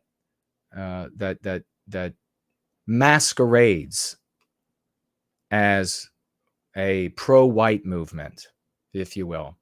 And they tell these people, well, if you're going to care about white people, here's what you have to do. Never talk about white people again. Never think about white people again. Never talk about our victimization again. Never entertain any of that. If you're going to be pro-white, what you've got to do is hate Jews. You've got to learn everything there is about Jews. And there'll be no, for these poor souls, there's no end to the Jew-hating education, if you will. It comes in books after books after books, and speeches after speeches after speeches, podcast after podcast after podcast, vlogs after vlogs after vlogs. It's just unending. And then that's how you're being pro-white. And at no point are you ever concerned with white people. At no point are you ever white positive. What ends up happening, I observed with these people over the years, is that the people who really care about whites, and I have people coming to mind right away. I think there's a guy who was a pilot, and he had this lovely little family. I could think so many good, normal people. And they show up, and then they hear this, and they find it repugnant. And they say, no, I got these white babies, or I've got white nieces, nephews. I got white grandchildren. I want there to be a better world for them. I'm here for them. And then those people leave. So they take their knowledge, they take their connections, they take their money, all of it, whatever it is, their human capital, great or little, whatever it is, and they leave because they're not going to be a part. So it's a self-selecting environment. You end up with good people self-selecting themselves out of service to white well-being, and ne'er-do-wells self-selecting themselves in, because the substance there then is just bad-mouthing Jews, getting an excuse to do nothing but bad-mouth them, having a scapegoat so that you don't have to do anything, you don't have to take responsibility for the world. The Jews just screwed it up. I know you all too well. You can't fool me. You can't show up and say, I got another Jew graphic here. I know you all too well. I've been around you all too long. I know exactly what's happening. And I came into this as somebody who wanted to end our victimization. I wanted to dedicate my life at 12 years of age to ending our victimization so that the spirit of the West could come out of white people everywhere and wherever we are and that would very easily recapture the destiny of our people. Simultaneously, and an enormous driver for me was to protect white children from the child abuse that worst the world has ever known. That is anti-whiteism. I had siblings that were younger, and that probably had a big part of it, part of the driver there. But I identify with our people as a consequence of asking those questions starting when I was 11. And I hurt with our people. I hurt especially with our children when I see what they are subjected to and what they've become. And I want to end that. So with that as the sole objective, then I learned that all of this other stuff was harmful. Didn't do any, not only did it not arrest our victimization, not even one iota, improve things one jot, but it was actually harmful. The people who were engaged in these things were viewed by the population as the villain in a fictional tale. I knew the people were actually like decent people, but they were being spat at and called baby killers and genocidal and all. And I knew that they were actually the ones that I'm talking about that I knew that they were actually good people. So I said, they're needlessly cloaking themselves with the costume of all villainy in all time. How good were they? How much good were they doing for our people? Cloaked with that. And so I turned a sharp eye on a lot of these ideas and a lot of what pushed them. So much so I can tell you today that the biggest, the most well-known content creators that object or push back in any way to anti-whiteism, whatever name they might call it, that the biggest and most popular ones are the biggest and most popular because they're playing the villain in the anti-white narrative, which attracts other people who have been brainwashed to believe that that's what resistance looks like. But more importantly, because the system, the anti-whites, want them to be popular. They want their resistance to look like the villain in their fiction. That's why Richard Spencer got so many interviews and I get none. That's why Fuentes is written up in Rolling Stone like every other week and nothing is said about white well-being. The victimizer doesn't want his resistance to be effective. The victimizer would never talk about the successful pushback against his victimization. You need to understand, though, don't anthropomorphize. Yes, anti-whites at various levels and various power level holders of power, holders of wealth, will push back and try to silence villains that they can easily identify in the anti-white narrative or from the anti-white narrative in the real world. And that's where you get things like minor setbacks of censorship or even arrest. But in the final analysis, you see the people that are elevated. Just look back through the history of the white sympathetic sphere. Every dominant group and leader and resistance always ended up serving our victimizers, the anti-whites, every single time. And now, with social media, and I've been talking about this for years, it's going to be much easier and is much easier for the anti-whites to manipulate the popularity of the type of leader and content creator that they want leading the resistance, because they can do it from the anonymity of the audience. They can do it with the anonymity of financial contributions. But the biggest thing is the audience. Think about the old days when I got started. They had to actually put asses in seats. They had to actually put people in streets. FBI agents and agents from other anti-white groups would have to physically go out to create the impression of numbers. Now they can put as many as they want in any audience online. They can have They can have any content creator playing the villain in the anti-white narrative show up and have 10,000 people watching and give you the impression that this is the destined one who will lead us all. That's how easy it is now. The revolution, it used to be said, and we'll wrap up on this. It used to be said for a long time, and maybe it's still said here or there, there was a quip that the revolution would not be televised. And there's a bigger meaning to it now, because indeed, the revolution won't be seen at all. And therefore, everything you can see out there, every like big revolutionary movement with some super popular leader or leaders at the top of it, are counterfeit. Mark my words. It has always ended up that way. It will always end up that way. It's time to take back the world. It's time to take back the white sympathetic sphere. It's time to go free. I love y'all. Let's go free.